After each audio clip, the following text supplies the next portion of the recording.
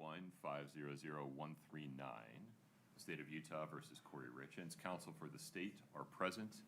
Counsel for the defendant are present with Ms. Richins. Mr. Bloodworth, anything before we invite the jury? No, Your Honor. Ms. Lewis, Ms. Nestor, anything? Okay. And we're starting with Ms. Bramwell, correct? Yes, sir. Okay. Let's invite the jury in, please.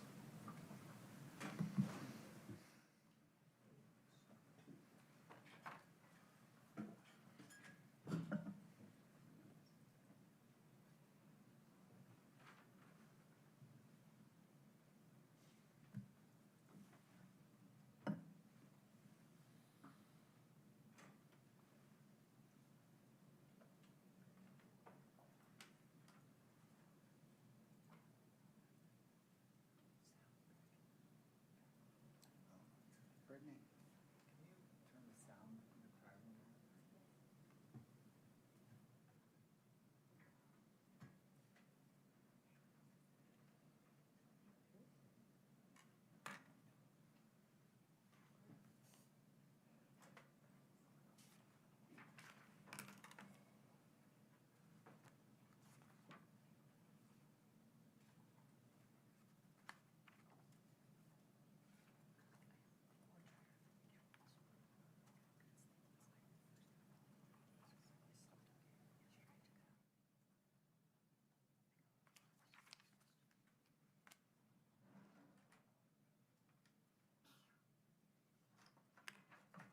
All rise for the jury.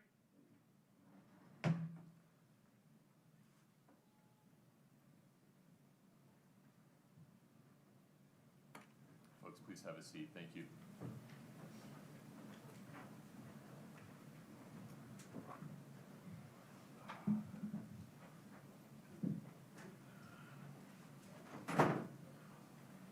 All right, have a seat. Thank you. Mr. Bloodworth, the state's next witness, please. Thank you, Your Honor. Ms. Servina? Murray Bramwell, please. Ms. Bramwell, good morning. If you'd step in front of Brittany, we'll get you sworn in.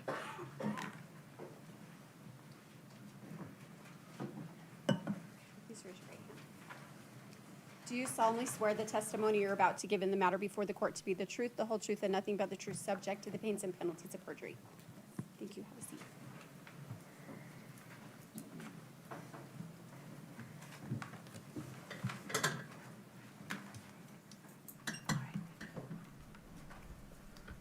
Good morning, ma'am.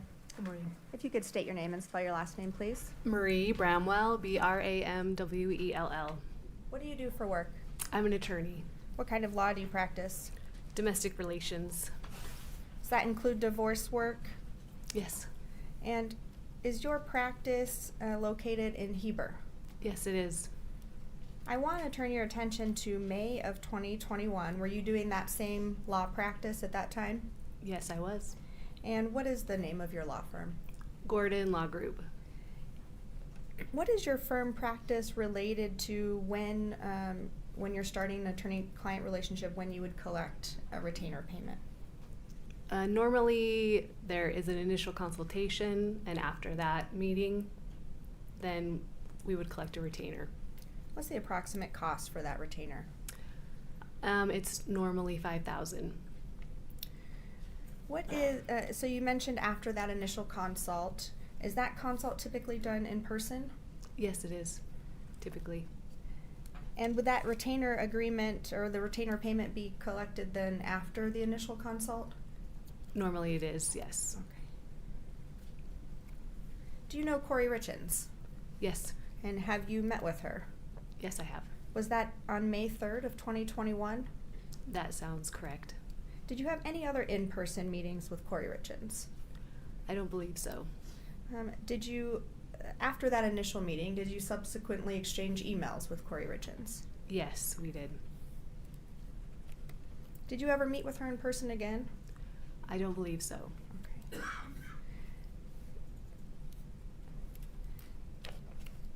You emailed with her approximately 5 times between May of 21 and January of 22. Does that sound about right?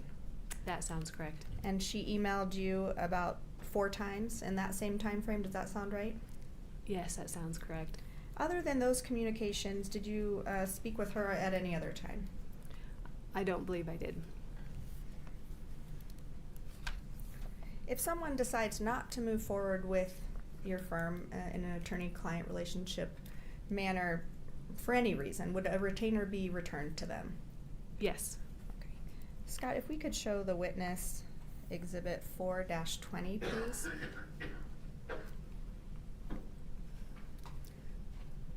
Do you recognize this? If you could scroll all the way down for her, Scott. I don't know. Oh, it's my screen. I'm sorry. You can see the whole thing. Yes, it appears to be a check issued from Gordon Law Group. And is the check made out to Kouri Richins? Yes, it is. We'll move to admit 4-20.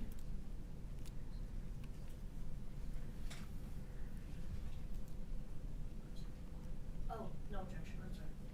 4-20 is admitted.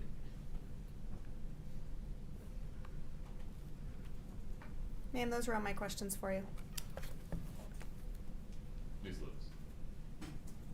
Katie, could you pull up State's Exhibit 4-18 for the witness?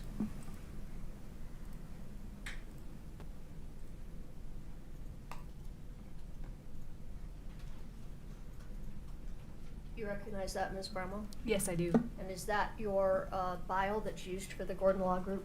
Yes, it is. And could we publish that, or could I move to admit it and then publish it? No objection. 4-18 is admitted. Can you blow it up, Katie, so I can? Yes, maybe I should step up here. My eyes, not what they used to be. Okay, so according to your bio, you practice law also in the areas of water law, boundary issues, easement, and property issues, correct? Yes, I have. Okay, that's all we have, nothing further. Just one question. Were you doing those types of cases in 2021? I don't believe so. Okay, so it was just the domestic relations then at that time. Primarily. Thank you. Ms. Lewis, anything further? No, Your Honor. Counsel, may we release this witness? Yes. Yes, Your Honor. Ms. Bramwell, thanks for your time. You're free to go.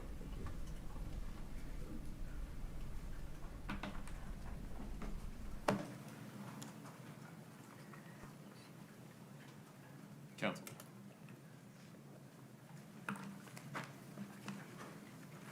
Your Honor, we have a phone call that we would like to play. It states Exhibit 2-95D. We've laid the foundation for these calls through other witnesses. We object. I think these phone calls need to come in through a witness, and I know this phone call's between two particular people, and they haven't admitted it through any witness. I think there will be witnesses coming up that they may be able to admit it through, but I object to it being played at this time. Would you approach for me?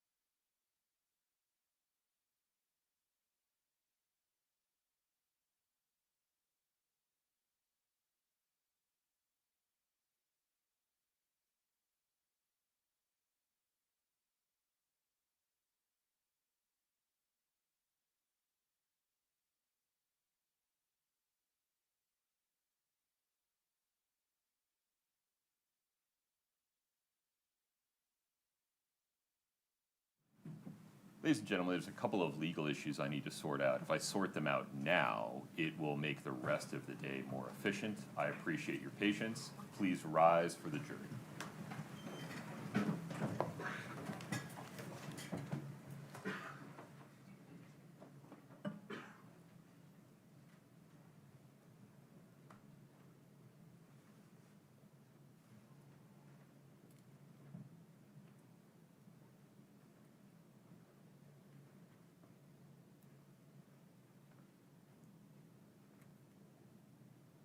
Okay, folks, have a seat. We're still on the record. Ms. Lewis, I apologize for interrupting you. I think this would just be an easier way to have the conversation that we were having. Go ahead and complete your thought for me. Regarding jail calls. Well, there's hearsay in this call also from the other party, which That will be true with every call. And so we'll need to come up with an instruction for the jury about how they are to treat the other side of each of these calls.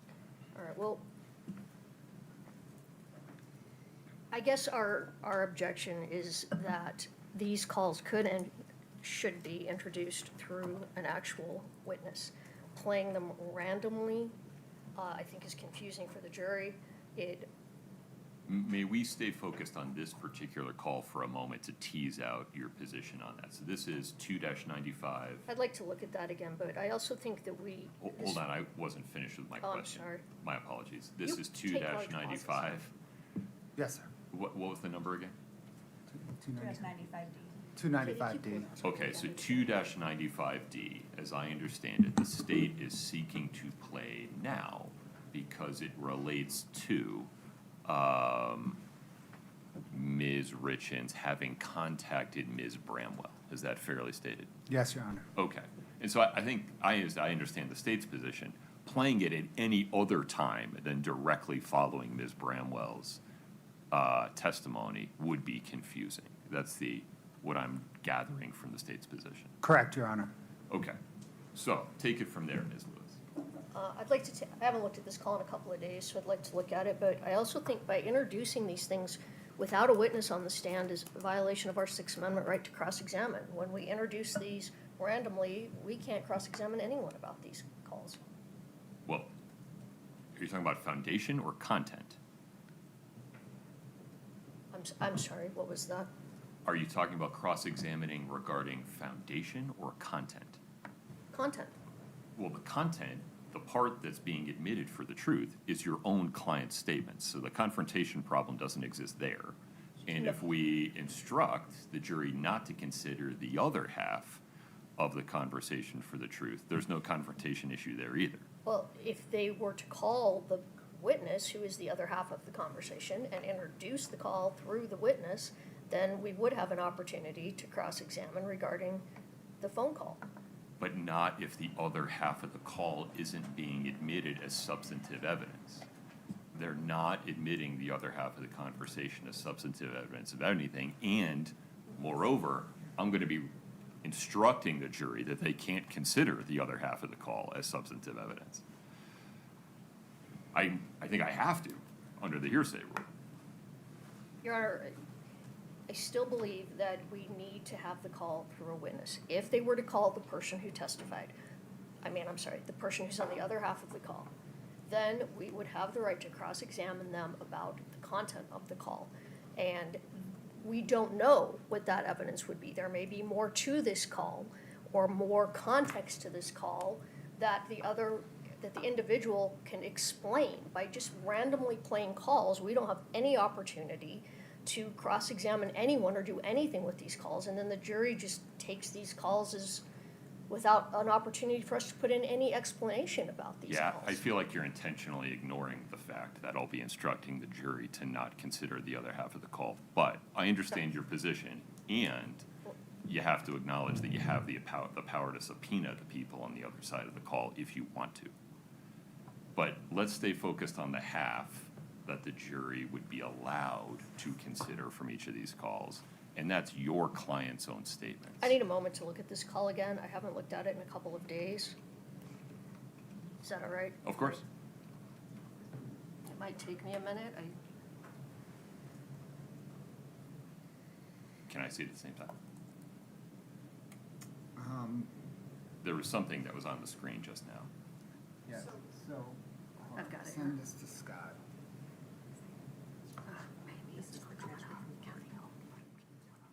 Oh, I got it, never mind. This is just the transcript. Oh, I see. I'm sorry. It's from court.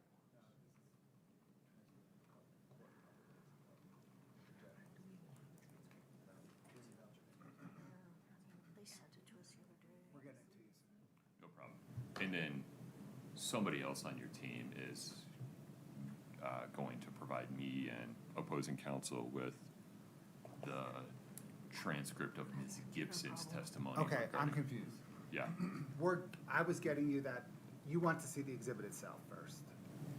forgive me, somebody flashed it, I think Katie flashed the content of the call on the screen, and so if Ms. Lewis is looking at it, I'm gonna be in the dark if I don't see Okay, it at the Scott, same can you time. publish the content of the call? And then we'll, We'll go to the next piece. gotcha. Thank you. Let me just play this portion, Your Honor, without the audio. Do you have a written representation of what's being said? It's at the bottom. Oh, I see. It has the scrolling text at the bottom, Your Honor. Let's do it. Give me 1 second. We'll all be on the same page here. This is just the call, it's not the transcript.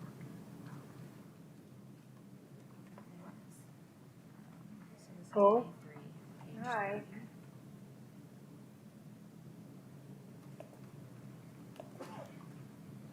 Did we lose audio, Scott?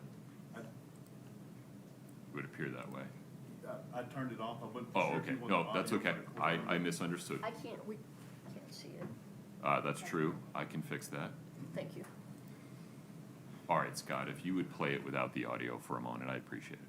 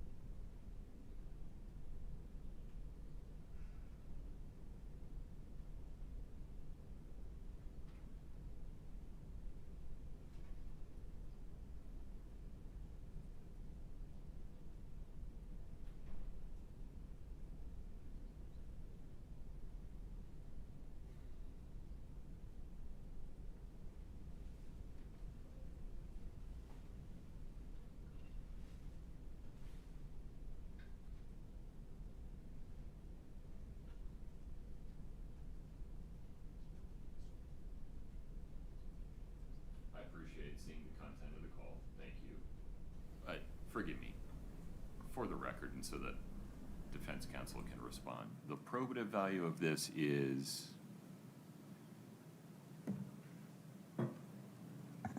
Your Honor, it goes to Ms. Richins' state of mind. It goes to her intent about the marriage and what her thought process was in seeking counsel from a divorce lawyer. okay. All right. Ms. Lewis, I understand defendant's position regarding hearsay. Anything further regarding foundation or 4010203? Yes, I think that the call needs to be further redacted. I mean, I stand on our objection, but if the court's gonna let it in, it needs to be further redacted. The first part of the call is not relevant. I'd have to pull it up again. I can work with them about the parts, and I think the last part. So I think there's some at the beginning that needs to be taken out and some at the end that needs to be taken out. If it's going to come in. Be specific? On what basis? Well, if I have it up in front of me again, I can be. Well, hey, let's have a larger discussion. This was on my to-do list, not necessarily for today, but I've been waiting for defense counsel's final word on the jail calls pursuant to the pending motion regarding the jail calls, and I don't have it yet. At some point, I'll need defense to say what their position is regarding each of the proffered jail calls. Okay. So this is the one that's coming up now, but at some point, we have to come to closure on that issue, so we're not Understood. doing it in real time.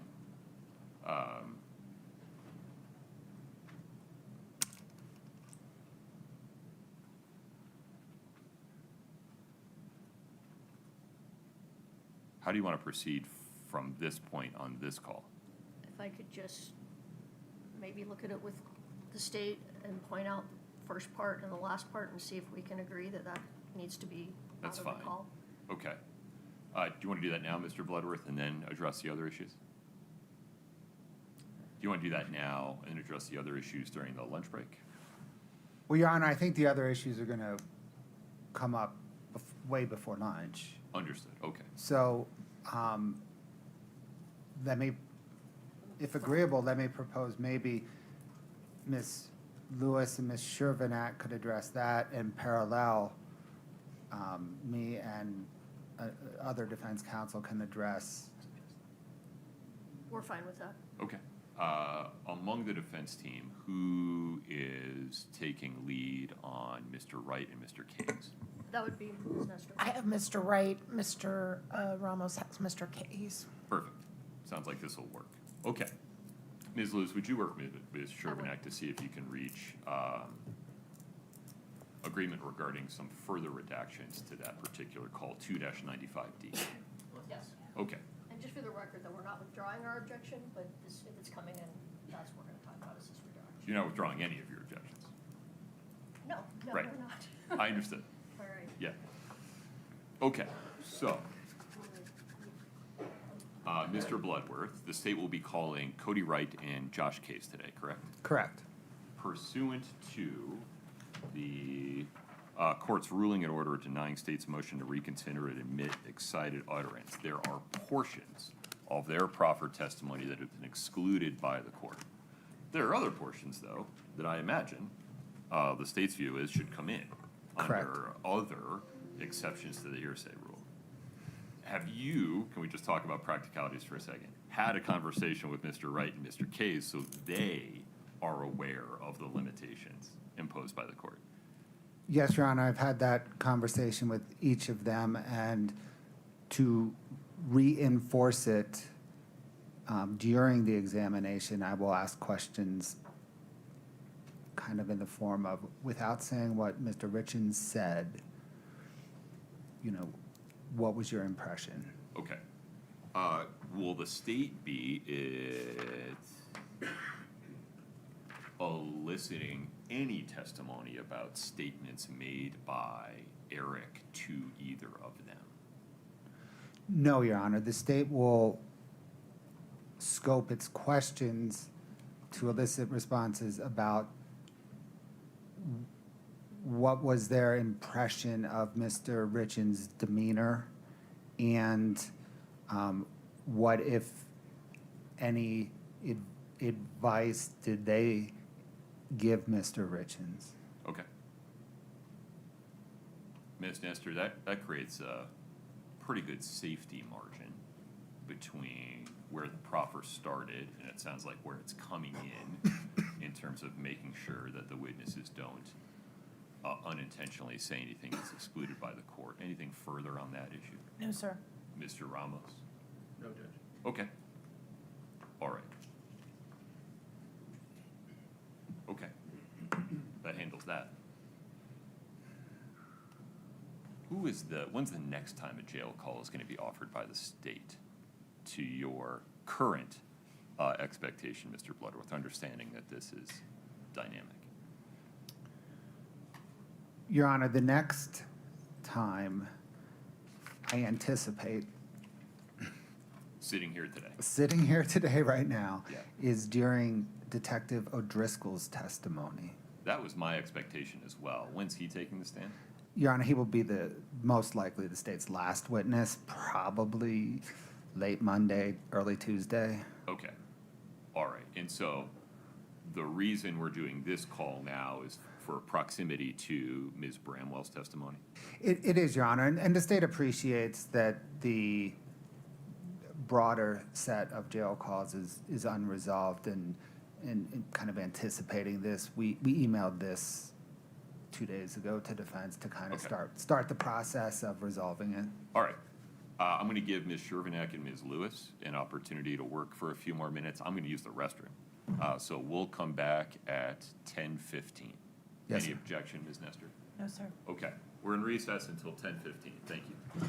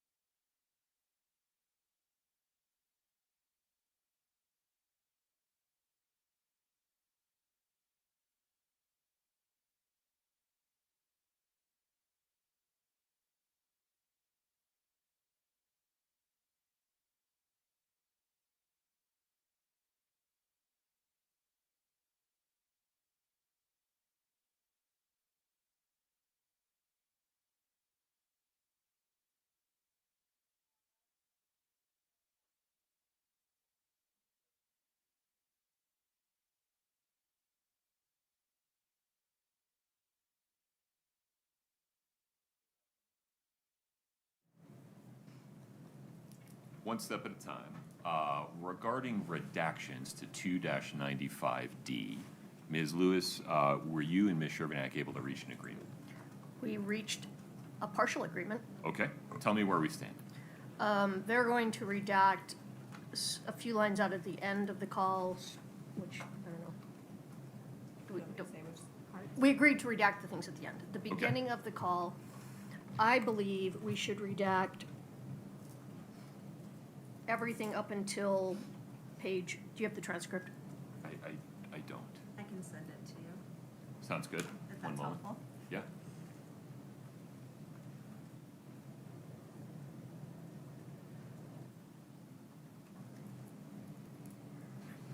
And Judge, so you know, there have already been some redactions made previous to this discussion for other things that were irrelevant, so those are included already. So you will see some redacted portions of that transcript. Okay. Whatever you're sending to me, will you copy Ms. Lewis? We're I have looking at it. the same thing at the same time. Oh, I already sent it to you, and she has it, that I Okay. sent earlier. It's the same. Got it. One moment, please.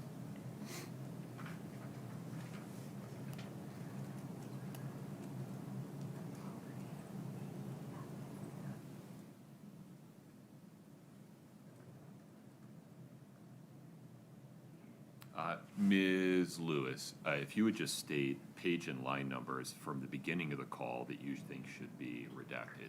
I believe it starts at page 2. I believe we should redact starting line 15 on page 2 through line 4 on page 3. Is that it? That's it.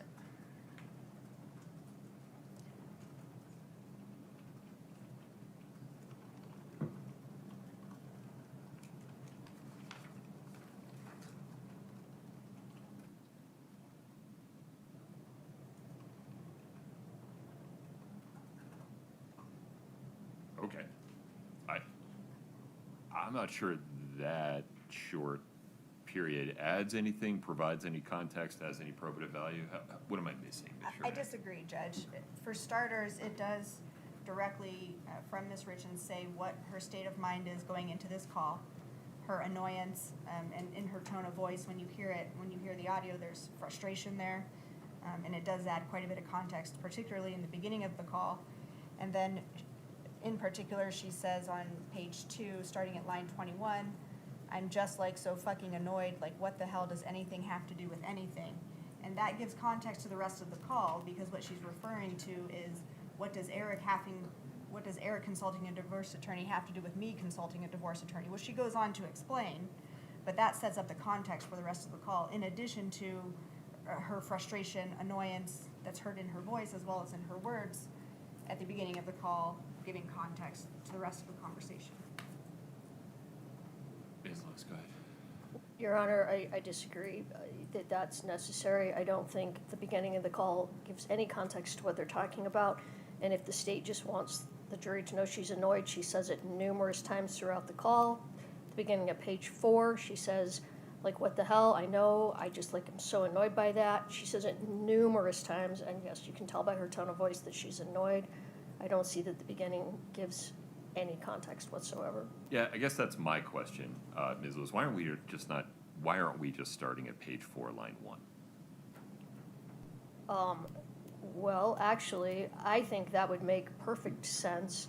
And when Ms. Shervanack and I were going through this, I actually had asked for more to be redacted, and I compromised a bit. But now that you've reminded me, yes, I actually think it would make sense to start at page 4, line 1. Where, out of the gate, Ms. Shervanack, she describes being annoyed, and we go from there. I disagree, Your Honor. She's talking about the Heber thing on page 3 at line 5. She says beat around the bush. Obviously, what I'm thinking about, she's talking about the Heber thing. The Heber goes thing is both ways. different than Ms. Bramwell and Ms. Miller. No.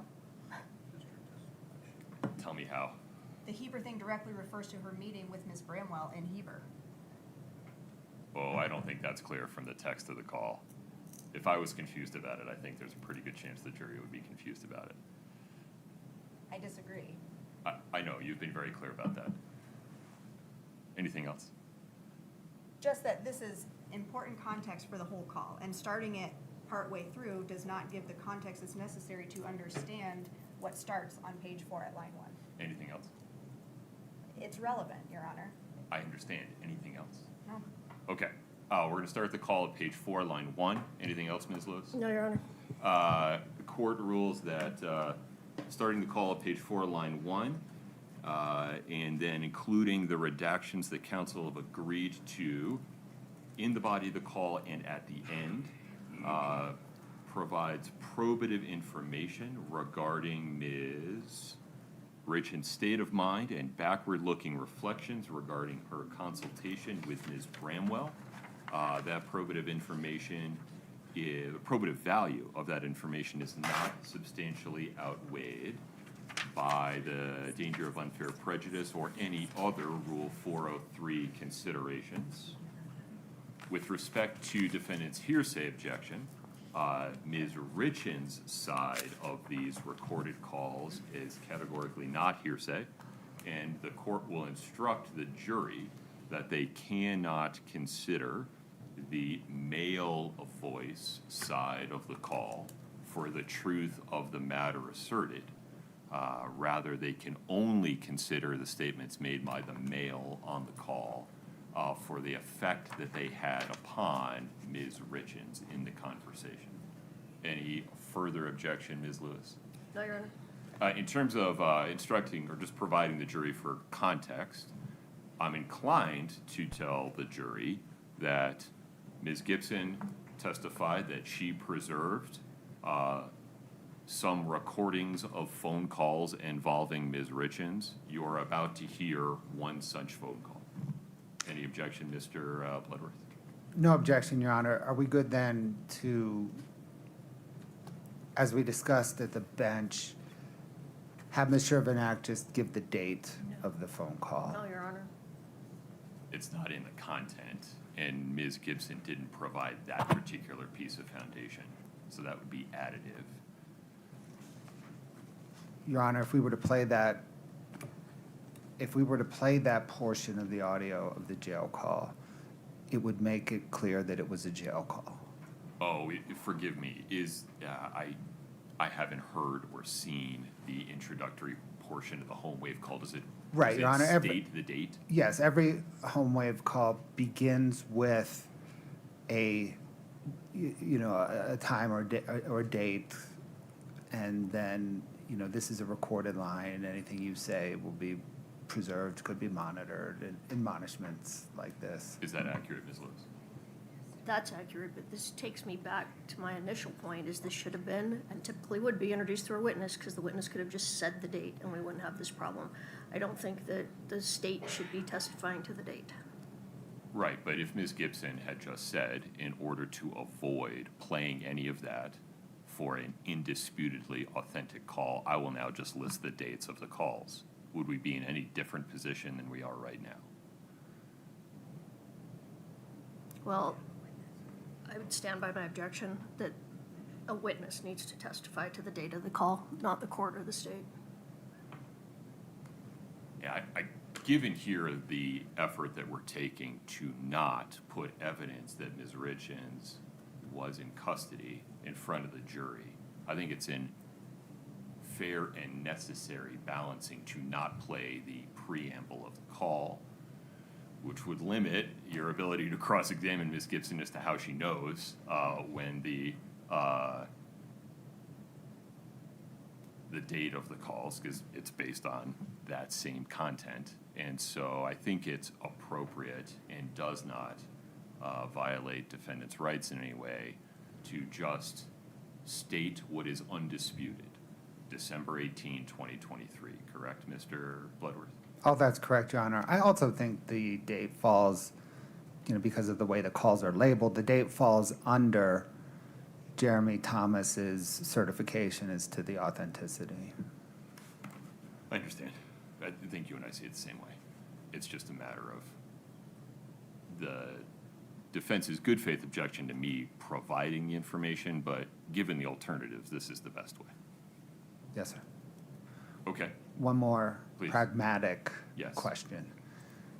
Because the court's decision just redacted out the initial part of the demonstrative, it seems to make sense to the state to, at this point in time, as a matter of efficiency, to just kind of fast forward and hit play beginning at page 4, line whatever the court Line just 1. decided, yeah, rather than take 15 minutes to redact the exhibit now, and then at the end of the day, we can redact it and clean it all up consistent with the court's ruling.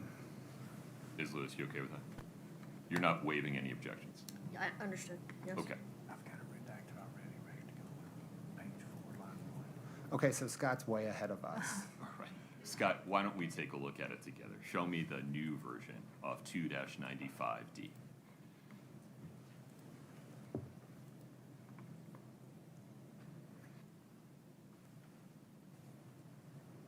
Well, the text is correct. Scott, let's try the audio. Your Honor, we can't see it. Here. My apologies. Oh, Scott, go ahead. Yeah.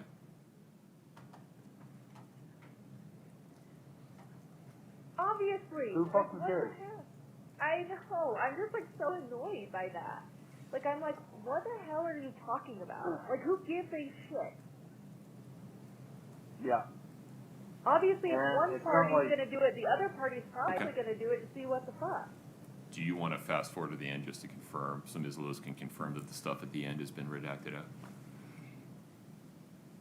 I'm sorry, Your Honor, I did not catch anything for redactions at the end. Okay, I can. Yeah, if you would work with Scott real quick to make sure that the stuff at the end gets redacted out. Yes.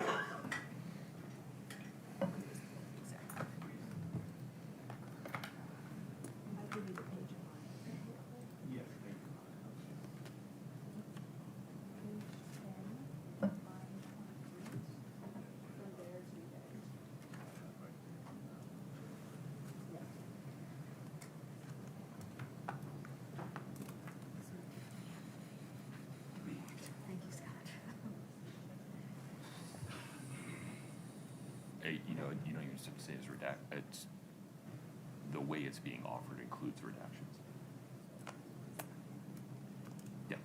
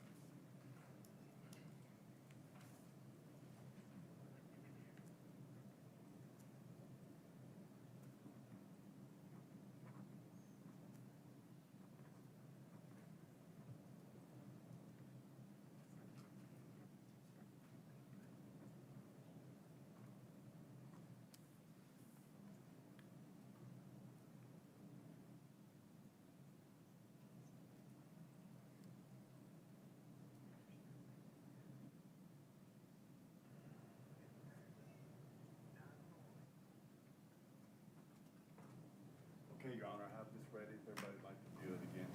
Let's do it. Table 2. Okay, if you fast forward to the end, Ms. Lewis, let's make sure that the redactions you spoke with Ms. Shervinack about have been made.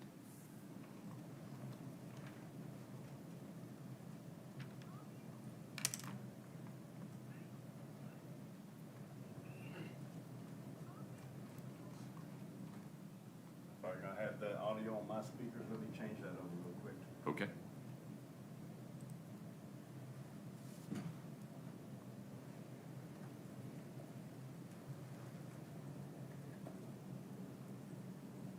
Obviously. What'd she say no to? So yeah, I don't know. They thought, like you said, they found out about it, but guess what? You know, so did he. Exactly. So it's everybody's natural reaction to wanting Yeah. to defend themselves. That's correct. Okay. Give me one moment.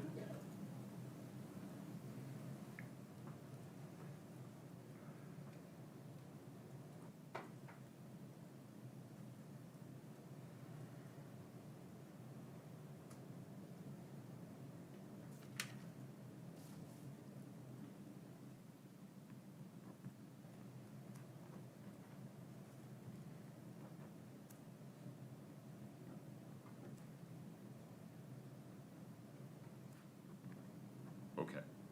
Mr. Bloodworth, Ms. Shervinack, anything before we invite the jury back in? No, Your Honor.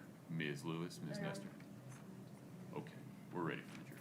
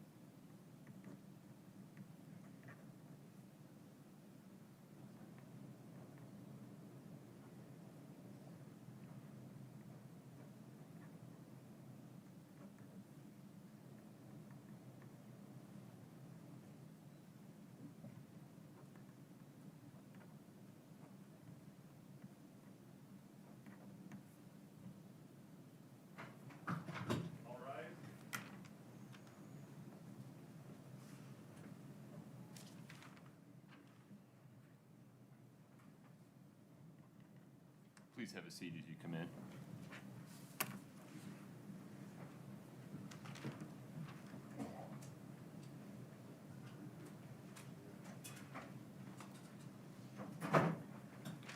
All right, folks, have a seat. Thank you for your patience. Ladies and gentlemen of the jury, when Ms. Gibson was testifying, she testified that she downloaded and preserved recordings of certain phone calls involving Kouri Richins. You are about to hear one such phone call from December 18, 2023. You may consider Kouri Richins' statements on this recorded call for any purpose. You may not consider the statements made by the male voice on this phone call for their truth. Instead, the only purpose you can consider the statements made by the male voice on this phone call is for the effect it had upon the listener, that is, Kouri Richins. Scott, let's make sure we are ready to go. Okay. 2-95D is admitted. Please proceed. Obviously. Who fucking What cares? the heck? I know. I'm just like so annoyed by that. Like I'm like, what the hell are you talking about? Like who gives a shit? Yeah. Obviously, if And one it's party's not like- gonna do it, the other party's probably gonna do it to see what the fuck. Right? And it's like, Like common sense. you know, regarding your side of stuff, nothing came out of that. What came out of the other side? Exactly. Oh, illegal transfer everything. Yes, Like, exactly. A lot came out of that. Yes, I just went in for a consultation. That was it. Yep. So why is that so bad? Am I misunderstanding something?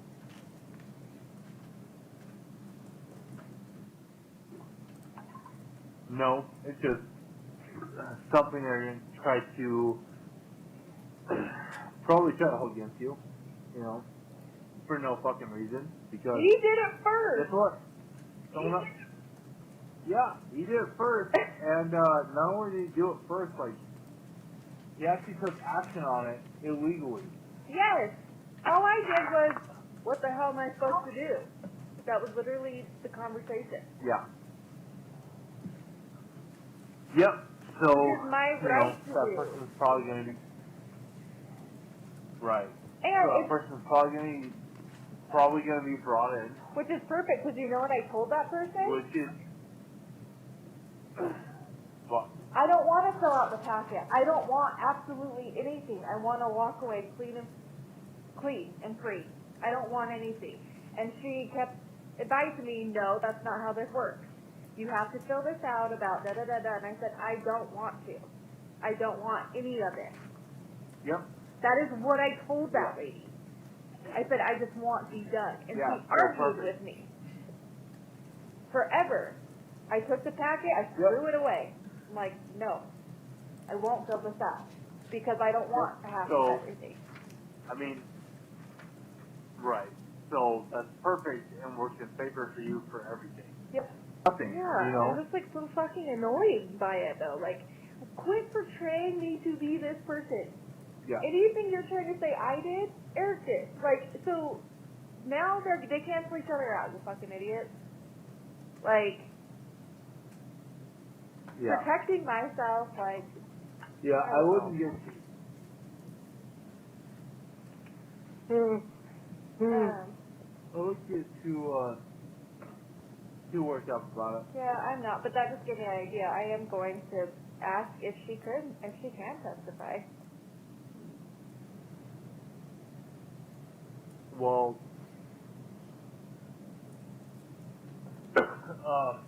that's not really going to matter because she could just get subpoenaed. And to be honest, if their attorneys don't do it, yeah, you're going to. Yeah.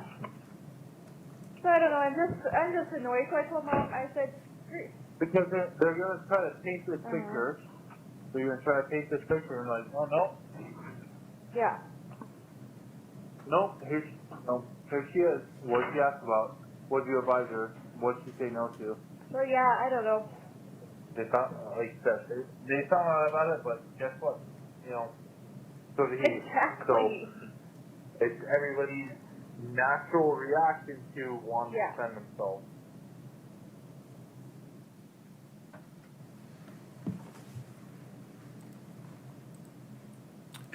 Counsel, the state's next witness, please.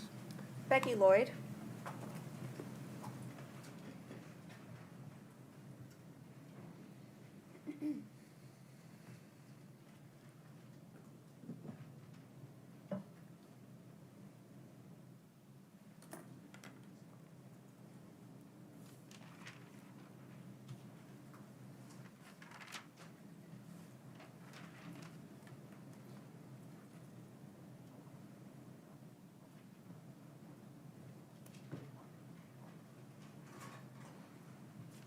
Ms. Lloyd, if you'd step in front of Brittany, we'll get you sworn in. Please raise your right hand. Do you solemnly swear the testimony you're about to give in the matter before the court to be the truth, the whole truth, and nothing but the truth, subject to the pains and penalties of perjury? I do. Thank you. Please have a seat. Thank you so much. Thank you. Good morning. Good morning. If you could state your name, please, and spell your last name. My name is Becky Lloyd, Lloyd. Where do you work? I work for C&E Stonemasonry. And how long have you worked there? I've worked there 5 years. What is your current role with C&E? I am currently their estimator. What's that mean? It means C&E Stone, we put stone on houses, and my job is to figure out how much we need on those houses. What was your job back with C&E when you first started with them? I got hired originally as an admin. And when was that? That was in February of 21. Did you know Eric Richins? I did. How long did you know him for? I met him sometime around 2017. Okay. And what about Kouri Richins? Do you know her? I do. And did you meet Same her time. around the same time? Yeah. In 2021, what was the nature of your relationship with Kouri Richins? I knew her as a neighbor. I knew her as the mother to my children's friends, and I knew her as my own friend. I want to turn your attention to December of 2021. Was there a conversation that you had with Kouri Richins in December of 2021 that stood out to you? Yes. What was the date of that conversation? December 17th of 2021. That's a specific date. Why do you remember that date? Because I keep a journal and I have photos from that date. What were you doing that day? We were doing a Secret Santa gift wrap for C&E Stone. We get presents for families in the neighborhood that don't get a good Christmas, and we were wrapping them to give away. Now, when you say we, was that, who's the we? Me and Kouri. Okay, just the two of you then? Just the two of us while we were wrapping, yeah. Was there a topic of conversation that came up related to Kouri Richins' marriage? Yes. How did that come up? I had recently gotten divorced a couple months before, 3 months before, and she was asking me how that was going, and I was asking her about how her marriage was going, and her and Eric had a fight that day, so it was definitely on the top of her mind. What did Kouri say to you? Kouri had an opportunity to go to a work event of some sort, like a Christmas gala, something like that. And it was going to be a really good opportunity for her career. She was excited about it. At the same time, Eric had booked a sleigh ride with the family for Christmas, a good family activity, and they had a scheduling conflict, and they did not agree about what they should do for that scheduling conflict. What else did Kouri say during that conversation about her marriage with Eric? She talked about how she was feeling trapped. She was feeling like there wasn't an easy way forward out of the marriage.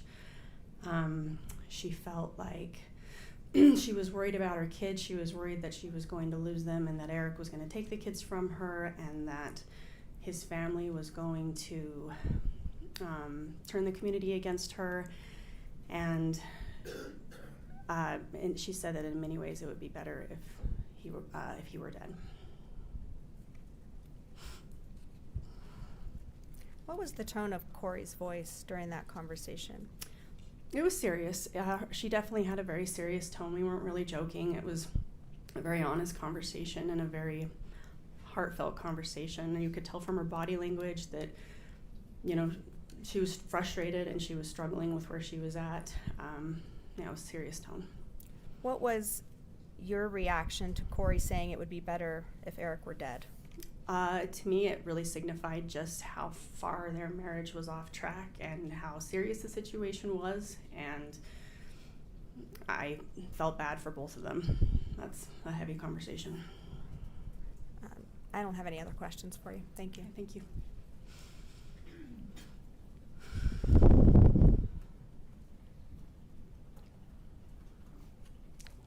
Good morning, Ms. Lloyd. Good morning. My name's Kathy Nestor. I'm one of the attorneys representing Kouri Richins. First of all, I want to talk to you about how you got the job with C&E. Absolutely. Isn't it fair to say that Kouri helped you get that job because you'd just gotten a divorce and she was doing something nice for you? I would say Kouri helped me get that job. Yes, she let me know that it was available and definitely made sure that I knew that it was an option for me. And she was the reference for you to her husband, Eric? I would say so, yes. Okay. And when you were working at C&E, during the time that Eric was alive, Kouri was actually on the payroll, right? She got like a paycheck every couple weeks. That's true. Right. And isn't it also true that right after Eric died, she called and said, "Don't send me anymore"? I believe so, but I am a little fuzzy on that memory. Okay. But at some point she came off the payroll. Correct. Really quick after Eric died. I would say so. All right. I want to talk to you about the conversation on December 17th. And this was, as I understand you, Kouri and Eric every year did a Secret Santa project where they gave less privileged people anonymous Christmas gifts, right? Absolutely. And so you were there wrapping those gifts? Yes. And you were having girl talk. Yes. And you're somebody that she trusted Yeah, I hope. because you had confided in her about your marriage Correct. and the fact your husband had been unfaithful. Correct. And she felt safe and talking to you about similar things like that? Yes. Okay. And when you were at this meeting, about, let me look at the date, just 1 minute. A couple of weeks after Eric died, you gave an interview about this conversation you and Kouri had. Yes. And you gave it to a private investigator that worked for the family of Eric Richins. Right? I actually don't remember if it was at that time, but I do remember in a meeting with him, yes. April 6th of 2022 at your house. Does that sound familiar? Yes. All right. And this gentleman who was not law enforcement, he was a private investigator, right? Yes. And he came to your house and you told him about this day that you spent with Kouri, didn't you? I don't remember, but I assume so. All right. And isn't it fair that in that first interview, you never mentioned anything about saying it would be better off if Eric was dead, did you? I don't recall. You don't recall? I don't recall. Okay. And then you had a second interview almost 2 years later in March of 2024 with the same investigator. Is that right? Sounds right. And then the investigator said, wait, I understand you've talked to Katie and there was something you forgot to tell me the first time we met about a statement Kouri made. That's true. And what you forgot to tell him was this part about it, he'd be better off dead, right? Yes. Okay.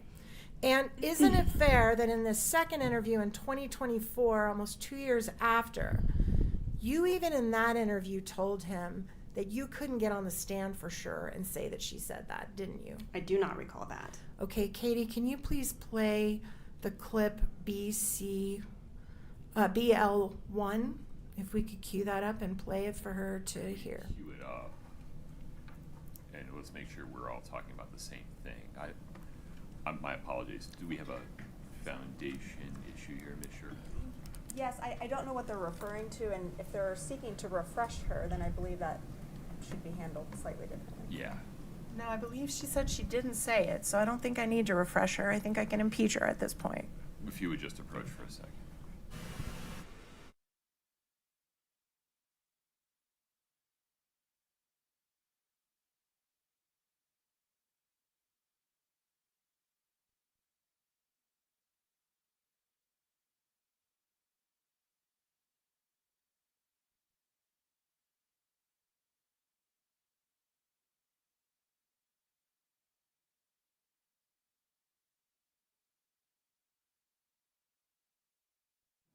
You got some water? I do have If you need more, it's in the carafe. Thank you. No problem. Oh, you do? Okay.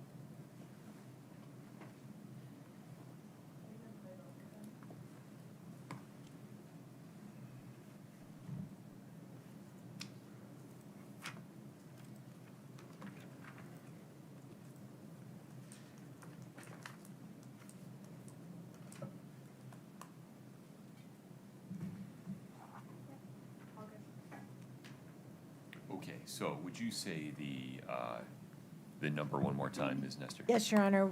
We are going to be playing a clip that we have marked, we're not going to admit it, we're just going to impeach with it, but it's BL1. Okay. And let's see, Katie, let me get you connected here.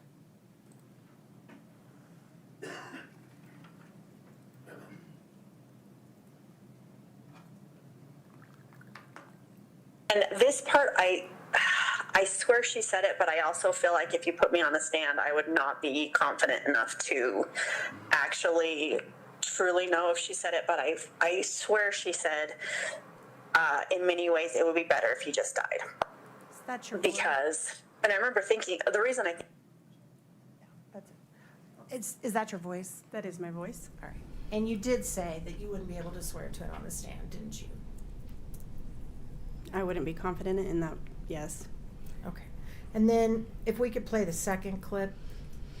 Yeah, well, and like I said, that's the conversation we had, and I for sure know she said the trap stuff, and I am 90% sure she said the comment about it being better dead.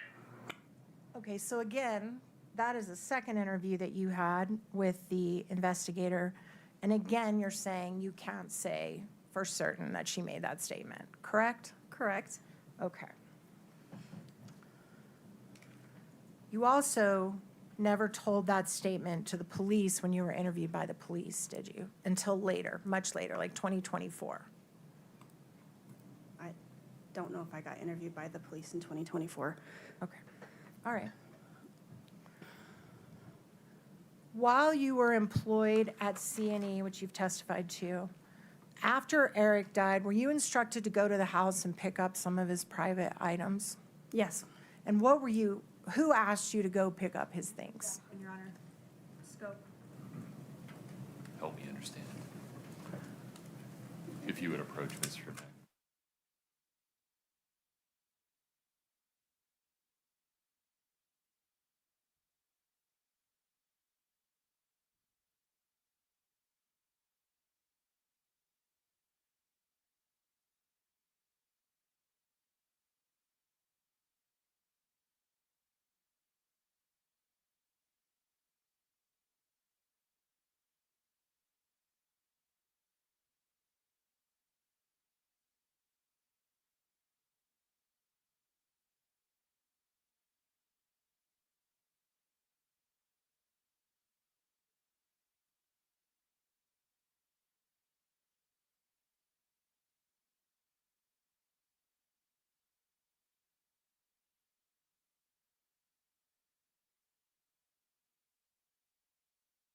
The objection to outside the scope is sustained. Ma'am, we are going to ask you some more questions in our case, so I will see you again, and that's all I have for you right now. Okay, thank you. Mm-hmm. Ms. Shervanack, anything further today? Yes, Your Honor. Ms. Lloyd, we listened to part of your conversation during one of your previous interviews, and do you recall during the rest of that conversation explaining why you remembered Kouri making that statement? I do. What's that explanation for why you remembered that specific statement from Ms. Richins? Well, as someone who's gone through divorce myself or marital troubles, I know that it is probably somewhat common to have thoughts that aren't necessarily the nicest about your spouse and to have really strong feelings that way. But I was struck because she said it out loud.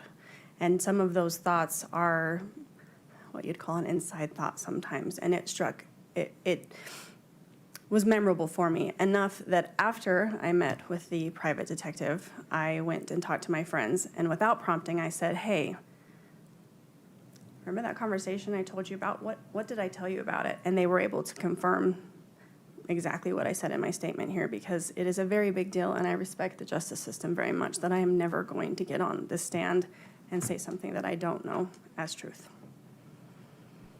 Are you confident in your testimony today? I am. Those are all my questions. Thank you. Thank you. Okay. So now it's your testimony that you were told about this statement by someone else? No. My testimony is, it is very difficult to say such a thing when someone that you care deeply about has been leveled with such charges. It is very difficult, so that is why it didn't come up in the first interview. It is a very difficult position to be here on the stand saying things like this. I don't want to be here. No one has supplied my testimony to me. No one has made me say anything about that. No one has supplied words to me. I know that that happened, and it is unfortunate that it happened because I don't want to be here saying it, but I know that that is what was said. And in fact, the friend you're talking about is Kouri Richins, right? Oh, absolutely not. Absolutely not. Didn't you discuss this statement with Kouri Richins, and Katie's the one who sent you to the private investigator? Katie is the one that made the private investigator aware of it, but that is not who I had the conversation with about it, as far as the truth of the statement. But you did have a conversation with Katie about it. I did. Okay. And then you also had a conversation with some other friends who helped refresh your memory about what you might have said? They confirmed what I said. They did not supply a sentence to me. They did not do anything like that. They just helped me do a hard thing. Okay. And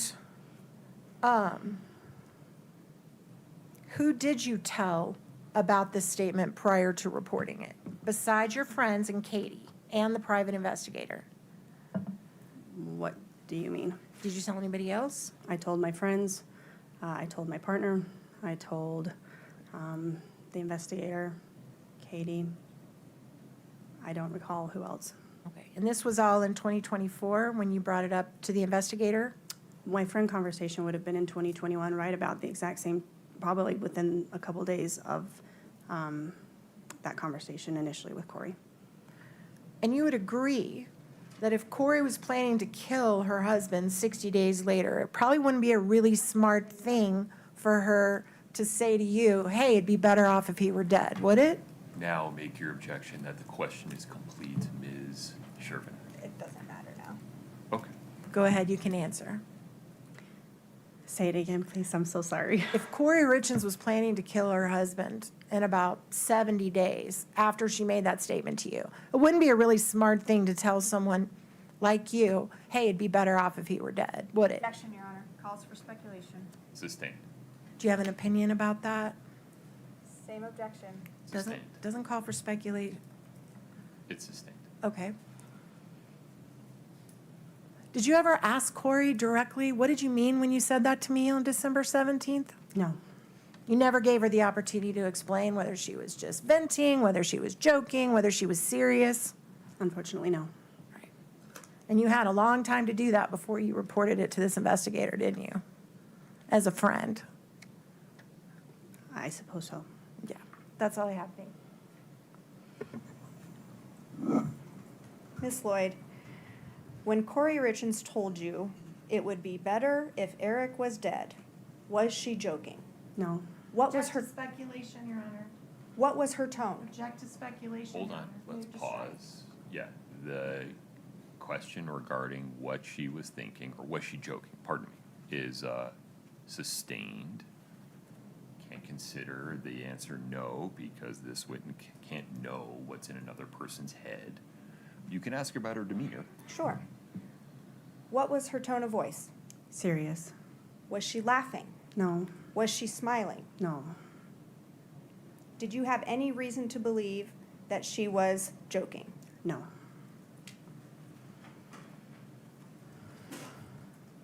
One last question. Were y'all drinking? We had had one beverage. I had had one beverage. That's all I have, Your Honor. Okay. May we allow this witness to step down? Yes. All right. Chief, please advise. I got it. Thank you. If you're called back, you'll get notice. Okay, thank you. In the meantime, please don't talk to anybody about your testimony. Please don't watch any coverage, read any coverage, listen to any coverage about the case. Okay, Okay. perfect. Please travel safe. Thank you so much.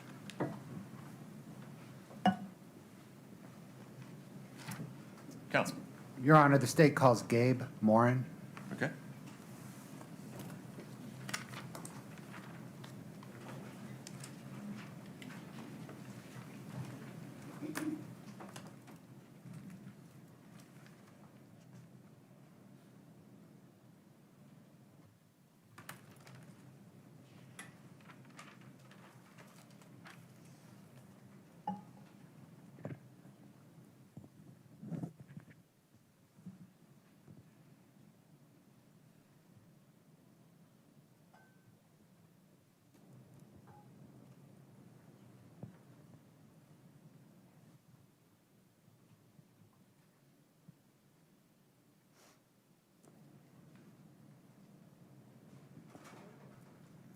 Sir, if you'd step in front of Brittany, we'll get you sworn in, please.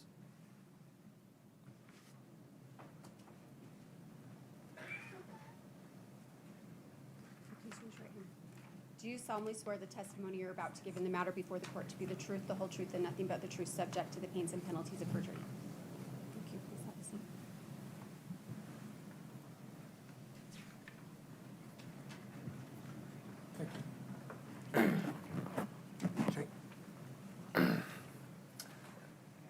Good morning, sir. Hello, What, sir, is your name? Gabriel Morin, Morin. And what do you do for a living? I own a restaurant over in Camas. And, sir, is that the Mirror Lake Diner? Yes, sir. How long have you owned it? Almost 13 years. Do you operate it as well? Yeah.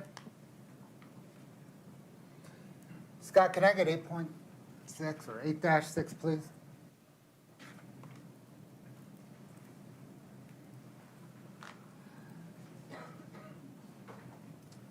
Can you see that on screen, sir? Yeah. Okay. Scott, if you can please scroll down.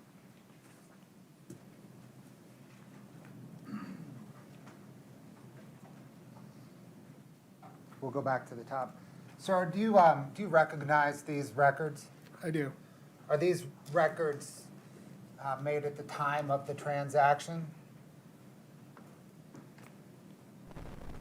Yes. And is it your business's regular practice to make these records? Yeah, I mean, there's some, at the time of an order, the table is created, whether it's a to-go order or someone physically in the restaurant. And then when the card is actually swiped, then the table's closed. Okay, so we're going to get into that. I just need to lay a little bit of foundation to admit them, and then we're going to publish them. Okay. But do you keep these records as Your a Honor, regular? We don't object, but he can, it's fine to come in. States 8-6 is admitted. Thank you. Let's publish them, please, Scott, Your Honor.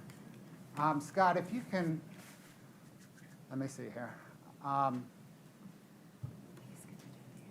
Okay, so generally, what are we looking at? So at 9:07, Megan is our employee. I believe this was a to-go order that was called in. Okay. And then, it was paid for in person at the time of pickup. $10 was written on gratuity, then $41.39 was the total charge. So does this reflect a receipt from a called-in order at your diner on April the 14th, 2022? Yeah, And the card entry method there, S, is that for swiped? yeah. And then the card was present, that's what that's telling us? Yep. Signature at the bottom, normal receipt that we've all seen all the time, always? Yeah. Scott, can you go to the next page, please?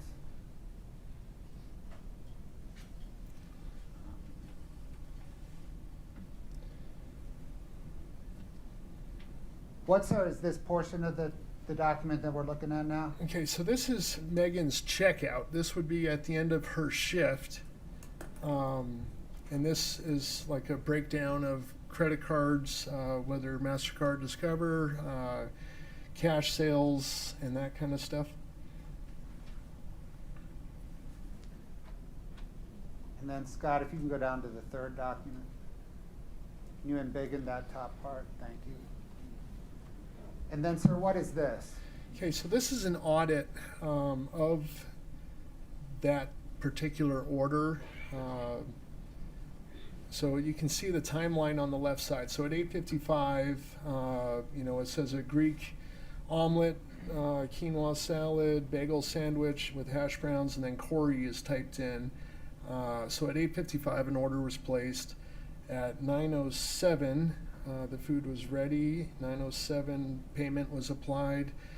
And then at 10:50, adjusted payment. So the server has some leeway as to when they actually adjust their tips. I mean, before they're into their shift, they're going to go through all their sales and adjust tips. Some servers wait till the end of the day. At 11 o'clock on Valentine's, we weren't very busy, so she did it during the day.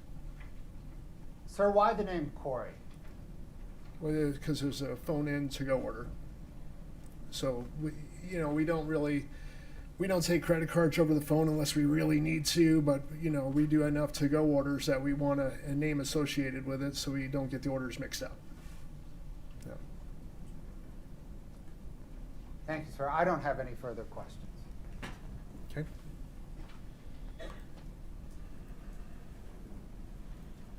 Good morning, sir. Hello. You and I've met before, but just to remind you, I'm Kathy Nestor. I represent Kouri Richins. Yep. So I want to go back to what the Exhibit 8.6 that the state just went over with you, and if we could go to the last page. One moment.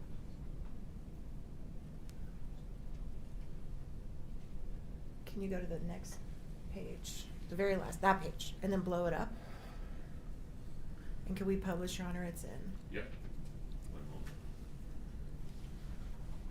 Okay. So could we please highlight the bagel sandwich and the Greek omelet? Now, I've visited your diner.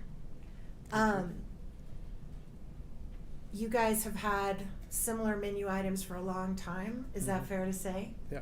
You're pretty familiar with your food? Yeah, we haven't changed the Greek omelet since day one. Okay, what's in the Greek omelet? Feta, spinach, Kalamata olives, 2 eggs, spinach.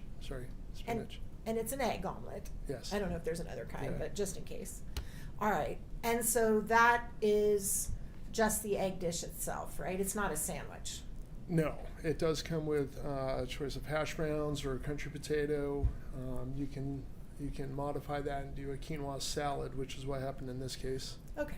So they switched out the hash browns for the quinoa salad. Yep. So there's an upcharge for that, but like you could get soup instead of hash browns. So Great. so your side. And then what's in the bagel sandwich? Bacon, egg, and cheese, avocado, and tomato. All right. And it's on what type of bagel?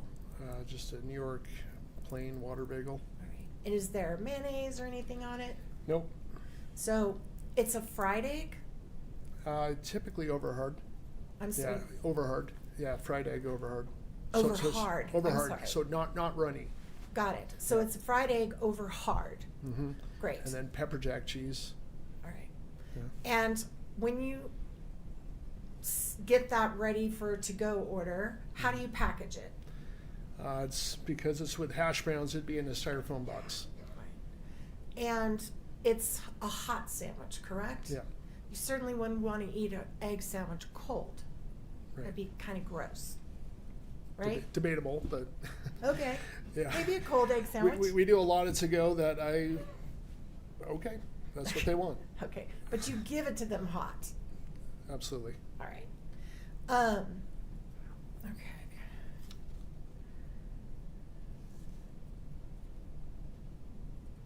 And I'm sorry, just to refresh my memory again, the ingredients on the bagel sandwich are 2 slices of bacon, 2 eggs over hard, 1 slice of pepper jack cheese, about 1/4 of sliced avocado, and typically 2 slices of tomato.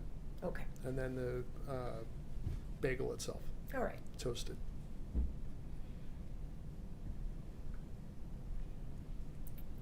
Court's indulgence for just 1 minute. I think I'm almost done. Just 1 second, okay? You're fine.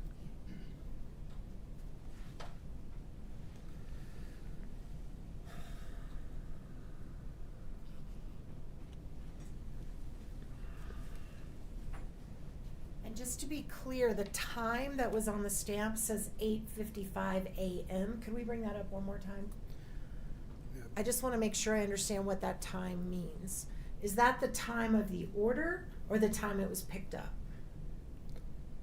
When it was ordered, so it was called in at 8:55, All right, and then it was physically picked up and paid for at 9:07. perfect. And 9:07 in the morning. Yeah, It's breakfast. well, it says a.m., so that's Okay, I'm going with it. Perfect. Thank you. That's all I have, sir. I appreciate it. Okay.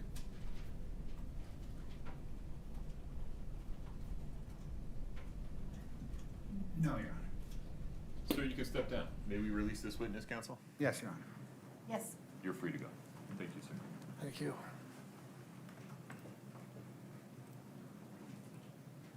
Mr. Bloodworth, who's next?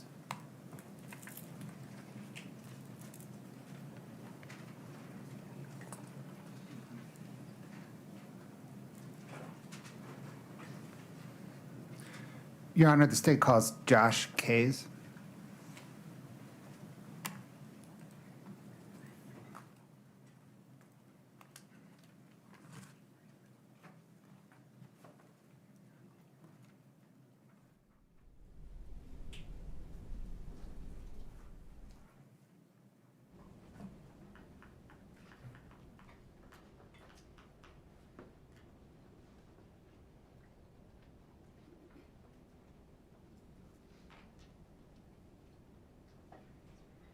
Your Honor, I apologize. I understand he's at the other building right now. Oh, Maybe no we can problem. take 5 minutes. Yeah, let's let you stretch your legs. No harm in that. Please rise for the jury.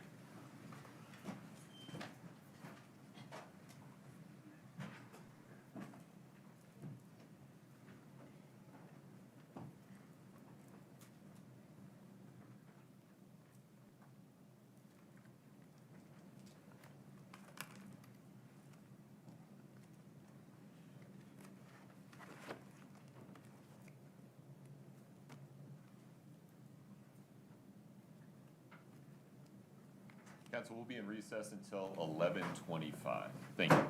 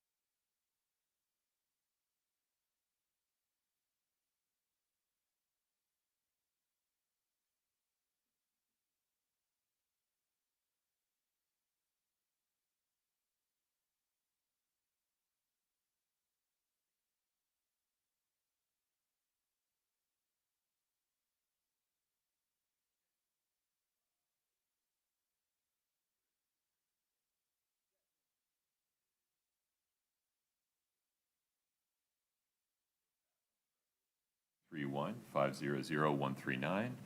Let's invite the jury back in, please.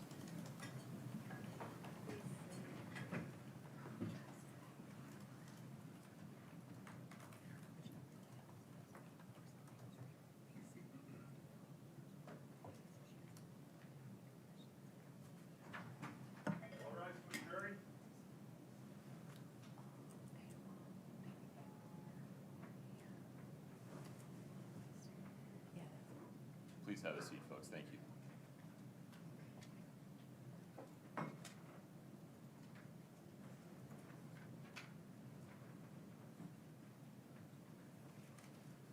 All right, have a seat. Mr. Bloodworth, may we invite Mr. Kays into the courtroom, please? Yes, Your Honor.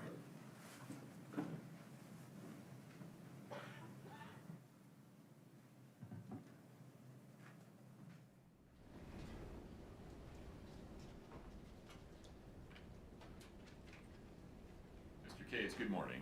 If you would step in front of Brittany, we'll get you sworn in, please.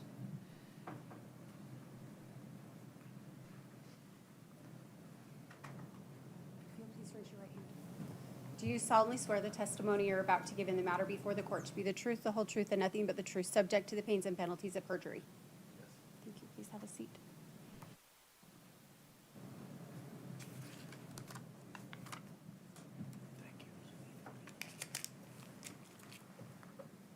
Good morning, sir. Morning. What, sir, is your name? Joshua Kays. Is your last name spelled K-A-Z-E? Yes, Sir, did you know Eric Richins? I did. How?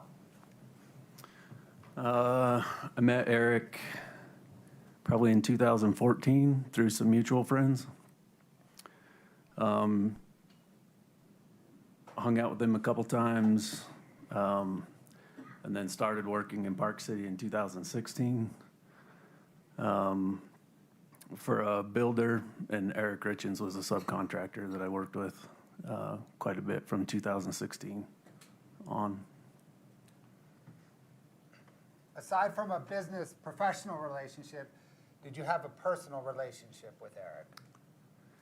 Yeah, so after I started working in Park City, him and I became friends pretty quickly. I played on some of his recreational sports teams. We both liked camping and hunting, so we kind of hit it off on that front. And I think starting 2017, we started hunting together quite a bit each fall. And would you take trips together to hunt?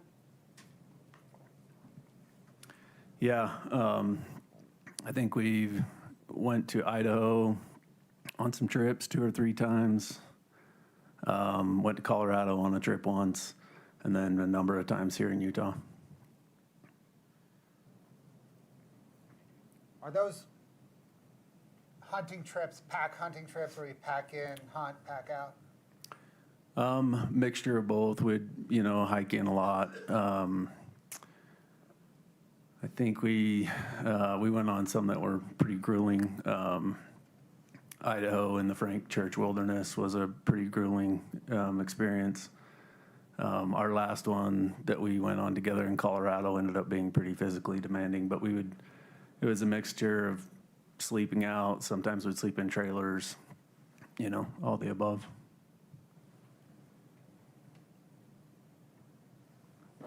Either professionally or personally, in the last few years of Eric's life, how often would you speak with him? I'd say probably at least every other week. We had a lot of jobs going with Eric and his company. And so we would speak a lot about that. And then obviously in the fall, we would get to speak quite a bit. Yeah, a lot of the hunting trips we went on, it was just him and I on quite a few of them. So, talk a lot on those hunts as well.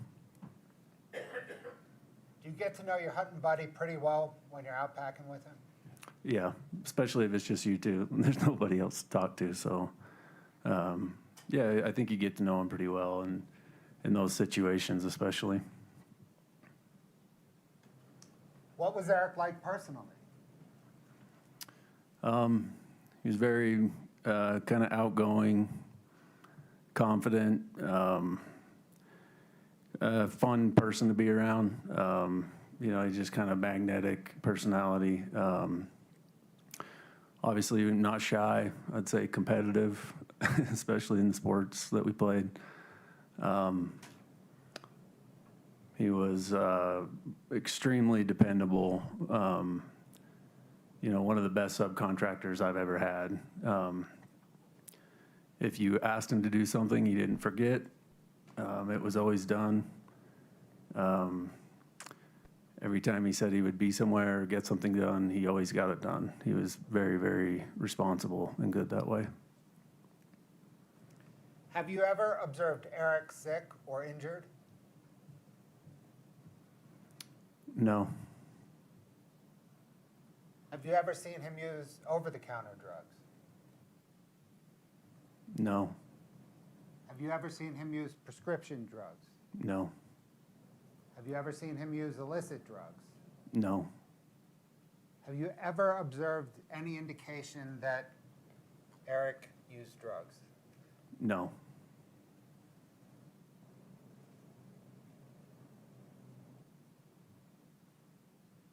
Do you recall receiving a phone call from Eric Richins at about 2:11 p.m. on Valentine's Day 2022? I do. Without saying what Eric said to you, why is it you remember that phone call?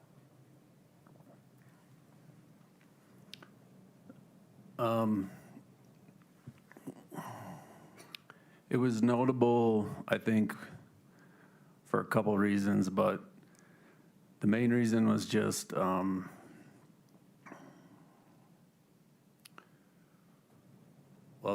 topics of the things we talked about, but also the emotion, I guess. It was unlike any other conversation I'd had with Eric. Mostly just kind of his spirits felt almost like somber, and anybody that knows Eric, most of the time you would call and he would already be talking upbeat, and this one was a lot different. How did he sound to you? Like I said, somber would be maybe a way to describe it. Very serious. Maybe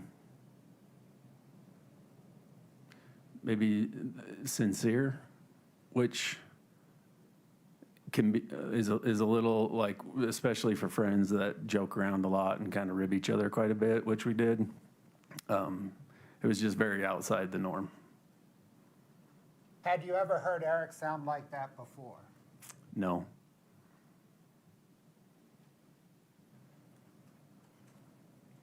Based on what Eric said to you, and without saying anything that Eric said, did you offer Eric any advice? I don't know that I would say advice other than maybe like questions, like suggestions and questions was my response. What questions did you ask Eric? Chad, can we approach?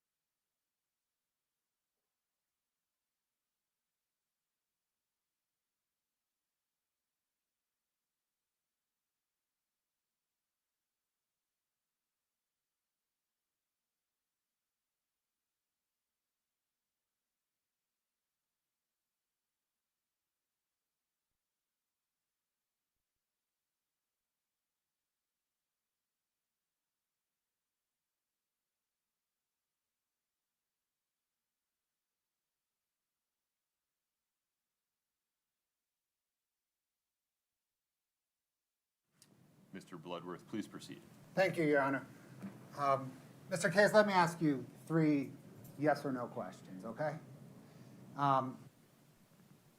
Based on that conversation, did you ask Eric Richins if he was okay now? Yes. Did you ask Eric if he was going to go to the hospital? Yes. Did you ask Eric, what are you going to do about it? Yes.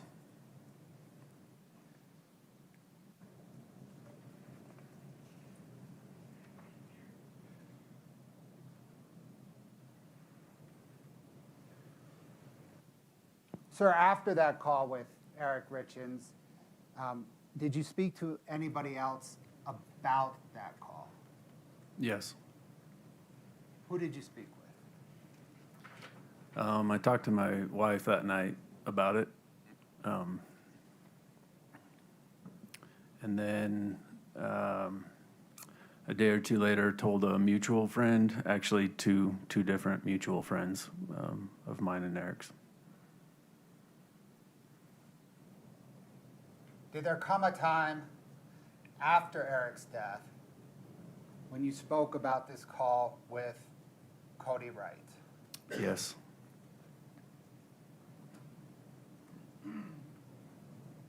Did Kouri Wright have a similar call with Eric Richins? Object to hearsay.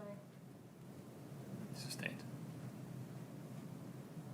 When you spoke with Kouri Wright about this call, did Kouri Wright say anything inconsistent with your call with Eric Richins? Object to hearsay. Sustained.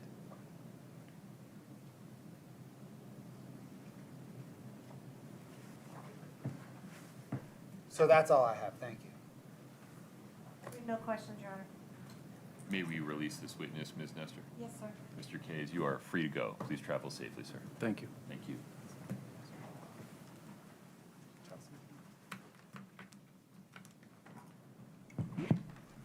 Your Honor, may we approach on scheduling? Of course.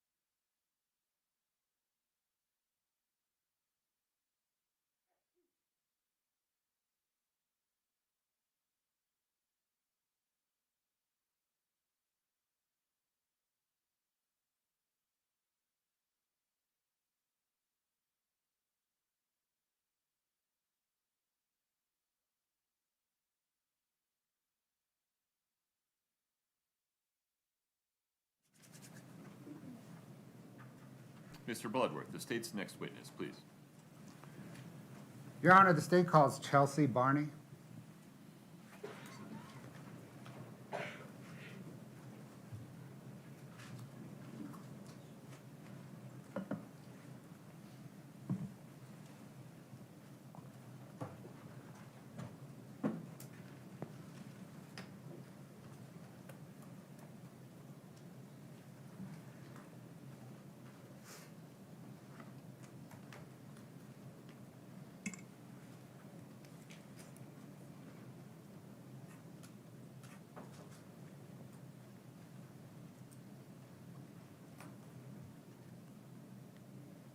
Ms. Barney, good morning.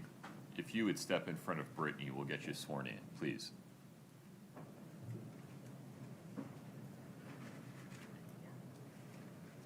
If you'll please raise your right hand. Do you solemnly swear the testimony you're about to give in the matter before the court to be the truth, the whole truth, and nothing but the truth, subject to the pains and penalties of perjury? Thank you. Please have a seat. Thanks, Teresa. Thank you. Please proceed, Mr. Bloodworth. Thank you, Your Honor. Good morning, ma'am. What, ma'am, is your name? Chelsea Barney. Is your last name spelled Barney? Yes, Do you know Kouri Richins? I do. How do you know her? We've been friends for about 20 years. When did you first meet? 9th grade, junior high, high school. And have you stayed friends that whole time? Yes, How often do you speak, or did you speak with Kouri Richins? all the time. Well, sometimes every day, sometimes every other. I mean, all the time. How often would you see her? Couple times a week. When we got busy with kids, sometimes once a month. It just kind of depends on schedule at that time. Would you travel together? Yeah, I traveled sometimes with her, yeah. Did you consider her your best friend? Yeah.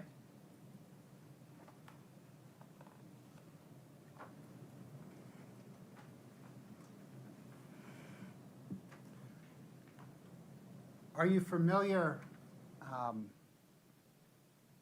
with the fact that the defendant obtained a $250,000 home equity line of credit on the home that she lived in?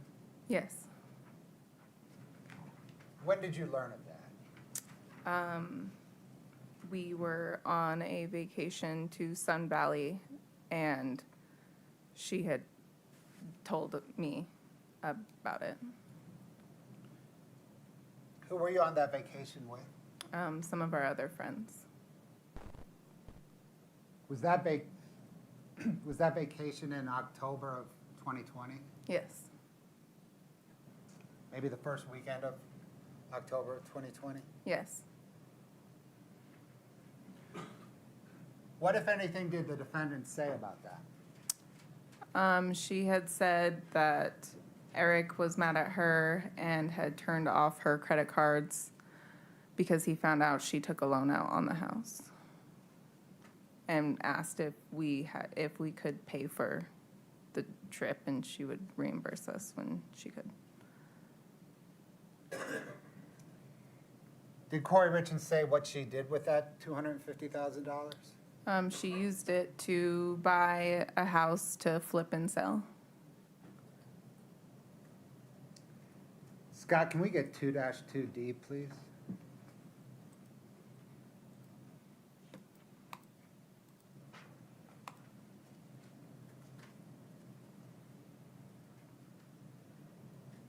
Ma'am, Scott's going to scroll through it, and I'm going to ask you if you recognize it, okay? Okay.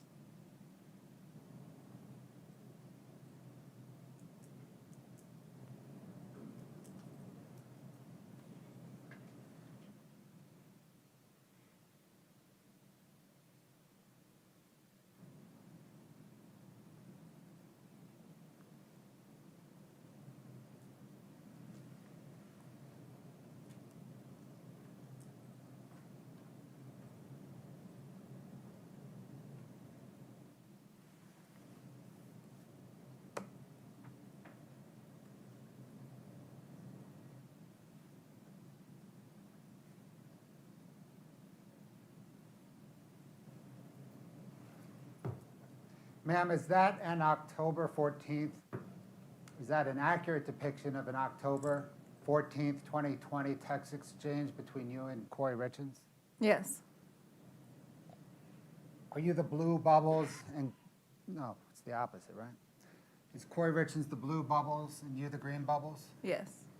Your Honor, the state moves to admit and publish 2-2D. No objection. States 2-2D is admitted.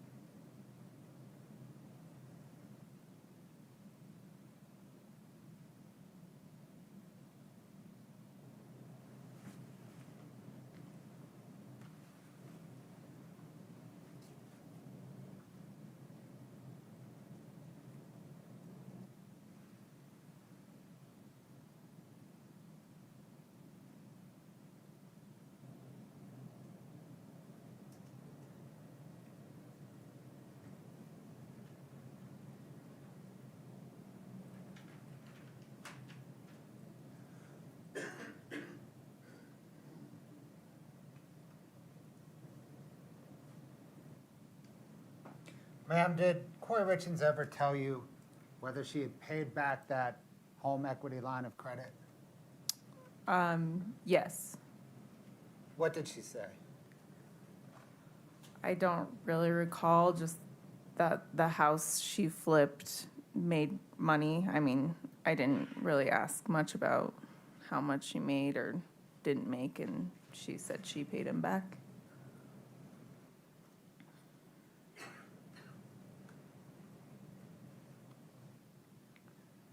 Did there come a time at the end of February 2022 when Kouri Richins mentioned to you something about a cervical cancer scare?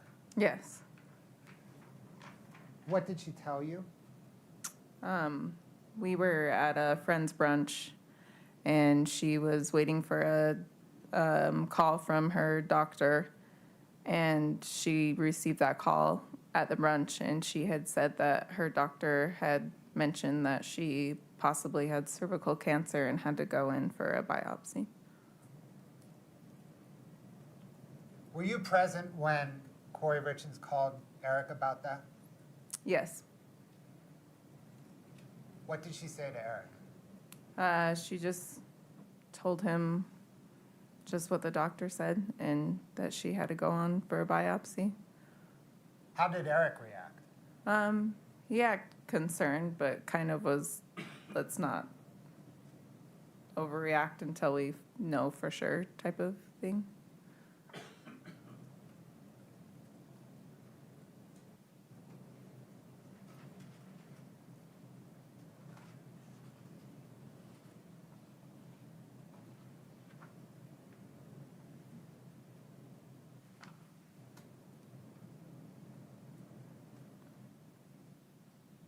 Other than THC gummies, did you know Kouri Richins to use illicit drugs? No. Other than THC gummies, did you know Eric Richins to use illicit drugs? No.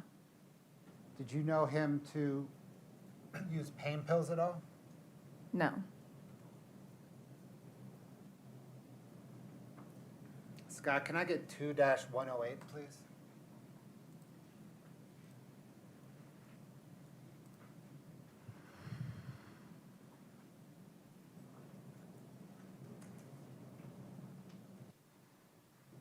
Ma'am, if you could read down that kind of timestamp, party, and description columns.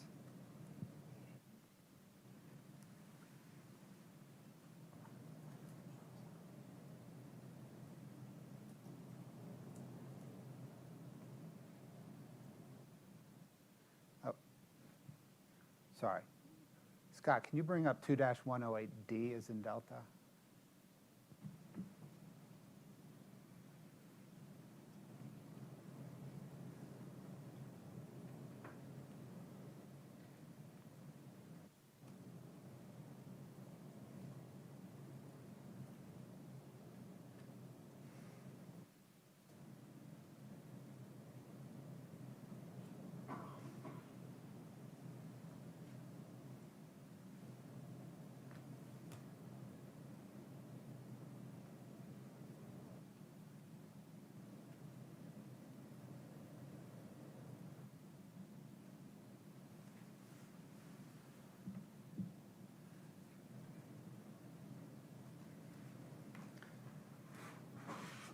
Ma'am, do you, oh, I'm sorry, we're still going.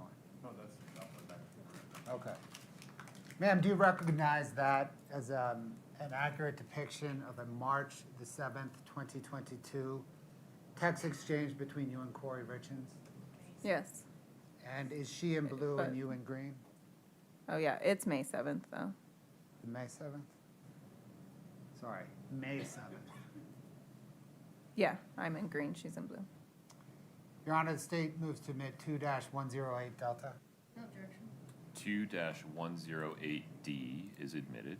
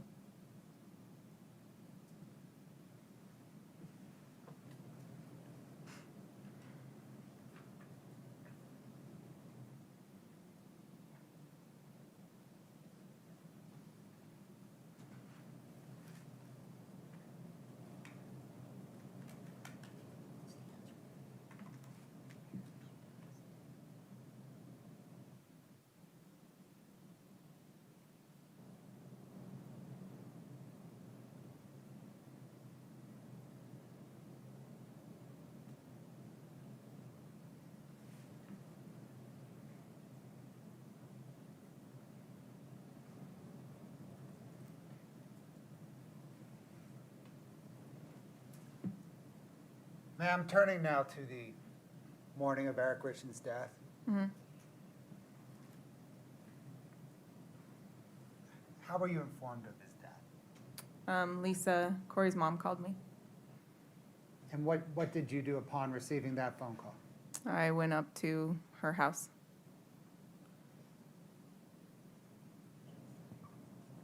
Did you discuss what happened with Kouri Richins that morning? To who? I don't know what you mean. Did Kouri Richins explain to you anything about Eric Richins' death? Oh, yeah. What did she say? Just that she went to bed with one of the boys and woke up, went back in the room, and realized Eric was cold and realized he wasn't breathing.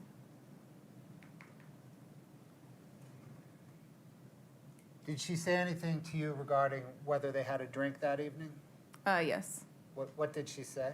That they were celebrating the closing of a job she had, and they had a drink together.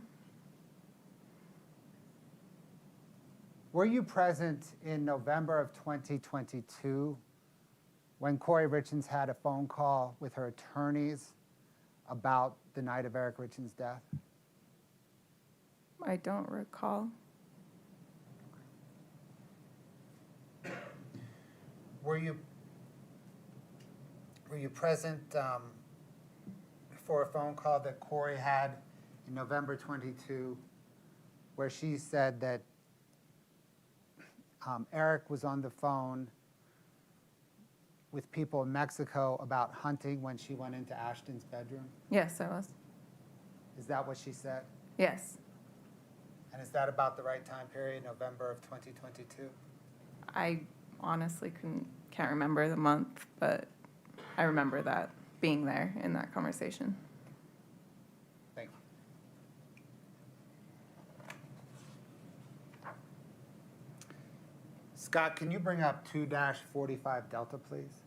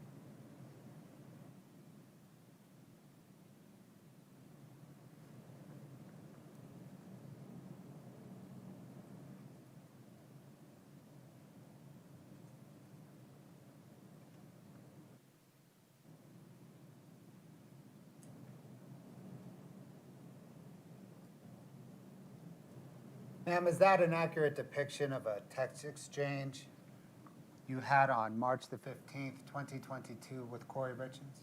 Yes. Your Honor, the state moves to admit 245D and publish. No objection. 245D is admitted.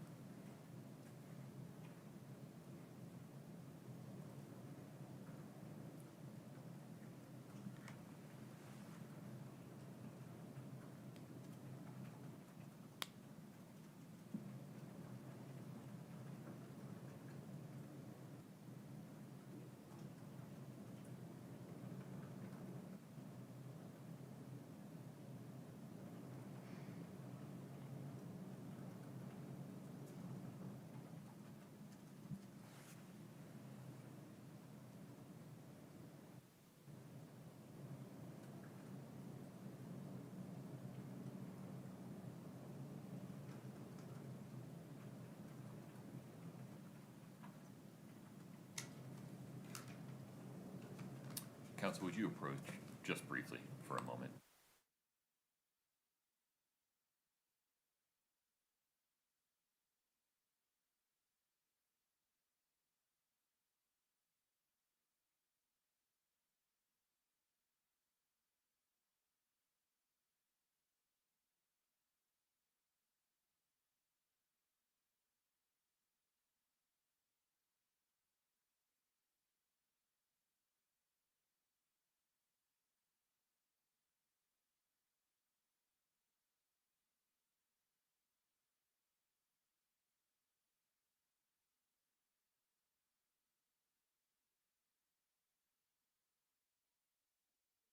We need to break for lunch.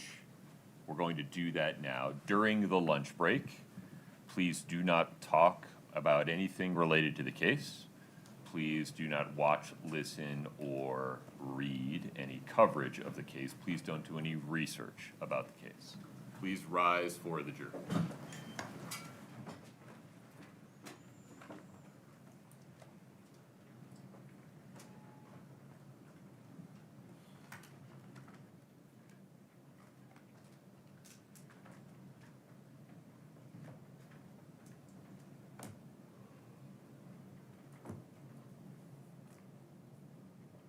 Folks, please have a seat. Ms. Barney. Yes. We're going to come back on the record at 1 p.m. Between now and then, you're free to go. Okay. As long as you come back, Okay. ready to go at 1. Okay. No matter where you go, whether you stay, whether you go, please don't talk to anybody about your testimony. Okay. Okay? Okay. Very good. We'll be in recess until 1 p.m. Thank you.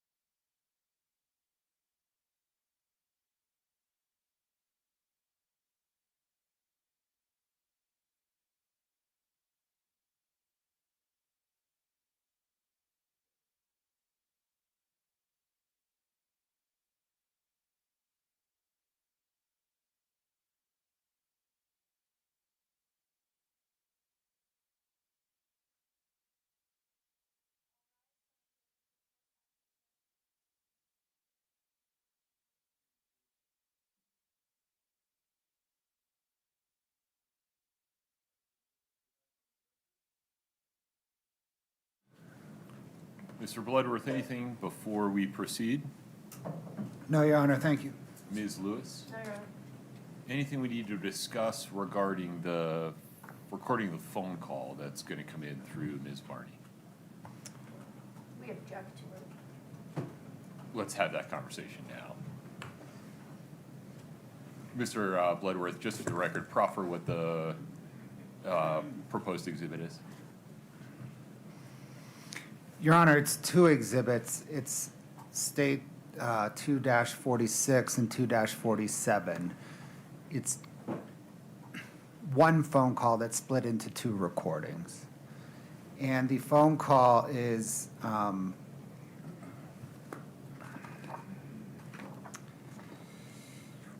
June 17th, 2022, between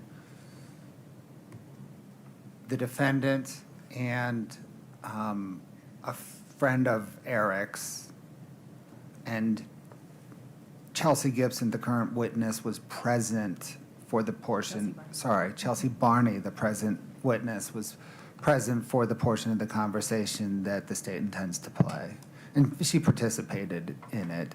The state is offering it for the defendant's statements. The statements made by Mr. Knutson and Ms. Barney are effect on the hearer context. Okay. And a one-sentence description of the probative value. I don't know what's on the call. Your Honor, the probative value, there's a lot to unpack there. It's sum total, the calls are about 45 minutes. Give me an example. Consciousness of guilt throughout. Okay. Okay. Ms. Lewis? Your Honor, first, we don't think the call is relevant. It takes place after Mr. Richins' death. It doesn't discuss anything of relevance in this case that I can recall.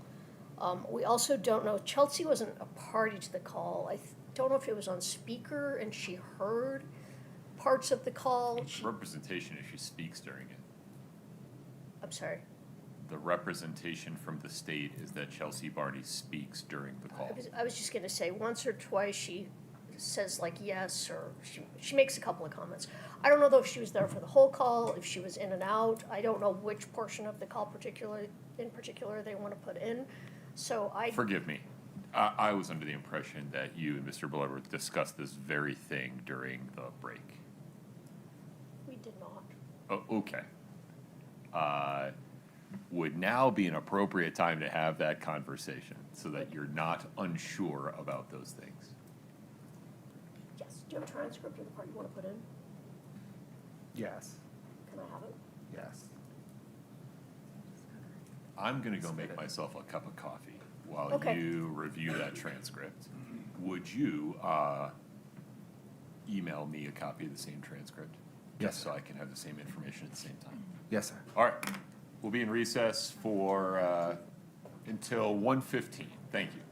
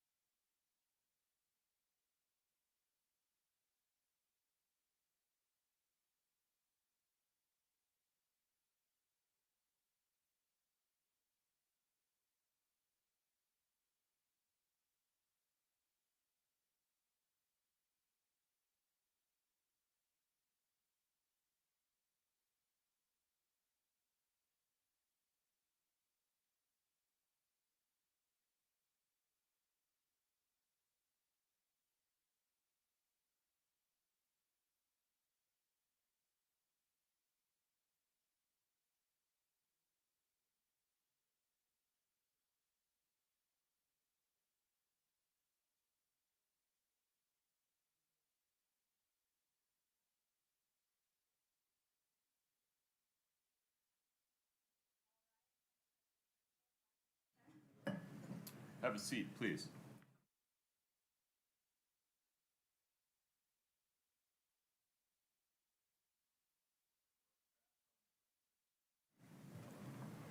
Ms. Lewis, may I ask you a couple of questions? Yes.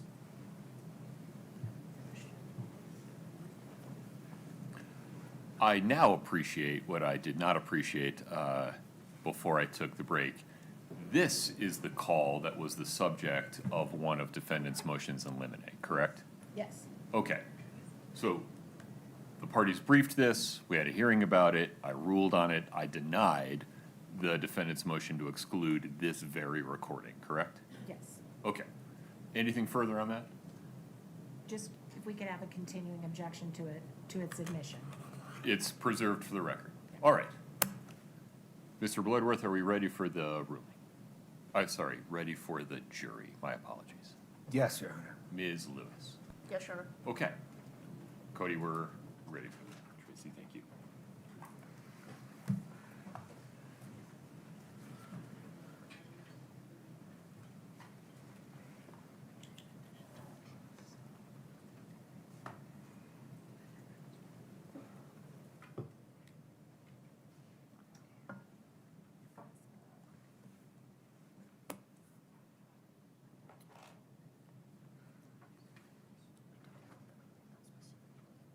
Mr. Bloodworth, is your team gathering? Very good. My apologies.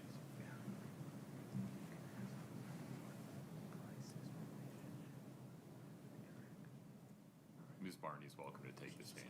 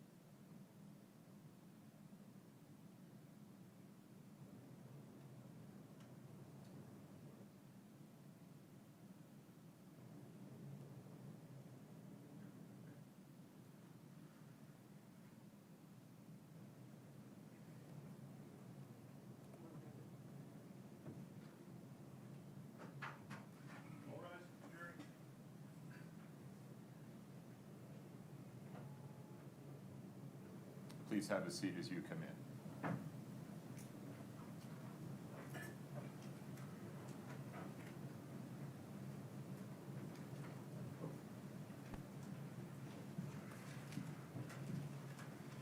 Have a seat, thank you. Ms. Barney, you're still under oath. Okay. Very good. Mr. Bloodworth, please proceed. Thank you, Your Honor. Ma'am, were you present at the Richins residence 2 days after Eric's death, March the 6th, or on March the 6th, 2022? Yes, I was. And did there come a time when Kouri Richins was very upset and you went to console her? Yes. Why was she upset? She got in an argument with her sister-in-law. And what was the argument over? She was trying to get into Eric Richins' safe to get the will out. And did the argument also involve the home? Yes. What portion of the argument involved the home? The sister-in-law had told Kouri that the house was no longer hers and it belonged to the other sister because she was in charge of everything. How did Kouri Richins react to learning that? She was very upset. How upset? Crying. I mean, pretty upset. Yeah. Did she collapse? Yeah, Was she hysterical? yeah. Did she say why she was so upset? She just said she couldn't believe this was all happening. Did she seem surprised to you that the house was no longer under her control? Yes.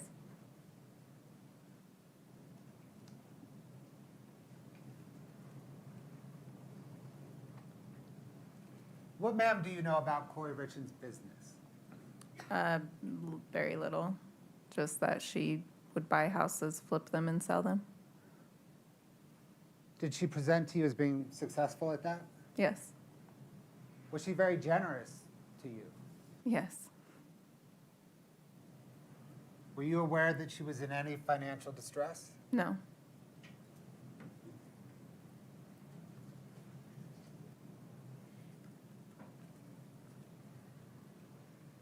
Ma'am, are you familiar with a house at 299 East, 100 South in Heber? Yes. How so? I lived there. I bought it from Kouri.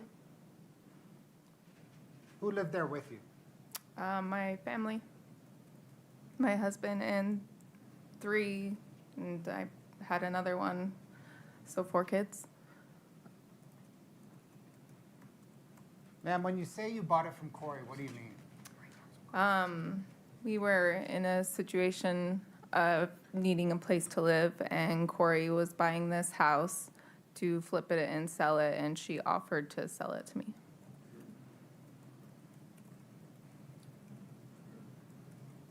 Did you accept that offer? Yes. What was the arrangement? Just, it went back and forth for a year on what would work out, and it came down to I would sign the deed of the house, and the house was mine, and I paid a down payment, and I could do what I wanted because I had the deed to the house, but the loan would be under her name, but I would pay the mortgage payments myself. So let's start with the down payment. What was your understanding of the down payment? Just, she told me it was to pay the brokers back that she borrowed money from to get the house. And how much money was the down payment? $45,000.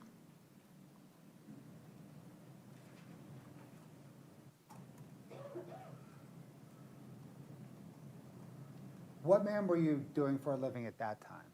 I was a manager up at Soldier Hollow Grill.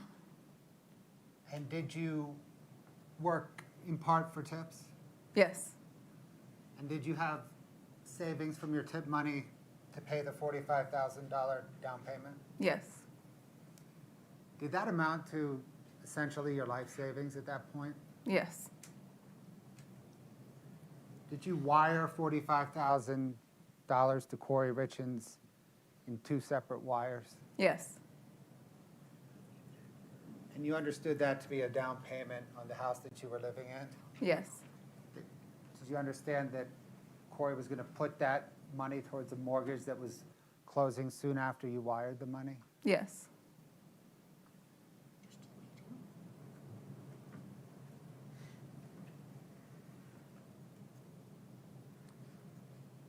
As far as you knew at the time, did she put the $45,000 towards the mortgage? Yes. What was then your arrangement with her on paying rent or paying the mortgage or paying money? The loan was just in her name, and I paid the mortgage company directly myself. Do you remember about what you paid them every month? $2,900.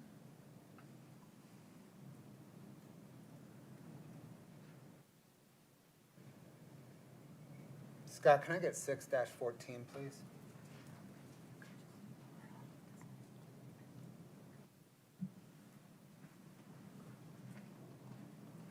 You don't have it on your screen. Thank you. Scott, can you scroll down for the, for Ms. Barney and counsel?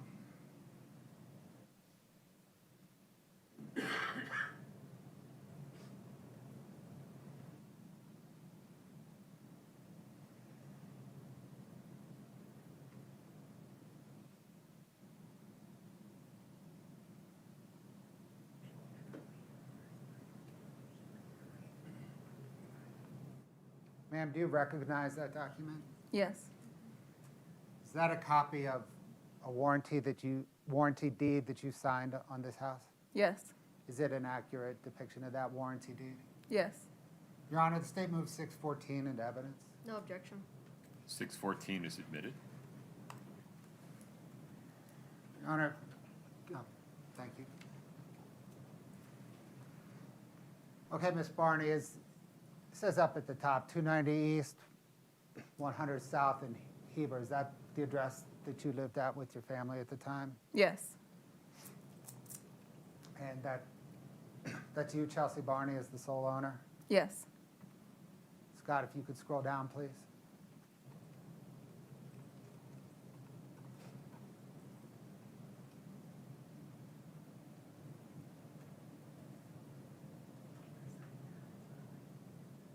Scott, if you could scroll down, please.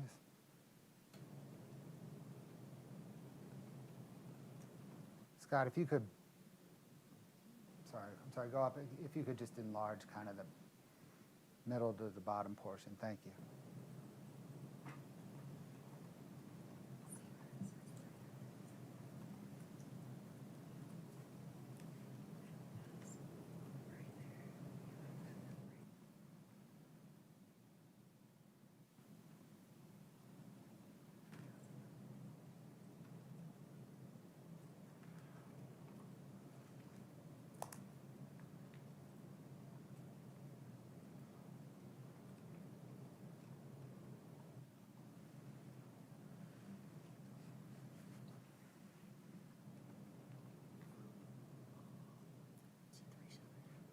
Scott, if you could go to the next page, please.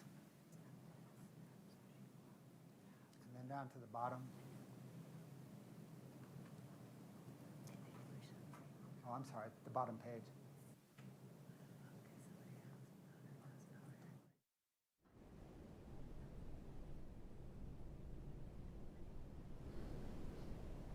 You could enlarge that, please.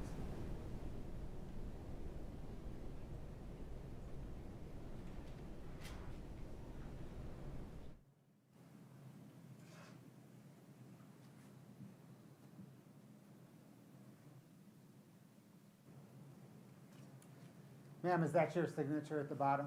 Yes. When you signed that document, what was your understanding? That the house was mine? Did you understand that that document, upon signing it, that needed to be recorded with Wasatch County? Yes.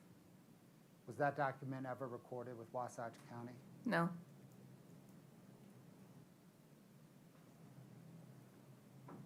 That was signed, I think, on January the 6th, 2023. From that point forward, did you continue to live in the home, pay the mortgage, and have the understanding that it was your home? Yes.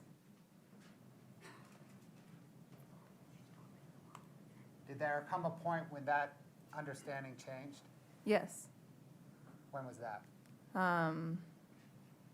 When she got arrested, I was informed that there was a loan taken out on my house that I didn't know about, or I didn't take it Your out. Honor, hearsay?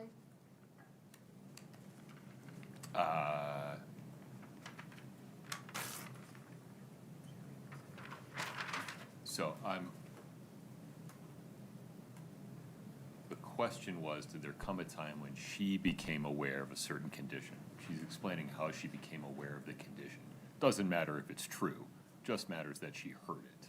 So this explanation for what she heard can be considered only for an explanation of the effect it had upon her, not for the truth of the matter asserted. Go from there, Mr. Bloodworth.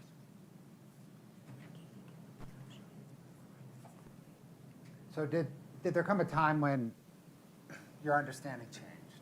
Yes, I emailed the lady I signed the papers with and asked for copies of the paper, and she told me it was never filed with the county. Did you continue to live in the house? I did. Did that change? Yes. When? September 24, I believe. I was evicted. You were evicted in September 24? Mm-hmm. Why were you evicted? The new owners kicked me out. Were there new owners because the mortgage was foreclosed on? No. Why were there new owners? I don't know how it all works, but she gave the deed over to someone else, and they owned the house. Was it a deed in lieu of foreclosure? Yes.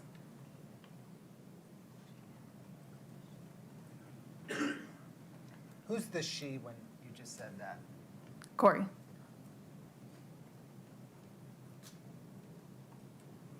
So it's your understanding then that Kouri Richins gave the deed of the house over to new owners in lieu of foreclosure on the house? Yes.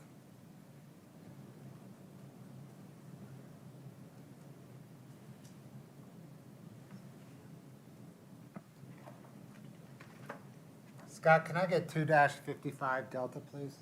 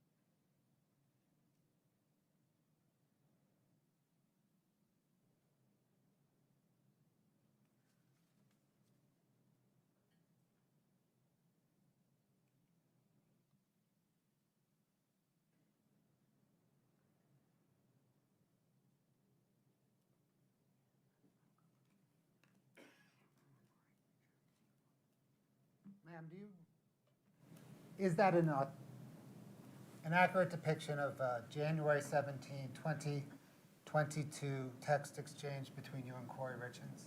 Yes. It's not January, though. Sorry, June? Mhm. June 17th, 2022? I'm having trouble with Yes, dates it's today. fine. I'll correct you, I guess. Please do. Your Honor, the state moves 2-55D into evidence. Hold off on publishing. Your Honor, we object. Please approach.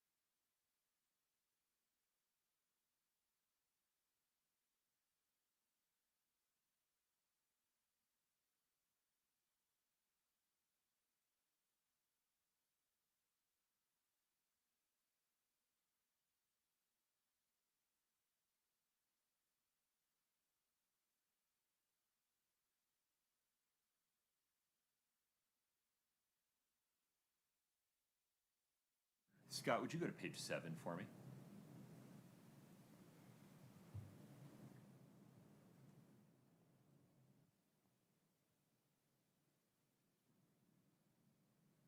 Okay, we turn the white noise on.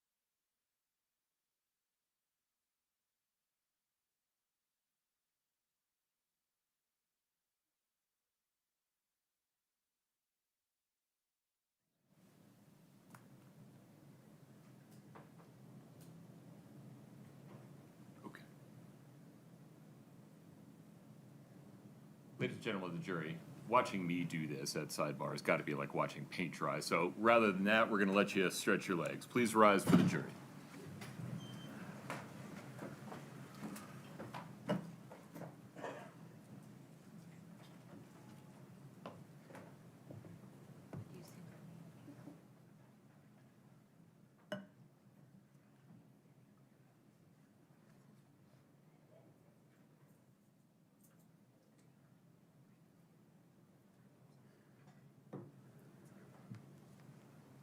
Have a seat, folks. Thanks.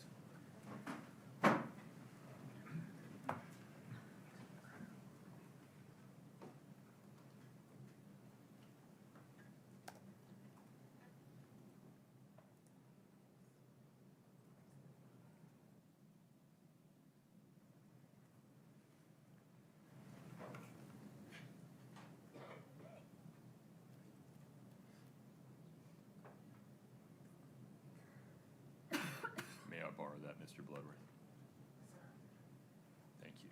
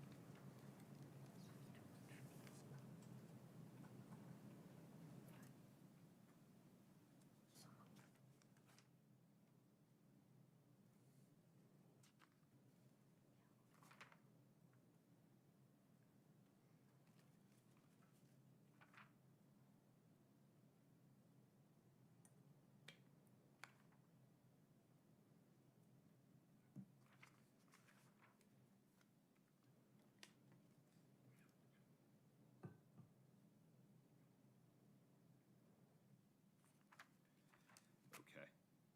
So let's see here.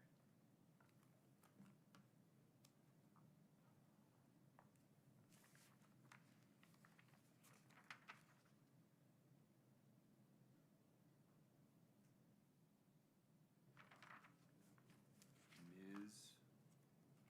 Lewis, as I understand defendant's position, the two sentences that give defendant the most concern, because in defendant's view, they would undermine the court's ruling regarding the scope of Kouri Richins'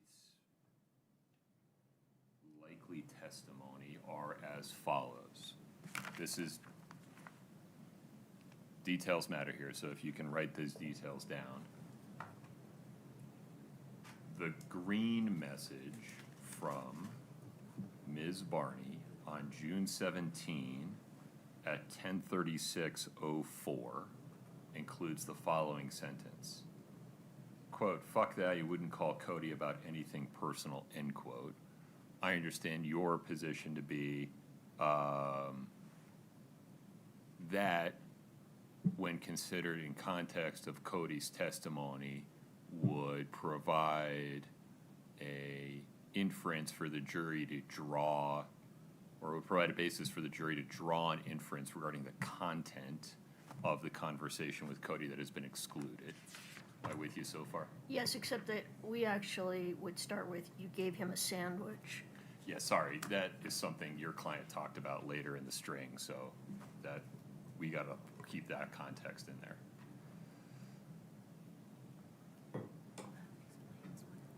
Just a minute, it's just, The giving of the sandwich has not been excluded. That's actually hotly in dispute. It's something the state is seeking to prove. The thing that I've excluded is some content of what Eric told Cody because there is not an applicable hearsay exception for some of that content. All right, so you're starting with ha-ha, and out of everyone, he called Cody about it through, Oh, that's, yeah, I appreciate that. Yeah, sure. Those two sentences. okay, all right, that's different. Okay, and then, hold on, let me just get it on the record, and I'll give you a full opportunity to respond. But not, I Yeah. wasn't trying to respond. Can you mark it on the paper copy so that we can then transfer to the, I can. Do you actually want me to write?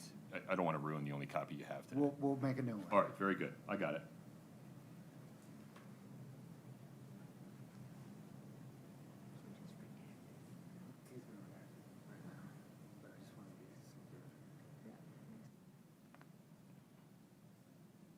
Okay.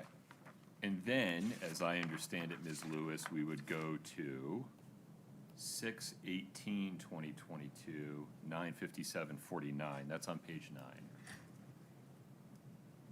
Yes. Second paragraph, quote, "I highly doubt Eric called his sister and agrees to tell her you poisoned him." Well, and probably the next sentence, because it makes no sense otherwise. Well, it makes as much sense as anything, but it doesn't matter because it's not coming in for the truth. So other than that, other than those two, were there any other sentences that you believe would undermine the court's other ruling? Just one moment. And I say, I'm sorry, other than those two sections, I understand it's more than two sentences. No, I mean, we still would make our objection regarding hearsay and the double hearsay, but no, those are the sentences that particularly deal with that issue. Okay, so, Mr. Bloodworth, let me make sure the state gets an opportunity to be heard here. Let's take these two sections one at a time. Let's go back to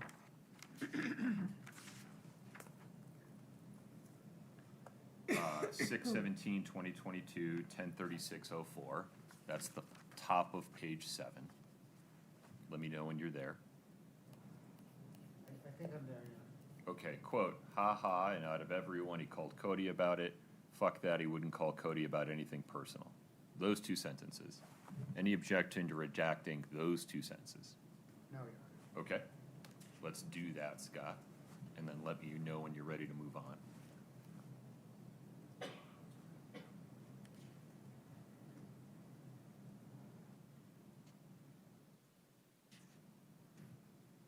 Got it.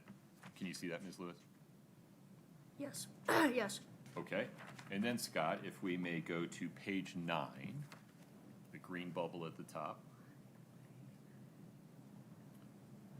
Second paragraph, quote, "I highly doubt Eric called his sister in Greece to tell her you poisoned him," end quote. So, Your Honor, that relates to, not to the Valentine's Day charge poisoning. It relates to an earlier trip to Greece. I think there's a fair reading of that is not he called his sister in Greece, he called his sister from Greece. Yeah, I appreciate that, and that was my first reading of it too, given the prior content Correct. regarding getting sick in Greece. It's ambiguous though, and so out of an abundance of caution, This- we're just gonna redact it. Out of an abundance of caution, the state will not object. Okay. Got it. Okay. And then we will, of course, pursuant to defendant's request, instruct the jury that they may consider Ms. Richins' statements in the blue bubbles for any purpose. They may not consider any of Ms. Barney's statements in the green for their truth. Rather, they may only consider them for the effect they had upon Ms. Richins as the listener. Yes. We understand the ruling, yes. Got it. Anything else before we invite the jury back in, Ms. Lewis? No. Okay. Mr. Bloodworth? No, Your Honor. Okay. You have some water, Ms. Barney? I do. All right, very good. We're ready for the jury.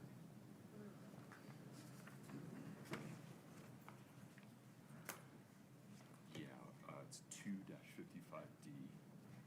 Yep.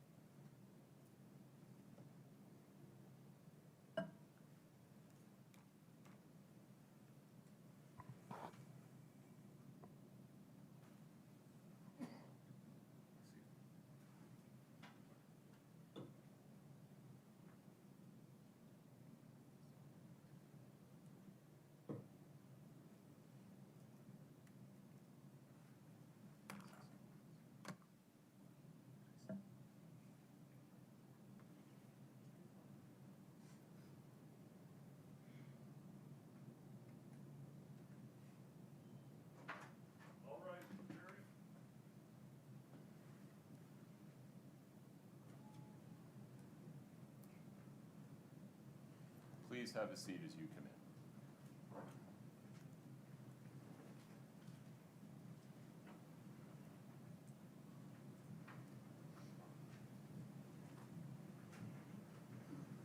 All right, please have a seat.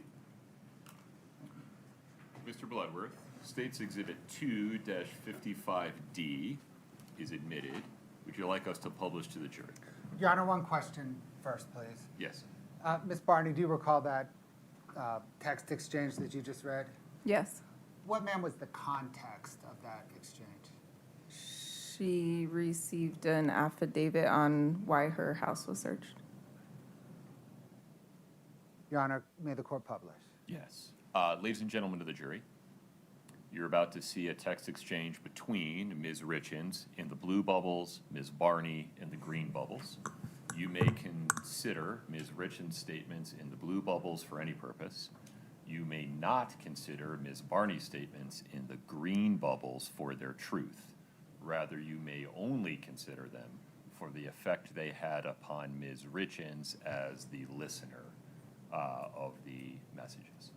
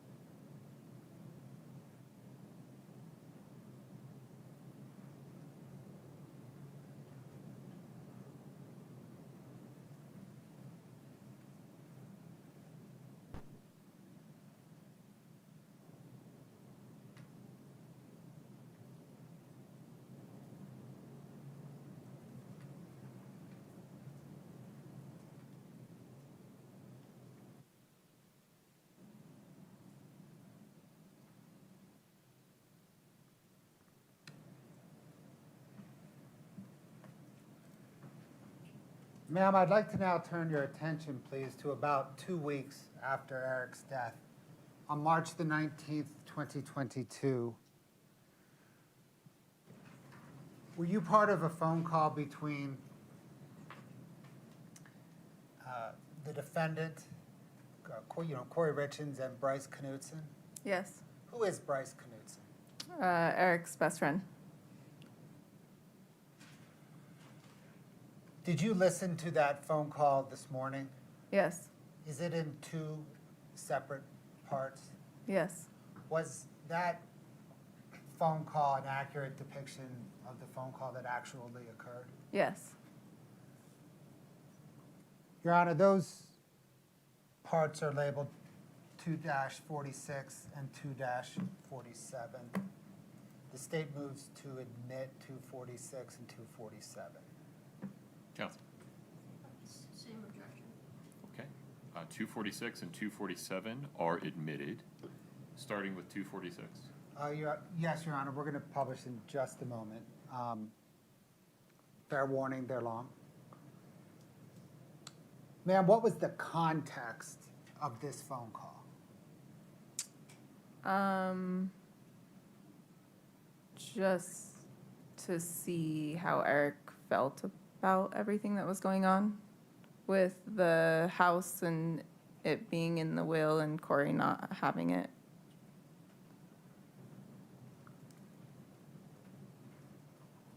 Ma'am, you said to see how Eric felt. Did you mean how Bryce felt? Sorry, how Bryce felt, yes. Thank you. Your Honor, they moved to publish 246. Ms. Lewis, do you want the same instruction? Ongoing objection, yes. Okay.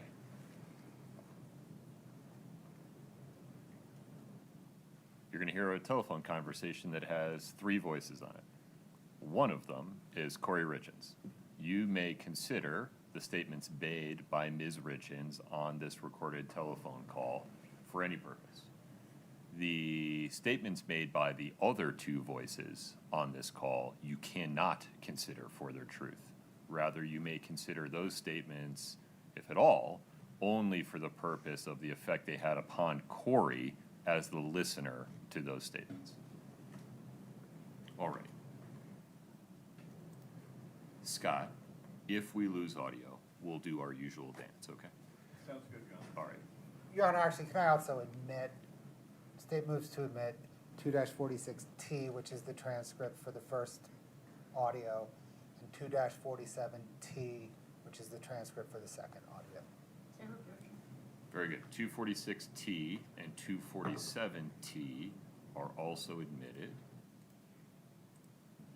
Scott, go ahead, please.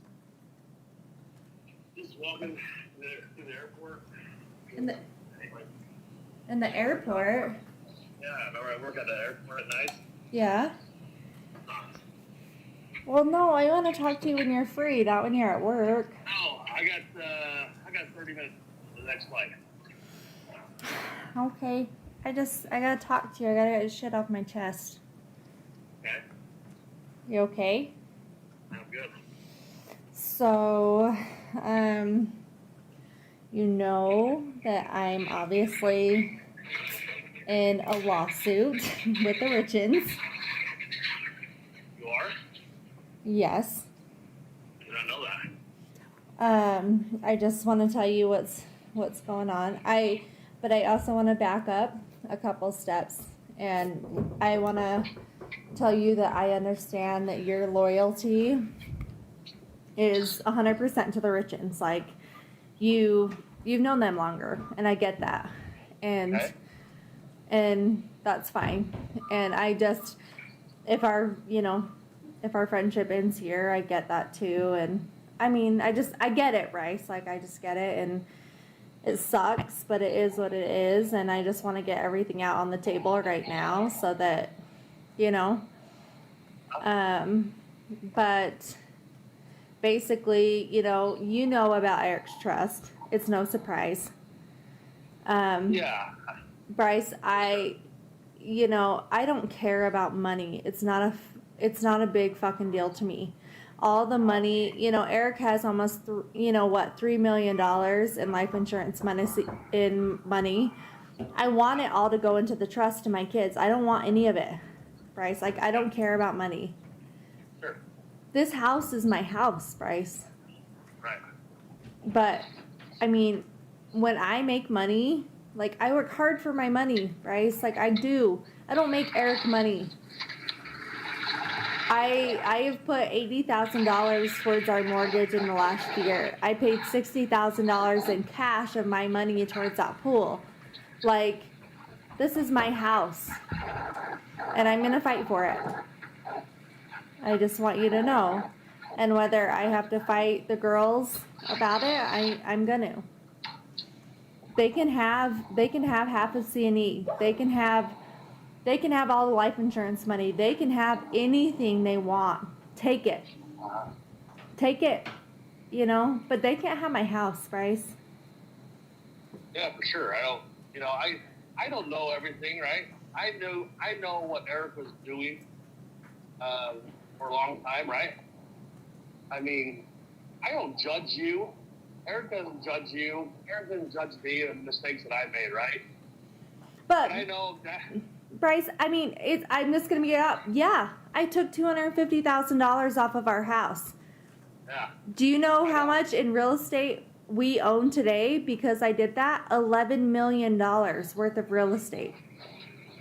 Do you know why I did that, Bryce? Because Eric would never let me work. Eric never trusted me in 100%. believing me. No, but I want you to know that. Would you do it? Would you take $250,000 to make $11 million? Well, that's tricky, right? Like, the communication was the big thing for Eric, right? He told me no, Bryce. I believed in myself. He told me no, but I knew I could do it because I know what I can do. Bryce, I wouldn't do something that I didn't know that I knew I could do. I'm not fucking stupid. Right. Bryce, I own 12 properties that are almost all paid off. Including my own house that I've almost paid off. Like, I own multiple houses in Park City, in Mill Creek, in Saratoga Springs, in Heber, in Midway, all because I did that. And they all go to my kids. $11 million of real estate property because I took $250,000, Bryce. He just never gave me a fucking chance. He never gave me a chance because he didn't believe in me. And he can say whatever he wanted. He can say I stole from him. He can say whatever. But at the end of the day, that $250,000, Bryce, was paid off in 7 months and turned into $11 million in 2 years. And now somebody's going to come in and take my fucking house from me? It's not going to happen. I didn't think they were going to take the house. They're taking the house? Yes, they're taking my fucking house, Bryce. This is my goddamn house. This is my fucking house. I thought the house was going to stay with you no matter what. No. The house goes to the trust's name, which goes to Katie. She has the right to sell it. She has the right to remodel it. She has the right to do whatever. I have no rights to the house, so to speak, of the trust. Eric he did everything for you and for those kids, right? And when all that shit went down between you and Eric over, the power of attorney and taking the money and whatever, that's what changed it for him, right? So he was like, Bryce, I'm not here anymore. I need to make sure my kids are protected, right? I get it. Kouri and they're just protected. I get it. So I said I knew she was gonna get ugly, right? And I'm neutral here. But if you can just take my word for it, I knew. Bryce, I'm scared to take your word for it. I'm terrified to take your word. No, I'm not on anybody's side. I'm more on your side than Katie and Amy's side, only because even though Eric and you were not getting along, Brooke and I don't get along. That's part of being a marriage, right? But Eric would always say that you were his wife, you were the mother of his children, and he loved you, right? And so he would do anything for you and those 3 boys. And I know he set things up with the lawyers and all that bullshit, right? And that was more for how to protect his 3 kids. But I know if Eric was still here today, he would say, no, bullshit. I need Kouri to be protected. But unfortunately, he didn't set it up that way. And honestly, I don't even know how he set it. I don't even know. The only thing I know. So many mean things. So many mean things in it, and I don't care. It shouldn't be that way. It shouldn't be that. And they can have the money, Bryce. I can make more money. I can take care of my kids. I just want my house. I just want my house and my stuff in my house that me and Eric bought. I just want my house. They can have all the money. They can have all the money. Did you tell him that? I can't talk to him. I tried to tell him that, Bryce. Hey Bryce, this is Chelsea. Hey, so Kouri has told them, or they're going through like attorney to attorney. It's never been like face to face. Yeah. Do you want me to tell them about that? Okay, so Kouri has told them that they can take all the life insurance, whatever they have in their name, what Eric left to them, but Kouri just wants her house, which is like a $3 million to $7 million difference. Well, they won't agree to anything until they get the autopsy because they think that Kouri had a part in Eric's death. As in Amy and Katie. They probably not Katie as much as Amy. They think that Kouri has a part in Eric's death. A little far-fetched. I don't think Kouri's capable of doing that, but What? I think that's a little far-fetched. I don't think Kouri's Well, I mean, that's kind of where we're at now. And she just got this call yesterday.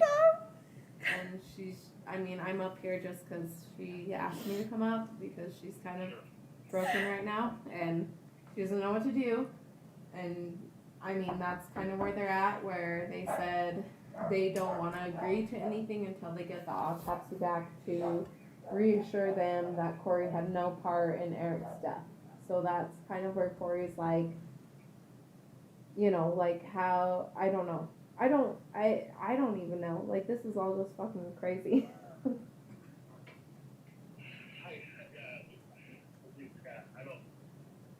My conversation with Eric, right, were the thing that he did, they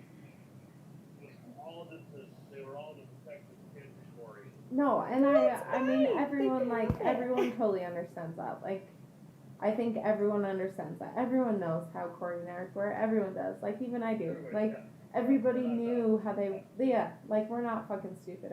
2 years ago, they were getting a divorce, and then they were great. But, like, to say in the moment that they were at when he died, I can honestly say, because I even told Kouri, like, I hadn't gotten a call from you in a year that Eric was being an asshole. Like, I hadn't gotten that call. So, like, for me to say, like, Eric wouldn't have turned this around, like, I guarantee you Eric would have turned this around. And I'm not saying, like, Kouri needs life insurance. She doesn't. Like, Kouri can make whatever money she wants. But the fact that they're going after her house is what she's just so broken about, is because... Well, I don't know. What does the will say? It just says, so in the will, it says everything that, so Eric put the house in the trust. No, not just for the kids, for, like, Katie. So Katie can make all calls up until they are 18 years old. Yes, but not just that, but she's the power of the trust, too. So, like, Eric put the house, so Eric not only put his part of the house, but he put Kouri's equity in the house in the trust. So Kouri has no fucking say right now, unless she fights it with a lawyer, which she's doing right now. But also, he put half of his business in the half that, so him and Cody signed a, I don't know, some, like, insurance thing to where if one of the partners died, that half would go to the widow. Well, Eric signed his half that would go to the widow into the trust. So in all honesty, Kouri gets nothing from Eric, which, Kouri's not about getting anything from her husband dying right now. That's a tragic thing where no one, like, that's not what you go after unless you're some fucking Black Widow. Like, that's not what you go after. You don't go after, your husband dying and you don't go after money. But I mean, she's just saying all like she doesn't even care about the life insurance because the life insurance, the beneficiary is Katie right now of Eric's life insurance. That's fine. She Which can have Kouri says everything, she's fine. And like in all honesty, like if you weigh out how much Katie gets in the will and how much Kouri is asking for, it's compared to Huge. 7 million to 3 million. Like Kouri has already weighed her assets on everything, and with Corey's house and like everything that is in her house, she would probably get $3 million with that. And Katie, with the life insurance and everything she's getting out of it, she's getting 7 million. So it's like, you know, like all Kouri is asking for is her house, but they're not agreeing to that because they are coming up with the fact that Kouri has a say, or has a, like Kouri was an accomplice in how Eric died, is what they're saying. If that makes sense. That makes sense. I have not talked to Katie, Gene, or Amy about any of this stuff. Well, I mean, there's no reason to talk to Gene because Gene's kind of Switzerland on this whole thing. Yeah, no doubt. Yeah, but I mean, with all being said, it all comes down to Kouri can't attend Eric's celebration of life. Yes. No, I can't. Her, My attorney said I her can't. attorney said there's no, like, If Katie and absolutely Amy are gonna not, be like, there, don't yeah. attend Eric's celebration of life because Katie or Amy will be there, or one of their friends will be there, or someone will be there to come out and making Kouri look bad because they've already come after her of being a incompetent mother. Amy said I was an incompetent mother of Saturday night. Tell Yeah. him that. I didn't tell him On that. Saturday, Amy has came When- out to her lawyer saying that Saturday night, the night that you came over and we were all drinking, that Amy Kouri told him I was was an an incompetent incompetent mom. mother and couldn't take care of her own kids that night. So Amy had to take care of them, which Amy had no part of taking care of them because Lisa and DJ were here. And so they're filing a suit saying I'm. So they're fucking filing a incompetent suit mom. trying to make Kouri look out as a incompetent mother. I don't agree with that. I know, and Bryce, Thank and God, that's what, Bryce, and thank Kouri you. kept saying like all day. She's like, I need to call Bryce. I want to talk to him, but I don't know how to go about it because Bryce is like a rich inside, and it fucking sucks that there's like a rich inside and there's like a Kouri side. Like it fucking like that's fucked up, you know? Like fuck. Like this isn't what this should be about. Like we shouldn't fucking like grieve about Eric's death, about being whose side is who. Like it should be all one and one, and we should come together as a fucking family and just like love each other and like. I agree, and I just put myself. I said if I could talk to Eric today in the thousands of conversations that him and I have had, you know, about what would happen if I weren't here, what would happen if he weren't here, and honestly, to me, I know what Eric would want. Now, I get he put shit in writing, right? I get he went to the lawyer because he got his feelings hurt and shit happened to him 2 years ago. He got his baby feelings hurt. And so but I know for a fact that if he knew this was going to happen, I think he would have made some changes. He would have. Bryce, I am not a bad mom. Like, I am not a bad fucking mom. And Amy told him I was a bad mom. The Richins girls don't play nice. And they They never don't. have and they never will. No. But that's kind of like ultimately what she wanted to call you about was that she just can't make the celebration of life. And she feels awful about it. She doesn't want, I mean, and if you continue to do it, whether you cancel it or not, like if you continue to do it, she doesn't want she doesn't want to come out as looking as the bad guy that she's not there. oh, I get it. Everybody's coming though, Bryce. I invited everybody and everybody's coming. I just can't go, and I feel like a fucking asshole, but I just can't, and I don't know what they're gonna do or say next, and I didn't fucking do anything. I know. I get it. Yeah, like in all reality, she's just kind of looking out for her and the boys right now. Yeah. Well, just so you know, Corey, I have no part of any of this. My goal for as long as I'm on this damn earth is I mean, Corey, I get things are going to transpire in the next however many years, right? I just hope that you and I can have a relationship to where I can come see you guys every once in a while. You guys live so damn far away. That's what I want. I don't want to muddy the water. I don't want things to get shitty between you and I, because I would love to see those boys grow up, right? Because watching those boys grow up would mean the world to Eric, and him and I made promises to one another that if something were to happen to either one of us, that's what we would do for one another. And Corey, I get it. Like, Brooke and I suck at being married too. Like, shit happens, and unfortunately, Eric put some shit in writing because he got his feelings hurt. But at the end of the day, he loves you, and he loves those boys, and he'd say the same thing today if he was here. So. Yeah, I agree. I get it. But hey, let me call you back if I can. My plane just landed. Let me Yeah. call you back in like half an hour, but okay. All right. Call us back. Alright, yeah. Okay, bye, guys.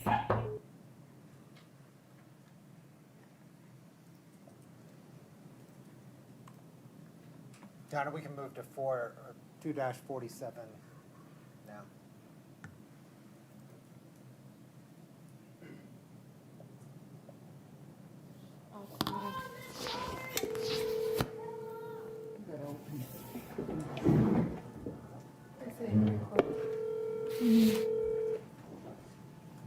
What happened? Okay, Ash, hold on. You freaking stinker! You have reached Bryce with Kenworth. Hi, Bryce. Hey, Sorry, my phone was on silent. no worries. So ultimately, Corey, I guess I said I support you, right? I don't want to. I can't get involved. I can't even get involved anyway, right? Like, I don't have a dog in a fight. But I feel bad for you. I mean, I do. I feel bad that this has to go this way. I wish the Richins would just be easier. That this has to go this way. I wish the Richins would just be easier. But I feel bad for you. I mean, I do. I feel bad.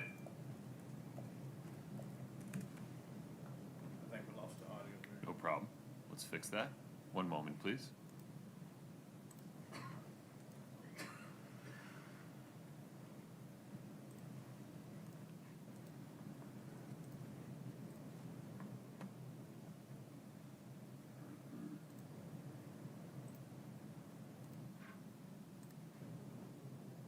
Scott, what's going on? Done wrong to them. I've never, I helped Katie when she had postpartum. I watched her girls. I helped Amy when she lost her mom. And I don't understand what I did so wrong. We've never been super close, but it's like I've never done wrong to them, and I don't understand why they're putting me through hell. Yeah, you personally didn't do anything wrong to them, but you gotta understand how Eric was, right?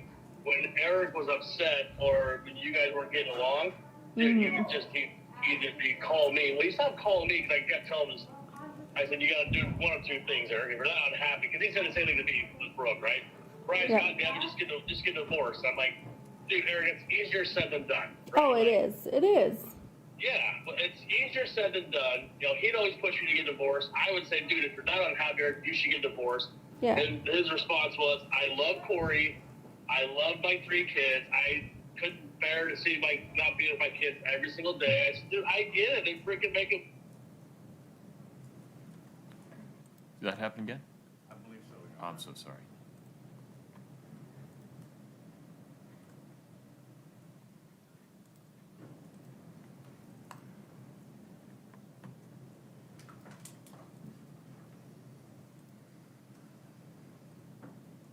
When people describe Eric, dude, Eric is a great guy. He really is, right? But he also, no one's perfect. And I'd always tell him, like, dude, you need to relax a little bit. Like, it's funny that. I think it jumped ahead a little when the recording restarted. Do we need to go backward a little bit? Yes. Yes. Okay. Saturday you're in, right? When people do, I give kids hours, Yeah. he had them done. Right? I said, you got to do one of two things, Eric. If you're not unhappy, because he said the same thing to me with Brooke, right? Brian's Yeah. not Devin, just get divorced. I'm like, dude, Eric, it's easier said than done. Right? Oh, it Like, is. It is. yeah, well, it's easier said than done. He'd always push you to get divorced. I would say, dude, if you're not unhappy, you should get divorced. Yeah. And his response was, I love Kouri. I love my 3 kids. I couldn't bear to see not being with my kids every single day. I said, dude, I get it. They freaking make it work. Stop being so hard ass. When people describe Eric, dude, Eric is a great guy. He really is, right? But he also, no one's perfect. And I'd always tell him, I'm like, dude, you need to relax a little bit. Like, it's funny that Saturday at your house where he was like taking anger management classes. I was like, holy Scott, shit. pause for 1 minute. Like, I think we're, Your Honor, it's not published. oh, my apologies. Thank you. Okay. And we are now back scrolling correctly, it seems, yes? Yes. Okay, just press play again, Scott, thank you. actually trying to be better because fuck, that guy needed to do it, right? No, and that's the thing, Bryce. Like, we were so good this last, 2 years. Like, we have been so good. Like Eric has been, he had an anger management book that he would write in, every couple of days. Like, it was in his nightstand. I'd come home from, work, and he was be out on the back deck, writing in his anger management book. And we were just good. I was going to counseling, he was doing anger management. We have been so good. Right.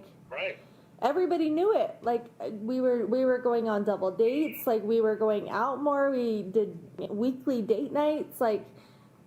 It doesn't make any fucking sense. And now all of a sudden, Katie and Amy are attacking me for no fucking reason. I don't get it. I don't fucking get it. And Well, all Katie and Amy ever heard about you was always the bad shit, right? they did. And it was Eric, when things were good between you guys, Eric wasn't calling me or anybody else, mostly Katie and Amy, right?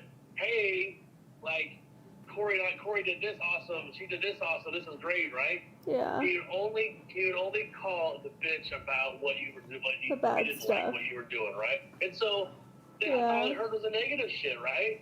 Yeah. I said, I'm sorry. And I said, I wish we could have a lifeline to Eric right now, because I know if he could talk, he would say, no. Yeah. He would that's not- explain it. Yes. He set things up to protect his kids, but it wasn't set anything up to try to fuck you. No. He loved you all the time. Every day he told me, And yeah, I said the other day, we all fight, but he'd always say, I love Kouri. She's the mother of my children. She's my wife. I'm going to do whatever it takes. I'm like, good for you, brother. That's what you have to do, right? Well, yeah, I just hate that you guys have to go down this route now because the things that Eric put into place with the lawyer. And that was 2 years ago. Jesus Christ, we've come so far in 2 years, and it's if Eric redid his shit, last month we sat down and talked about every asset that we had, everything we had, and Eric was like, holy fucking shit, he was just also taken by surprise. He just was that $250,000 is the best thing you've ever done. And I was like, I know, you just didn't believe in me. And, and I was like, and now it all goes to our kids. Our kids are taken care of for life. And if he redid it today, it would be fucking different. And now everything is just so fucked up. It's just a nightmare. It's just a nightmare. And every day they're coming at me with something. I'm getting charged with fucking assault. I'm getting charged with... Your Honor, can we approach? Of course.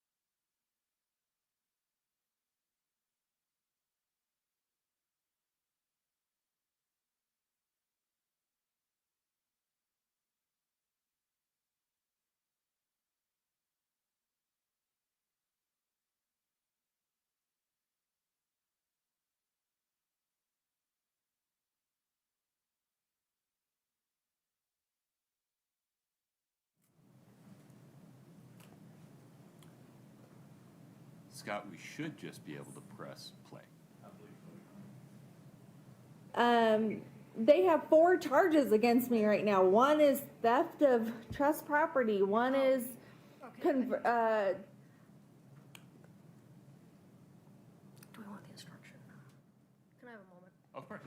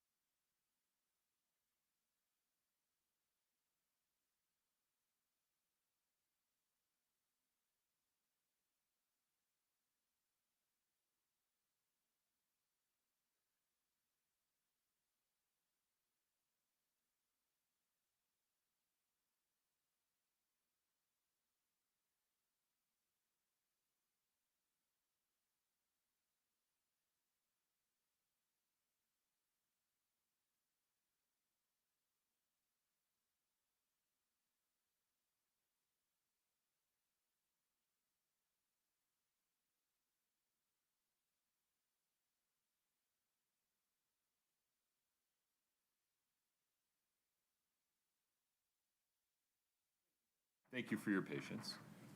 You've just heard and may hear an additional reference or two by Ms. Richins in this recording to charges, quote unquote. Those references are to separate civil litigation regarding the trust, a civil lawsuit. They are not references to criminal charges of any kind. Moreover, you cannot consider those references to civil litigation to prove a character trait of the defendant or to show that she acted in a manner consistent with that trait at any time. Just wanted to make sure you had that important clarification. Ms. Lewis, anything further on that? Not for now, thank you. Mr. Blood? No, Your Honor. Okay. Ms. Lewis, may we continue the recording? Yes, Your Honor. Okay. Scott, go ahead, sir. Theft of conversion of some bullshit I don't even know how to pronounce. Like, all this shit. And I'm like, Jesus, I haven't been in trouble since I was in high school. When I was 16 years old, for hell's sakes. I'm 32. Like, what do you mean I'm in trouble? Like, I didn't fucking do anything. You know? Like, I agree. I don't know. Anyway, I meant to call you yesterday. I talked to the medical examiner. I called them because I don't believe that they don't have anything. I just am having a hard time believing that. Yeah, what's taking so long? Well, she said that, she's like, well, I'll have the actual doctor call you who did his autopsy. And I was like, okay, whatever. And so her name is Pamela Ulmer. And she called me a couple hours later. And I was like, look, lady, like, you gotta have something for me. Like, there's no way you didn't notice something obvious. Like, Jesus Christ, 12 weeks, And she was just like, well, yeah, there was something obvious, we noticed, but, we're not going to call you and tell you that immediately. And I was like, well, what? So they ruled out an aneurysm automatically. She's like, it wasn't, yeah. She's like, it wasn't an aneurysm. I can tell you that. And she goes, he did test positive twice for COVID. And I was like, yeah, bullshit. No.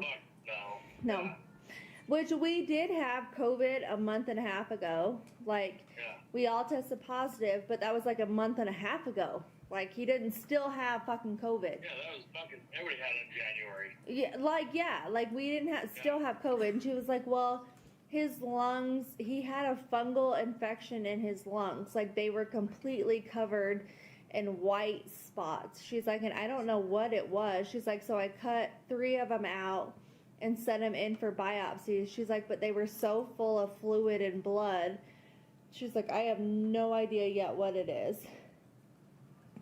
She's like, so I'm thinking between the COVID and the fungal infection that it shut his lungs down. And I was like, no, like that, he is the healthiest guy. That guy is a fucking mountain goat. Like, I know. he could, like, I was like, we just ran a half a marathon 6 months ago, and Eric didn't even train for it, and I did, and he beat me by 40 minutes. Like, no, there's nothing wrong with his lungs. Like, no, I don't believe that. And she got bitchy with me. And she's like, well, what do you mean no? And I was like, no, it's not COVID in his lungs. Like, there's just not.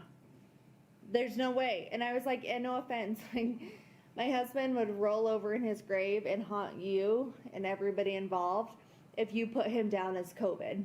We are very against COVID and vaccines. Like, nope, not happening. Like, if it was COVID, there would have been signs of him. Well, that's what I said. And able to breathe and shit, right? Like, yes, he wasn't sick. I was like, he was just at soccer the night before. I was like, he was at soccer the night before. He was running around. Like, he was totally fucking healthy. He wasn't sick. He was not sick. No, I don't buy that. Like, no. Yeah. I was like, I will call you back in 2 weeks, because she said that she sent all of his organs out for testing, a toxicology report, blood, everything. And that's why it's going to take so long. And I was like, okay, well, I'll call you back in 2 weeks when you have more results, because that is not what it is. Like, there's no way. There's no fucking way. Dude, the people who have died of COVID had symptoms before they Yes. died. Fucking overweight. They were overweight. They were in the hospital, ICU. Like, he did not die of fucking COVID, lady. Just randomly. Jesus. And like in the No. middle of the night. In the middle of the night. Like, I would have heard him get up, have a hard time breathing. Bryce, when I Like, he found was in him, the same he was position. in the exact same position as he was when he fell asleep. When I rolled over, when I got in bed with him at 3 a.m., like, he was in the same position as he was when I went to bed with him. Like, no, I don't buy it. Like, keep testing. That's not it. And if she puts him down as fucking COVID, I will, Jesus Christ, I will flip fucking shit. It's not COVID. Yeah. No. And so I was like, nope, I'll call you back in 2 weeks when you have some more results back, because that's not it. I was like, that guy was in better shape than anybody you could ever imagine. Like, He didn't drink like we he did. didn't drink. No, he didn't drink. He didn't smoke. I was like, literally, I trained for a half marathon for 6 months. He woke up that morning and decided he was going to run a half marathon and still beat me by 40 minutes. Fucking hazing and do that shit. Yes, it was so annoying. I was fucking pissed, but he still did it. Like, he had better lungs than anybody you would ever. No, it's not his lungs. I don't buy it. So, I wonder if that damn Lyme disease kicked his ass too. yeah. So she's wondering that too. So I gave her all of his Lyme disease doctor's information. So she was going to reach out to his Lyme disease doctor and contact them and see his last lab results and stuff. And then she was going to look into silicosis, because Sylvie actually got cancer and stuff from silicosis, who's one of their main employees. 2 other of their employees, and then Shannon's brother, died of silicosis. But I was like, no, he doesn't have silicosis. Like, I just sent him in for testing 5 years ago, and his lungs were 100% healthy. From all the dust and shit from Yeah. the rock and everything? Yes. And I was like, trust me, my husband was 100% healthy 5 years ago. Like, his lungs were 100%, and he does not lay stone, nor does he cut it in the last 5 years. Like, he drives around in a truck, lady. Like, it's not, because she was like, what does he do for a living? And I told her, and I was like, but that's not it. Like, he owns a company. He doesn't cut it. He's the owner. He's not the No. the employee cutter. He's not the main cutter by any means. Yeah. She's like, well, I'm just going to look into it. And I was like, okay, you can look into it if you want, but that's not it. And I was like, and it is not his lungs. Like, you have to go with something else. Like, I was pissed when she said that. I was like, he will roll over in his grave. You put him down for COVID. And so she was just, I don't know, kind of snippy after that. Yeah, I'm sorry you have to go through this. I knew that this was gonna get stupid, right? And Bryce, I don't want anything. I think you're doing the right thing, though, right? Like, you were married to Eric for almost 10 years. You knew the ins and outs of your relationship. I get Eric set things up legally with a lawyer to protect, you know, the company that he had and the 3 boys. The shit was not going right with you two. I get it. Bryce, did you really think I was just gonna screw Eric and take everything he had? Like, why? No, but he was worried about it, right? It's because, you know, not saying you personally, but the people we've known over the years. You think you hear shit on the media, right? Like the wife takes her husband for everything he's got because he didn't do everything the right way, right? And I didn't ever talk about the ledge. He never told me exactly what he was doing. He told me what he was doing, right? And every time he'd tell me, like, oh, I went and saw the lawyer today, it was because I'm just getting everything set up because I don't want my kids to be homeless. I don't want them to be homeless. Oh my God, yeah. But that was when I said shit was going stupid with you too, No, right? I get it. I get it. And I think if Eric was still here today, and you know, I think he'd change it. He would. Unfortunately, it sucks he can't, right? And now Katie has all power. At least Katie has power, not Amy. Amy would probably be worse at it, but. And it just like hurt. I think it was most hurtful the way that he wrote it, Bryce. Like, if you read it, it was just so hurtful the way that he wrote the trust. Like, I get we were in a rocky spot 2 years ago. Did I ever think we would officially divorce and go about our ways? Like, not really. Hell, he thought that, right? Like, I guess. You know, when he was seeing that stupid Jen chick, I would tell him, I'm like, bro, like, if you're gonna see her, there's gonna be consequences. If you get caught, do you want to be with this chick? Well, no. I said, well, then you gotta, because if you get caught, you're gonna get divorced. But then he gets caught, right? And then you kick him out of the house for what, a week or two? Did he go live with his dad for like 2 weeks or something? Yeah. But I mean, I think Eric was here I can say it again. I think he'd change it, but unfortunately he didn't. And now you're stuck in a hard place, right? To fight for your family, fight for what's yours. And you know, the Richins family, not necessarily Gene. I think if Gene, I don't think he wouldn't be as ruthless as. No, he's trying to stay neutral. Yeah, and it sucks. From what I heard from Katie, Katie's like, she's like, I don't want Kouri and myself to go south, right? Or those 3 boys. Katie and I don't have a relationship, right? So we don't ever talk. I mean, all she has to do is just, Bryce, give me my house. Like, I don't make Eric money, but I make okay money. Like, just give me my house. They can have everything. Bryce, this is my home. I got married here. Absolutely. This is my baby. I brought my babies here. Like, this is my home. They can have everything they want, but give me my house, for God's sake. Like, Jesus. What do they want? What does Katie want to do with it?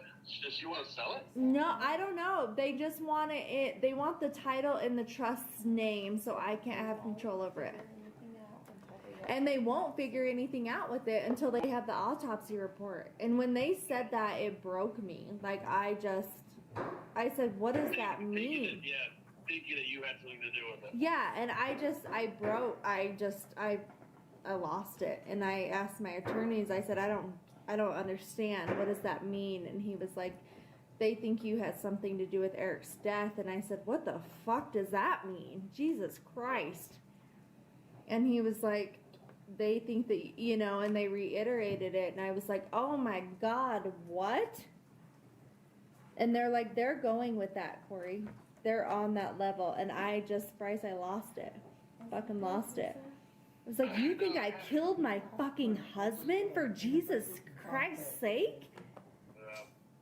No, I've not heard that from any of those two, and nor have I thought that myself, right? Why? Like, what? Yeah, I would never, I mean, Kouri, we can all do a lot of things, and you are not capable of doing No shit. There's no way. If you were gonna do it, you would have like shot him in his head. Like 2 years ago. Right? Like 2 years ago. Like years ago. I agree. I don't even know what that means. I was like, well, what do you mean? How does that even fucking happen? Like, what?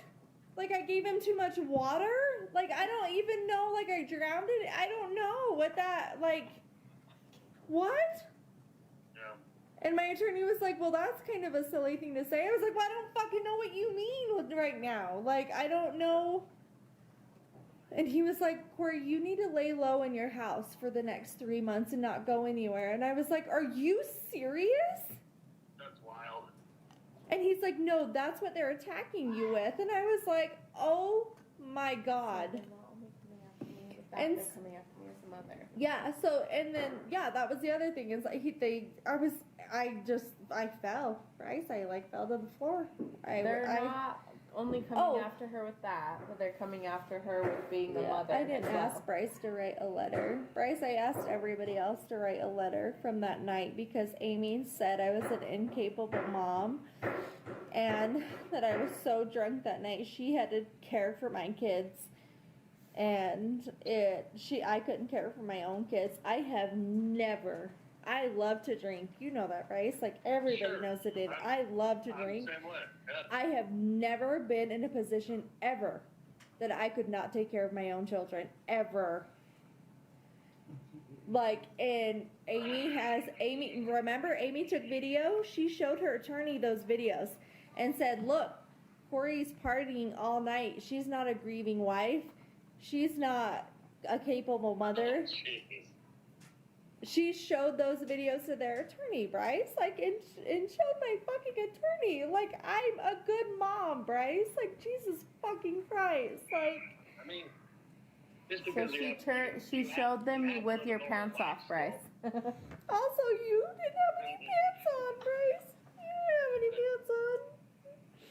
Well, anybody who knows our relationship, my pants are never on. I know, but I'm just saying, like, we were just like, it was just a celebration of life. Like, it was like. I agree. Why did you do that? Why did you do that?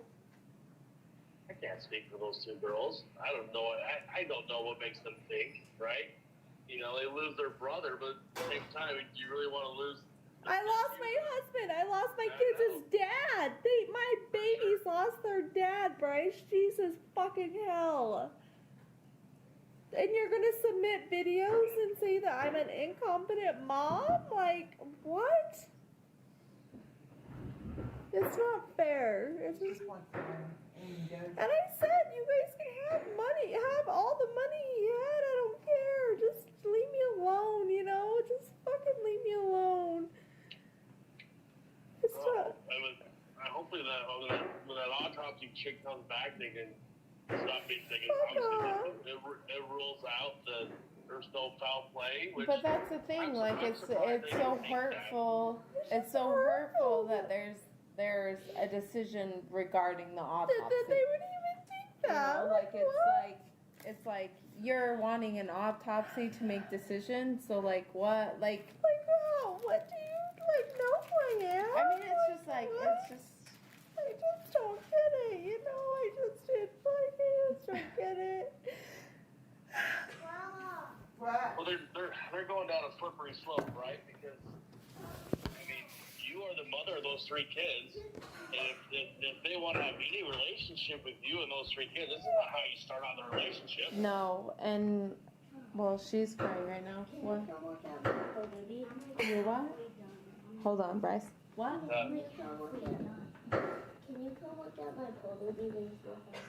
Yeah, then I want to come and ask you. Okay, like 2 minutes, okay? Okay. Okay, go on for 2 minutes. 2 minutes. Okay, go lay on the couch then. I don't know what you're saying. Go lay on the couch. Okay, go downstairs. 2 minutes. Fuck. I don't know, Bryce. Like, it's just like kind of crazy. Yeah. It sucks. It has to be this way. I mean, it's like, it's kind of like neither of them, like, not even, like, I'm not even just speaking for Kouri, but like Katie and Amy cannot grieve for anything because all three of them are concentrated on fighting against what Eric has. And they can have it. They can have it. Just fucking take it. Leave me alone. And that's, you know, it's just kind of like, that's all they're concentrated on. And we're like, I don't know. Like, and I mean, I've seen this. Like, it happened with my dad and his uncles when my grandparents died. Like, everyone fights against money. It always happens with death. Always. Get it? Like, there's no fight. It happened with Eric and Julie. Yes, exactly. It happened with Eric and Julie. Like, that happened. It happened with Linda. It happens all the time with death. Every single time death happens, like, money is fucking involved. Yeah. And, like, that sucks, but at the same time, it's like I'm not Eric. fighting for it. No. I'm giving it to them. No, like, Eric, just give like me my Corey's, house. but Eric left behind like a family that he took care. Like, how much of Eric's wealth went to Amy and Katie? I don't think any of it did it. Exactly. No. That's what I'm saying. Like, why are they fighting for this when they, like, all of Eric's wealth, all of Eric's, Somebody's here. It's Selma probably. All of Eric's wealth, all of Eric's like everything. Your lizard's on the fucking chair behind me. Okay. But all of Eric's wealth and everything went to his family, Yes. right? Absolutely. Guys, they can have That's what he it. wanted. They can fucking have I know, everything. Just exactly. take it. Just I don't think. fucking knows. No, I'm not speaking for him. I haven't spoken to him about it, right? But I'd be hard pressed to feel that they want Eric's money. Because Eric, I thought he had it all set up anyway. It would go to the kids, right? All this stuff went to his kids. No, it does. It goes to the kids, but the house also. But the house won't go to the kids until they're 18. So that's what Corey is fighting like for. They're acting like I'm some snake, Bryce. Like I'm some. I don't get it. I don't fucking get it, Bryce. I don't get it. They can have it. Take it all. Take it all. So just what Corey's saying, like what the attorney said, like everything goes to the kids. The kids are set up for life. The kids are completely. They're.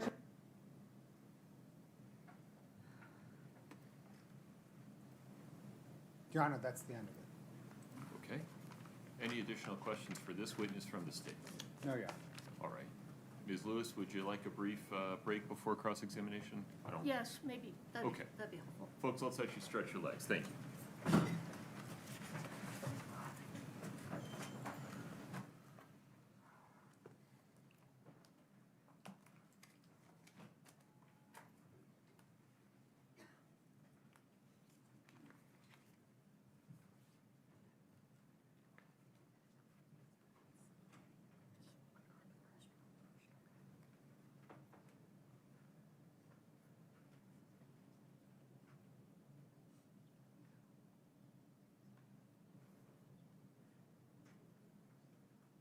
Ms. Barney, same instruction. You're welcome to stretch your legs, use the restroom. Please do not speak to anybody during the break. Okay. We'll be in recess until 3:10. Thank you.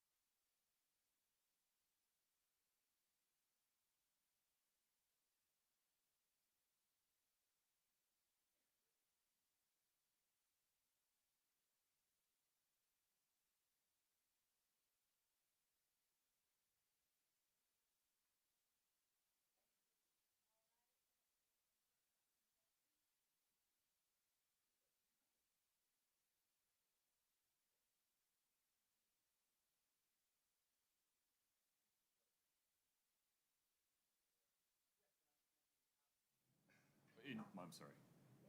We're back on the record. Please proceed.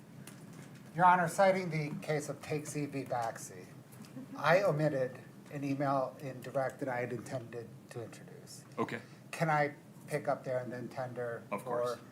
for redirect? no problem. Is Ms. Lewis familiar with the email? If there's going to be an objection, I can I'm rule not, on. I don't know what he's talking about. It's- I don't know the case that he cited. No, that was a joke. That's okay. Oh, was that a joke? Okay, well, that's why I didn't know it. It's all right. The email is exhibit which? 2-123 Delta. Scott, can you bring that up?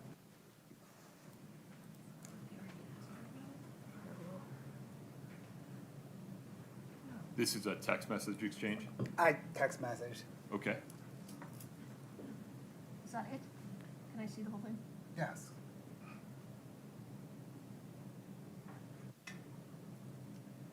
In fact, Miss Barney, if you want to watch it now, that'll speed things along. Mm-hmm.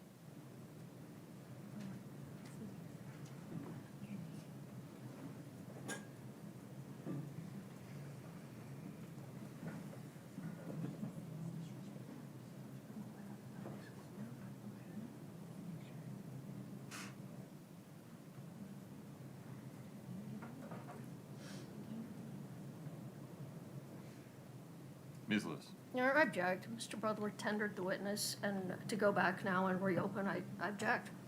Okay, any objection to the admissibility of this document under the rules of evidence? No. Okay. It's certainly within the court's discretion to allow direct to be reopened, to add one exhibit, particularly before cross has even begun. So, anything further, Mr. Bloodworth?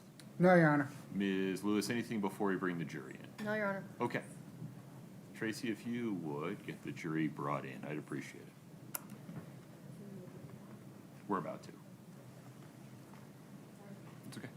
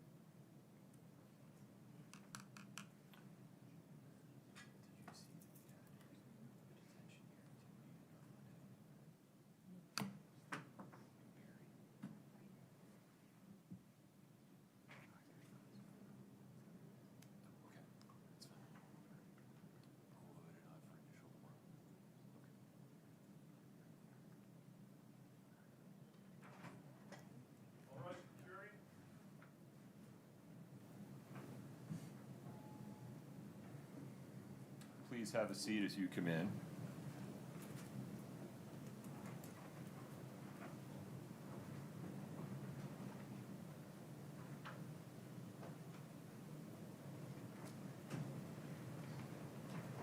All right, please have a seat.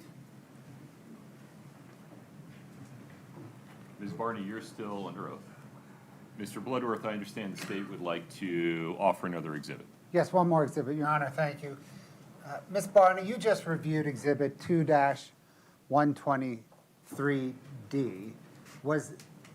Is that an accurate depiction of a June 6th, 2022 text message exchange between you and Kouri Richins? Yes.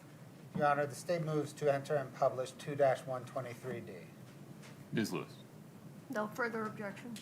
2-123D is admitted, and it is published.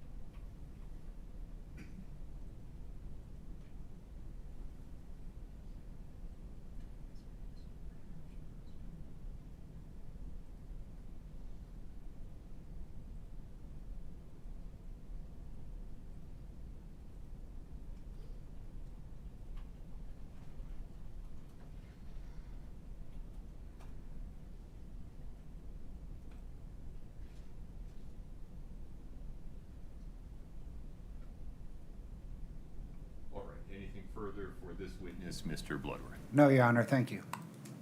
Ms. Lewis, please proceed.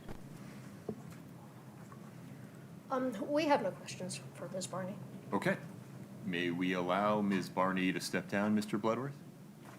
Yes, Your Honor. May we release this witness, Ms. Lewis? I think just in an abundance of caution, maybe we could keep her subject to subpoena. Understood. So, Ms. Barney, you're free to go today, but you may get notice that you need to come back for some additional questions before the end of the trial. Between now and the end of the trial, please do not speak to anyone about your testimony. Don't let anybody talk to you about your testimony. Please don't watch any coverage of the case. Don't listen to any coverage of the case. Don't read anything about the case. Okay. Please travel safe. Thank you.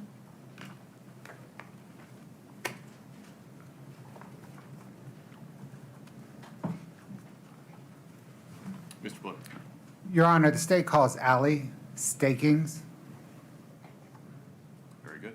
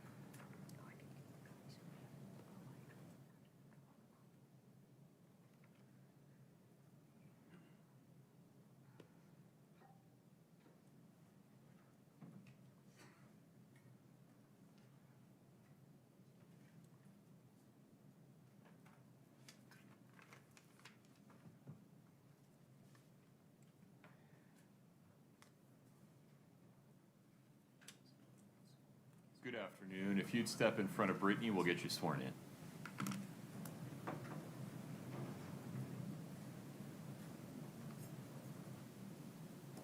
Please raise your right hand. Do you solemnly swear the testimony you're about to give in the matter before the court to be the truth, the whole truth, and nothing but the truth, subject to the pains and penalties of perjury? Thank you. We'll see.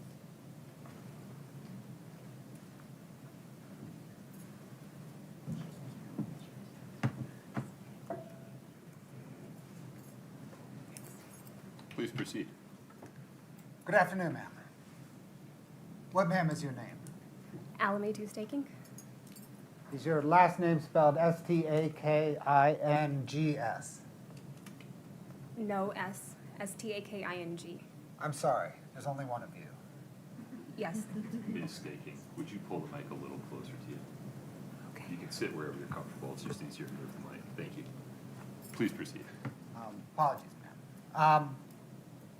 Do you know Kouri Richins? Yes. I'm sorry. Yes, yes, we, yes, we I do. record everything, so yeah. Yes, I I saw do. that you were nodding, but how do you know Kouri Richins? We grew up together, school. When did you first meet her? I met her in, I think, junior high school. Since junior high school, about how often do you see or speak with her? I talked to her pretty frequently. Are you one of her best friends? Yes. Yeah. I was, yeah. You were? I am, yes. Either way? Yes. Okay. Did you and Kouri Richins attend a Finding True Self retreat at the Sedona Mago Center for Wellbeing in Arizona in February of 2021? Yes, we did. As part of that retreat, did each of you complete an assignment in which you wrote your life story in third person? Yes, we did. Scott, can I get Exhibit 2-4, please?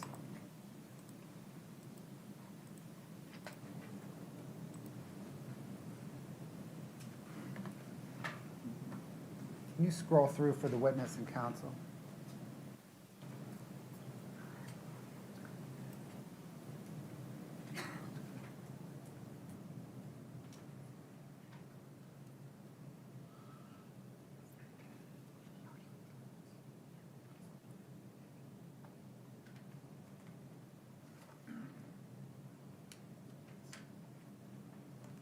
Ma'am, do you recognize that as the form that you and Kouri Richins filled out during the retreat? Well, I never read it at the retreat, but that's the Sedona Manga logo, yes. And is that Kouri Richins' handwriting? Yes, to my knowledge. Your Honor, the state moves to admit Exhibit 2-4 and publish. Your Honor, we'd renew our prior objections, 401, 402, and 403. I'm not sure that there's enough foundation at this point to put it in through this witness. She said she never saw it at the time, and I don't know if there's enough foundation about the handwriting at this point. The 401, 402, 403 issues have been ruled on by the court. The court stands on its prior denial of those objections. Mr. Bloodworth, talk to me about foundation. Your Honor, maybe I'll just audio or Please. question a little bit. Yeah. Over the years, have you read Kouri Richins' handwriting? Yes and no. I'm mainly through text, but yes. Are you generally familiar, though, with her handwriting script-wise? Not comfortably enough to identify it, no. But it looks like her handwriting, yes. And is that, Scott, can you go to the top? That logo at the top, is that consistent with the form that each of you individually filled out while at the Sedona Mago Retreat Center? Yes.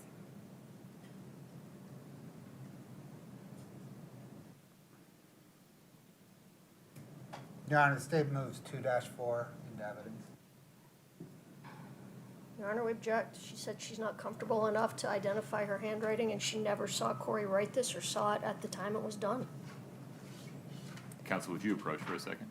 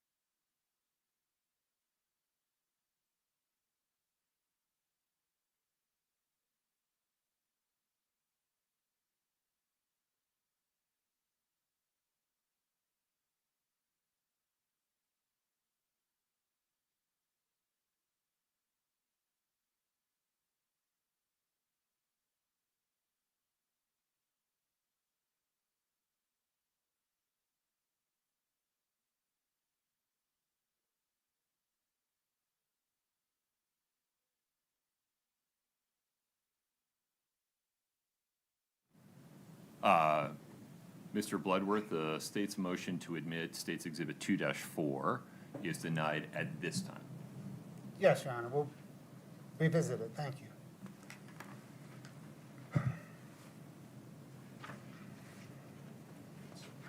Ma'am, are you familiar with Kouri Richins' house flipping business? Yes. How so? We were going to hire her to do work for us. Me and my kid's dad. And did you understand it was a successful business? I did.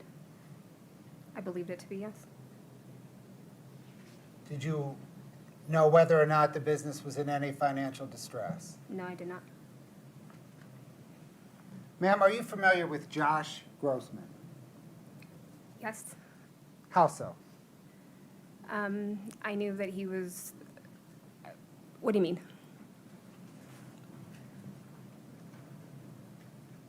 Do you know who Josh Grossman is? Yes, I know of him, yes. How do you know of him? Corey told me about him. What did Kouri say about him? She said that they were having an affair. And when did she tell you this? It was about June 2020.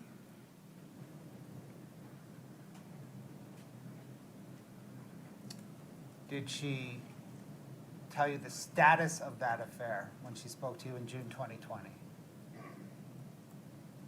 Can you clarify? Was it ongoing at the time? Yes, it was ongoing. Did she ever tell you that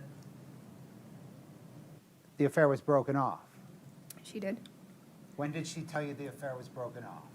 My last visit prior to Eric passing, she told me that she'd ended things with Josh and chose her family. It had been over for about 9 months at that point.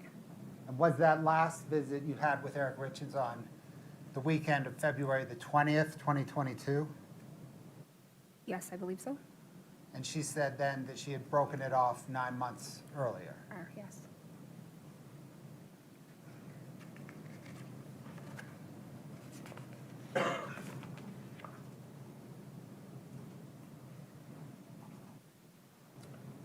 Your Honor, may we just approach briefly to make sure we have a common understanding? Yes.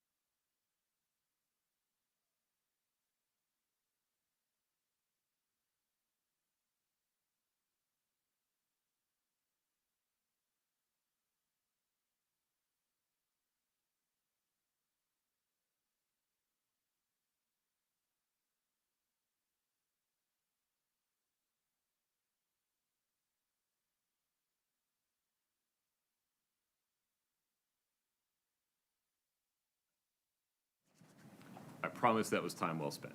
Thank you for your patience. Mr. Bloodworth, please proceed. mistaking, on that visit you mentioned, the weekend of February 20th, 2022, did there come a time when you, Kouri Richins, Eric Richins, and maybe others, were having a conversation about Eric Richins becoming ill on Valentine's Day? Yes. Who was present for that conversation? Myself, Corey, Eric, Selma, and Wade, our other friends. How did that conversation arise? What do you mean? Who started it? I can't remember who started the conversation. How did you come to learn about whatever happened on Valentine's Day? Eric told us. What did Eric Richins say? He said that he thought that Corey had tried to poison him, but it was more of a funny story. It was like an allergic reaction, is what we had thought it was. So Eric jokingly, I want to accurately capture we were laughing at the story. So did Eric, along with Eric. right, did Eric jokingly say that Kouri Richins had tried to Yes, and we all teased Corey for trying to kill him, or poison him, or whatever he thought it was. Okay. How did Kouri Richins react to Eric Richins jokingly say that she tried to poison him on Valentine's Day? She laughed about it. We were all laughing. Did she say anything about what happened on She Valentine's? said, no, that's not what happened, that he had, that it was an allergic reaction or something, or it wasn't that dramatic, it didn't happen like that. Something along those lines. Did she say how it happened or what happened? No, not that I can recall. Just that it didn't happen as Eric jokingly said it happened. No, but with Eric right there. Sure, Eric's there the whole time. Yes. Understood.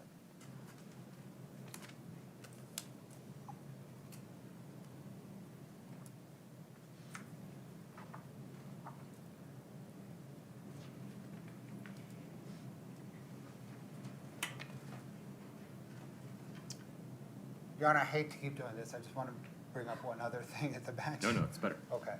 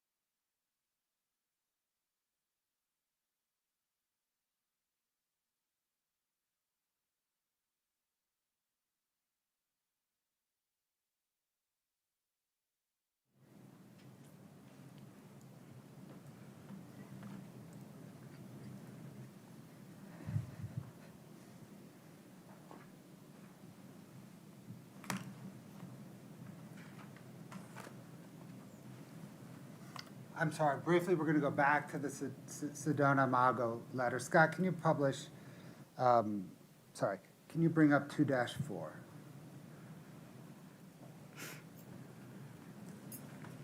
Go ahead, Mr. Bloodworth. What's the state's motion? Your Honor, the state moves to admit 2-4. Consistent with the court's ruling at sidebar, states Exhibit 2-4 is admitted. Just one moment. Of course.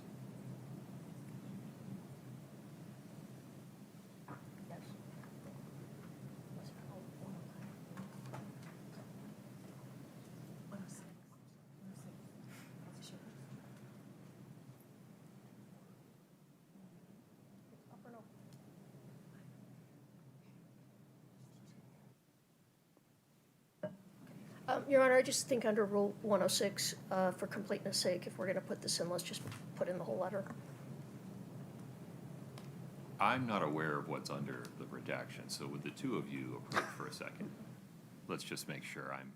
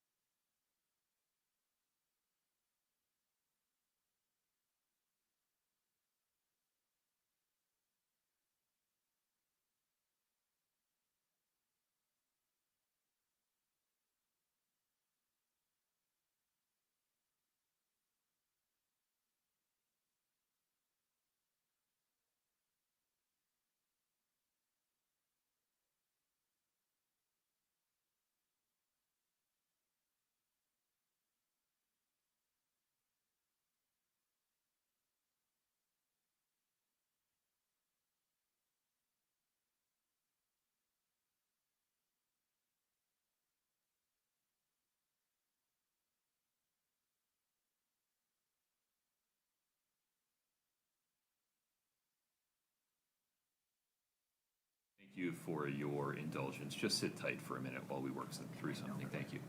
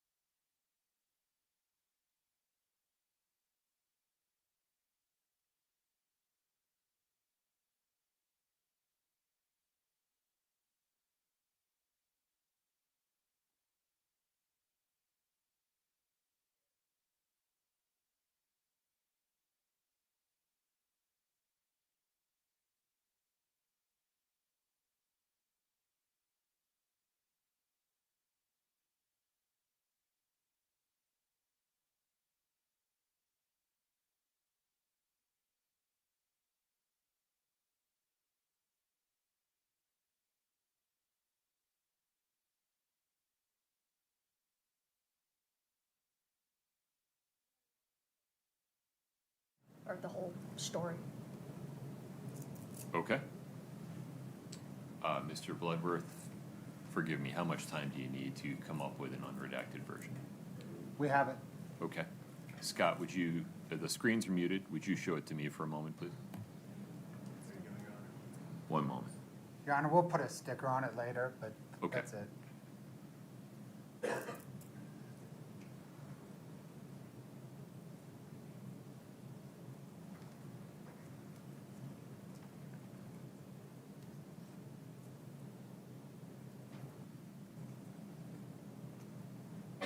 Okay. The number of this again, one more time? 2-4? Yes, sir. The unredacted version of 2-4. Anything further, Ms. Lewis? No, Your Honor. Is admitted. Published now? Yes, Your Honor. Okay.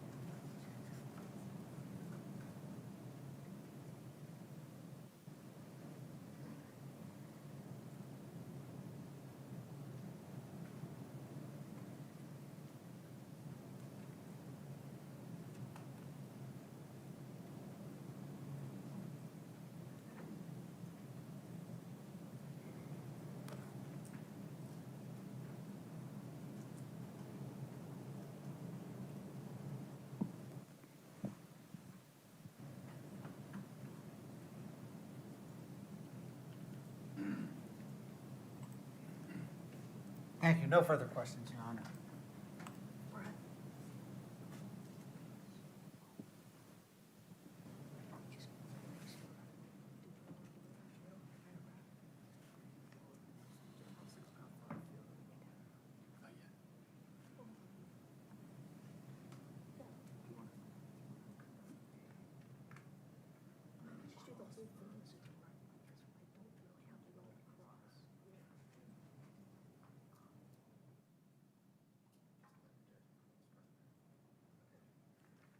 Your Honor, we've agreed that I'm going to handle this witness as a direct examination since she's here from out of town, so we don't have to bring her back. Sounds good. All right. I appreciate it. Please proceed.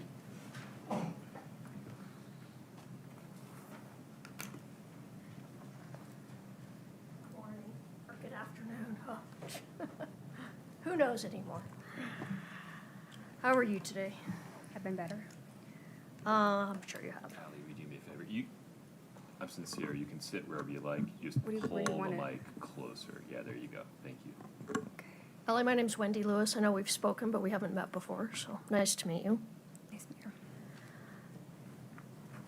So I want to talk about, you knew Kouri, you said, since junior high. Yes. Is that right? Yeah, I believe so. Okay. And did you do things with her as and Eric as couples, or with also your children as families? Both. We did things with our families as well. All right. And did you go on a trip to Hawaii together? I did. And when was that trip to Hawaii? I think it was it was early 2018. Early 2018? Yeah. February, I think. Okay. And what was the purpose of that trip? Our friend was getting married. Which friend was that? Selma. Selma. Okay. And did something happen on that trip that Kouri was upset about?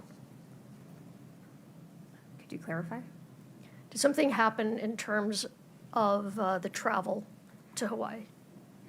Yes. And what was that? Kouri found out that Eric had hidden drugs in her suitcase without telling her. Okay. And what was it that he put in the suitcase? Gummies. And was she upset about that? Yes, yes, we were laughing. Yeah, she wasn't crying upset. It was more or less a funny story, but not so funny. Not so funny story.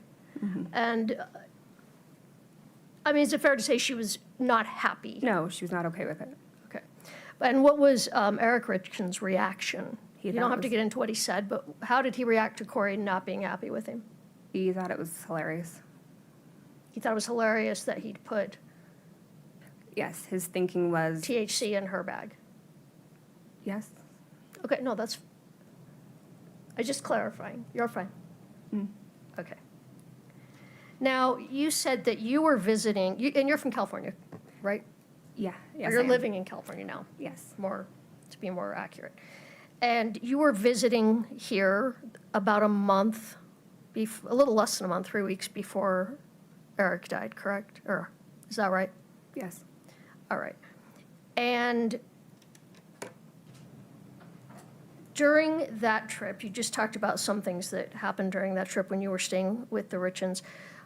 Did you take THC gummies with them at that time? Not on that trip. I didn't. Not on that trip. I don't believe so. No. No, Eric didn't want me to. Why didn't Eric want you to? Do you know why? Yes, he said that he. Objection, Your Honor. Okay. Do you, without, Sustained regarding calling for hearsay. Can you rephrase, Ms. yes. All right. So you discussed taking gummies. We did. All right. And there was a concern about taking them. Is that fair? Yes. And why was there a concern about taking those? Objection, Your Honor. Sustained. Would maybe just ask her why she didn't do something or what her concerns were. All right. Why did you decide not to take the gummies? I was told they were bad gummies. That they made Kouri super sick. Okay. Are you aware where those gummies came from? No, I wasn't aware.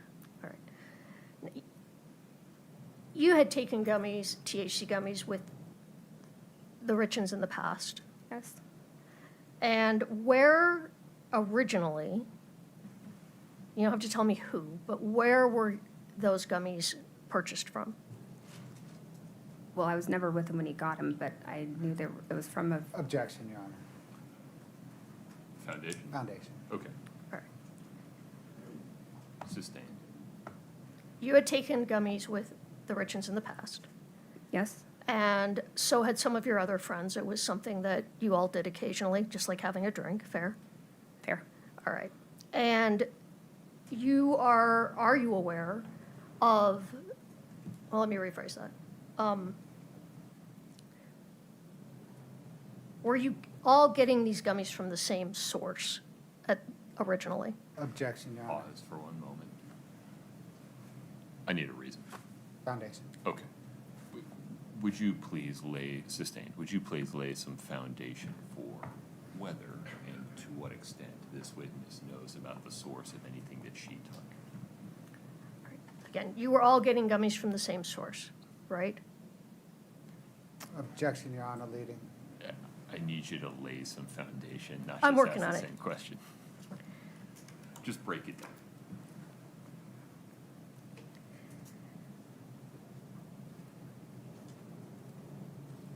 Do you know where, are you aware, do you know where you and your friends were getting the THC gummies from?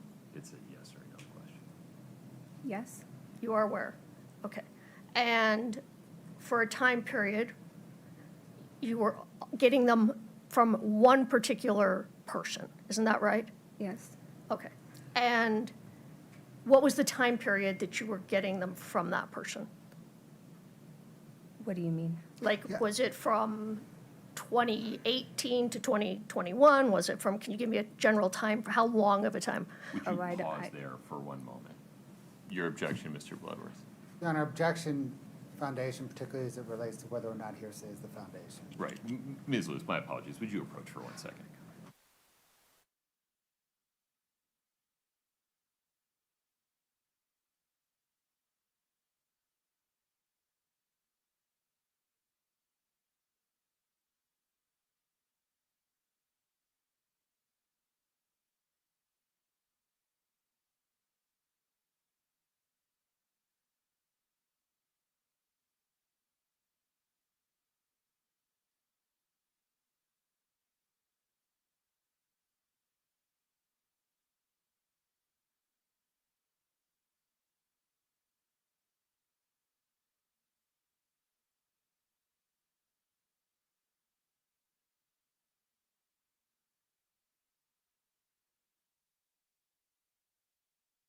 Let me just back up. You said you were aware that they were all coming from the same person. It's a yes or no. Yes, How are you aware of the person that was providing them? Can you be a little bit more specific? How were you aware where the gummies were coming from? that's the same question. Yeah. Yeah, I know. Were you ever there when the gummies were purchased or brought or delivered? You were never there? No, All right. Did you ever purchase them yourself? no. So can you tell me how you knew? Let me just come out. So did someone tell you where the gummies were coming from, or did you have personal knowledge of where the gummies were coming from? I was told where they were coming from. All right. Okay.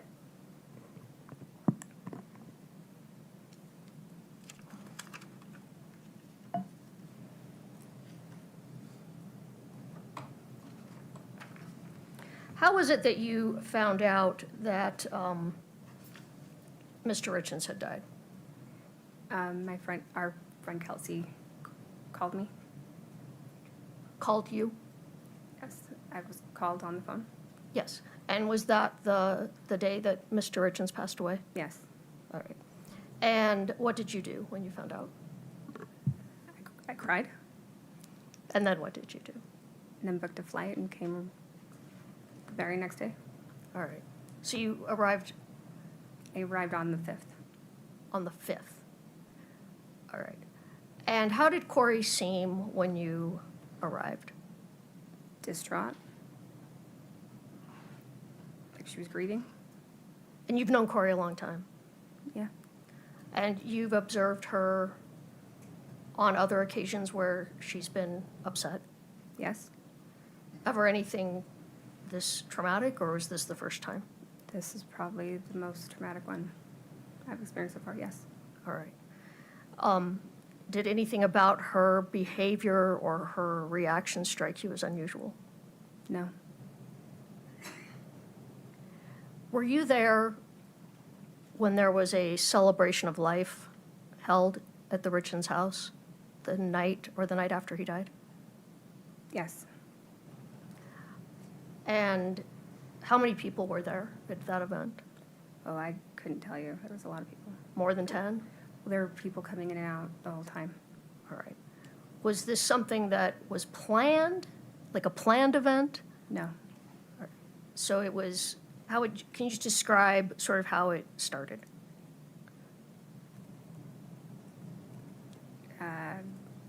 People came to show their condolences and grieved at the loss of losing Eric. That's how it began. That's all it was. All right. And was there alcohol? Yes.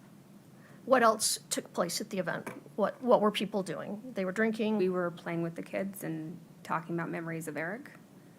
All right. Dancing, talking about him, remembering him. Okay. Would you describe it as an upbeat, happy event?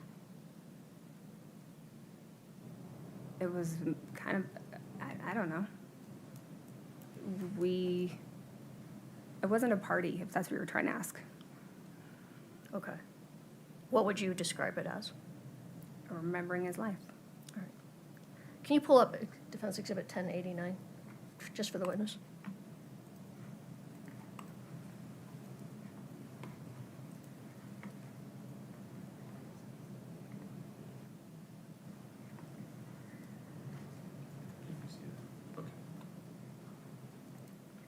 Do you recognize that photo? Yes, I took the picture. All right. And was that taken the night that we were talking about? Yes, And do you recognize the people in that photo? I do. All right. Could we publish, or could I admit and then publish? Defense 1089. No objection. Okay, defense 1089 is admitted. Okay. And maybe if you want to step down just for a minute, if you could tell us who the people are in this room. I'd rather not. If you would just stay close to a mic, I know, and I just then, realized I didn't have one on. here you go, Ally, if you'd use that when you testify. Ms. Listen, you should get near a mic. All right. Just from left to right, can you tell us who's in the photo? That's Kouri. I can't remember his name, but that's Eric's best friend. Can we put the mic up?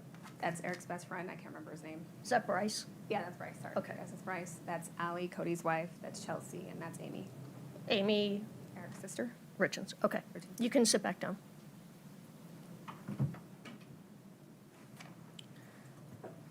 We can take that down. So how long did you stay after Eric passed away? I stayed overnight that night. Were you there the next day when Amy Richins came to the house? Yes, I was. All right. And were you there when Kouri was trying to get into a safe that belonged to Eric? I was. Do you know why Kouri was trying to get into the safe? Excuse me, yes. Why was she trying to get into the safe? She wanted to see what his will said. And did she know the will was in the safe, or do you not know? No, she knew it was in there. All right. And then what happened? What do you mean, what happened? Well, was she able to get into the safe? She was not. She didn't know the code. And then was there a conversation about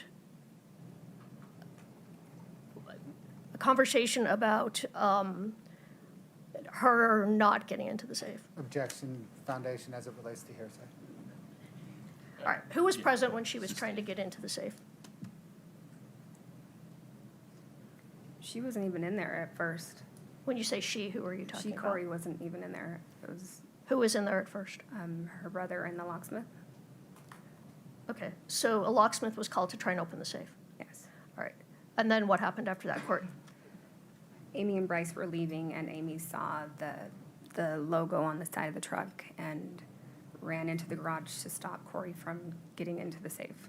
Do you know why she was trying to stop Kouri from getting into the safe? Because Amy was, Foundation. Yeah. It's speculation. How? Well, if she knows why, But how she knows is the genesis of the foundation and speculation objection. you were there, correct? I was, And you saw the reactions of everyone in the room, I did. and you saw Kouri become very upset. Did you see Kouri become very upset? I did. Do you know why Kouri was upset? Yeah, because she was told that it was not her. Objection. If you'd stop there, calls for hearsay. Sustained. You did see Kouri's reaction I did. to not being able to get into the safe. Let me rephrase that. You saw Kouri's reaction based on what was going on regarding the safe. I did. And you saw her, well, tell me, what was her reaction?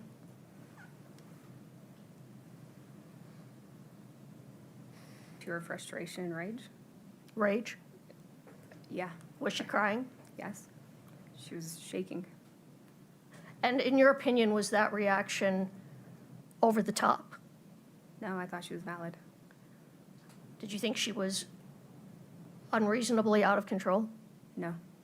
Was that reaction unexpected, given what was going on in the room? No. Okay. Just one moment.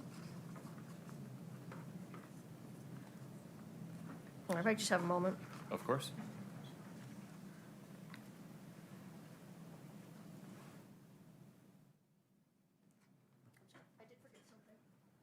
Let's go back to what you were talking about with Mr. Bloodworth regarding the sandwich.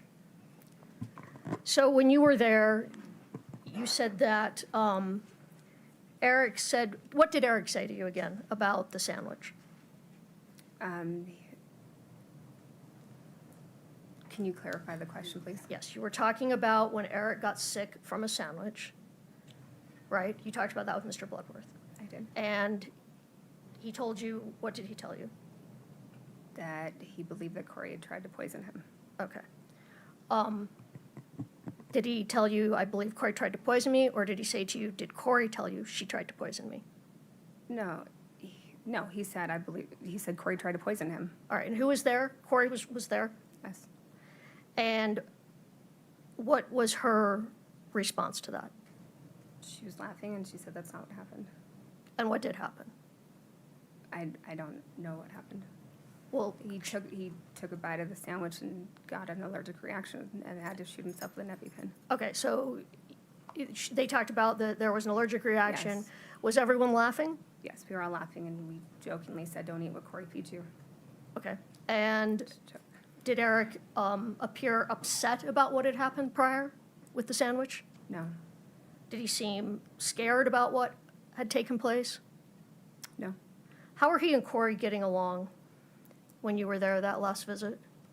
They seemed better than I'd seen them in a long time. Okay. And with that, I have nothing further. Okay. Mr. Bloodworth, any additional questions for Ms. Staking? Yes, Your Honor, thank you.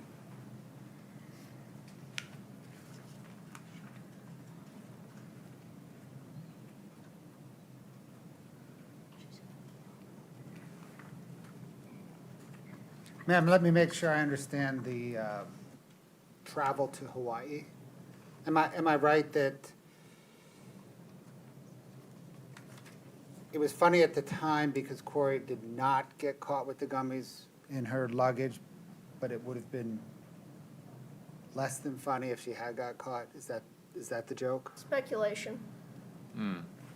Overruled. Could you ask that again? You said they were, Eric and you and Kouri and everybody were joking about Eric putting weeds weed gummies in Kouri Richins' luggage. Is that correct? Yes. Is the joke that it was funny because she didn't get caught? No, it was funny because she didn't know. I see. Okay. Can we turn to the gathering on March the 5th, 2022, right? The day after Eric Richins' death? Okay.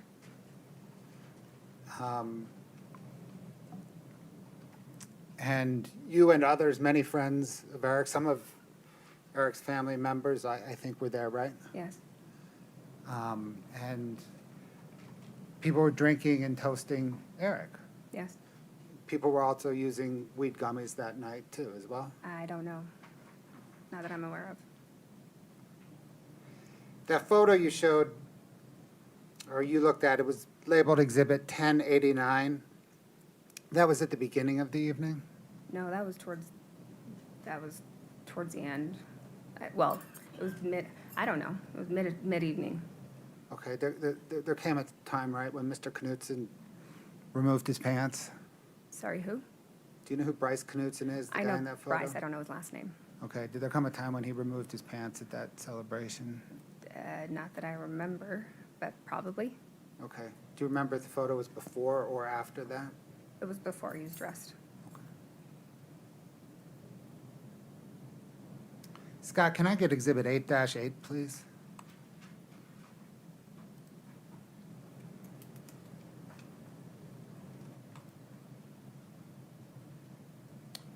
The witness can see it.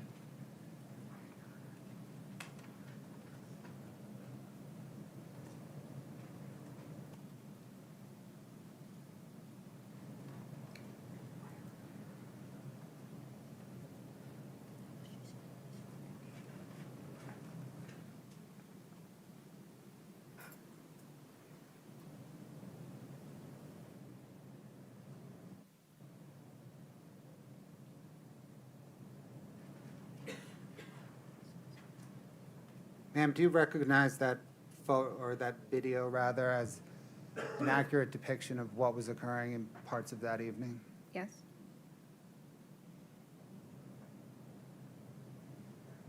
Your Honor, the state's going to move 8-8 into evidence, but ask the court not to publish it.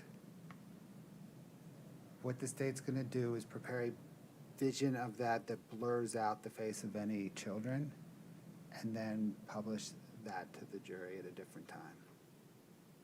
Ms. Lewis? No objection. Okay. The forthcoming version of 8-8 that blurs out any minor children is admitted. We'll publish it later. Thank you, sir. Scott, can you bring up 8-8 Delta 2, please?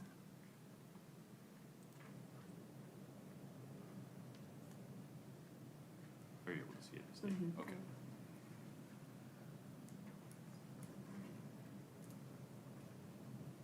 Is this supposed to be moving, Scott? Your Honor, it's not. It is Okay. a still frame from that video. The state moves 8-8 D2 into evidence. Ms. Lewis? No objection. Okay. 8-8 D2, you're going to mark this later with a sticker? I am, Your Honor. Okay. Is admitted. Would you like to publish? Yes, Your Honor. Okay.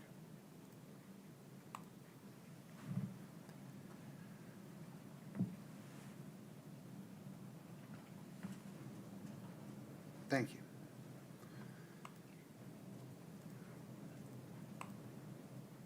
Your Honor, may we approach to have a common understanding on something? Sure.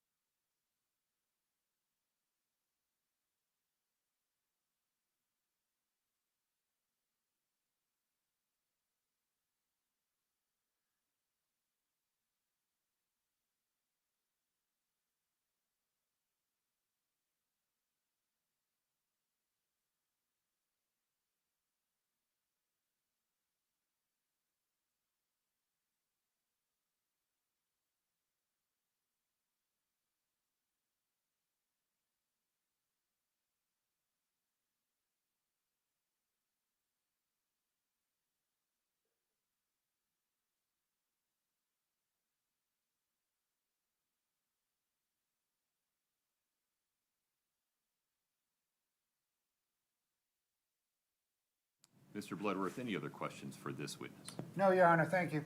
Ms. Lewis? Yes.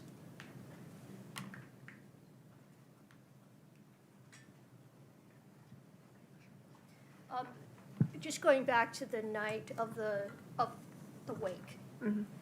And have you been to wakes before? Yep. Or was that your first one? No, I've been to wakes before. And was anything about this unusual to you? No.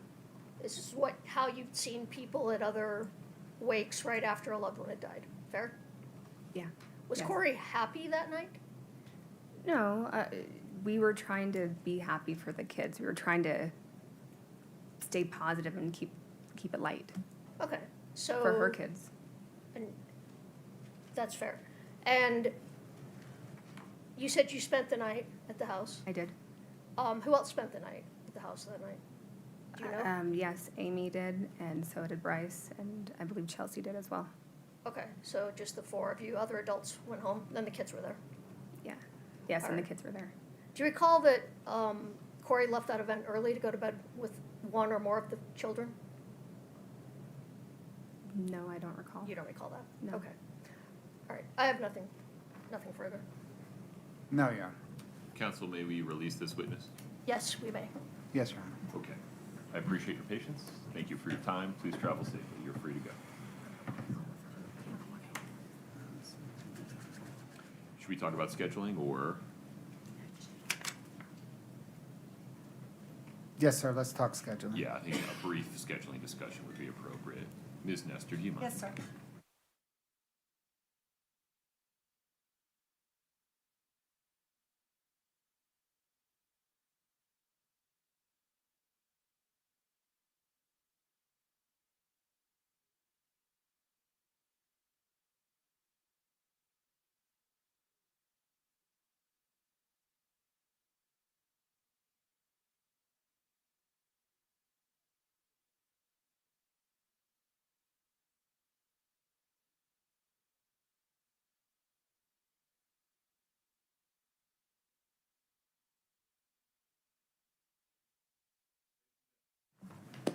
Rather than use the next 15 minutes to begin the next witness and then have to take a break, we'll just start with that next witness on Monday morning.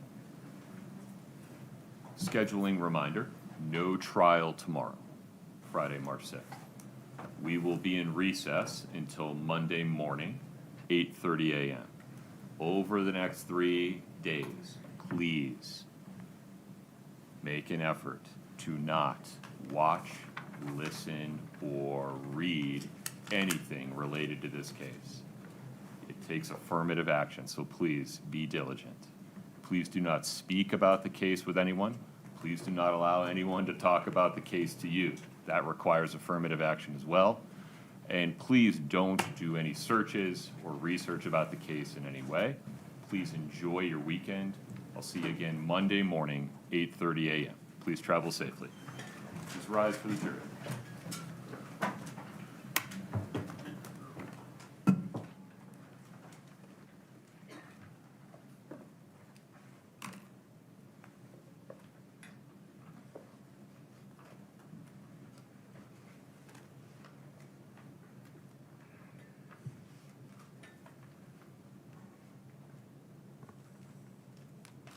All right, have a seat, folks. Thank you. Counsel, I have a question that I need to ask you in a private session because it has to do with minor children. Okay, And I can't be doing that in a public session. okay. Anything else on the record today before I do that, Mr. Bloodworth? A brief disclosure, Your Honor. Yesterday evening, Crystal Bowman Carter, who had testified, notified my office that she had an appointment scheduled with the spouse of a juror that had been scheduled before testimony. The spouse of the juror called her office and said, "Hey, do you still want me to come in or not?" Crystal Bowman Carter advised the potential client, "No, do not come in until after the trial." And that's where it stands. I forwarded Crystal Bowman Carter's text message disclosing this to the defense. Okay. Anything further on that, Ms. Lewis? Can you know if that appointment was made before the trial started? It was. No, nothing Okay. further. Anything else in the remaining public session today, Mr. Bledwood? No, Your Honor. Ms. Lewis, Ms. No. Nestor, Mr. Ramos? No, Your Honor. Okay, if I can have counsel in the litigation teams stay put. Everybody else, 8:30 a.m. Monday morning. Thank you for your patience. Enjoy your weekend.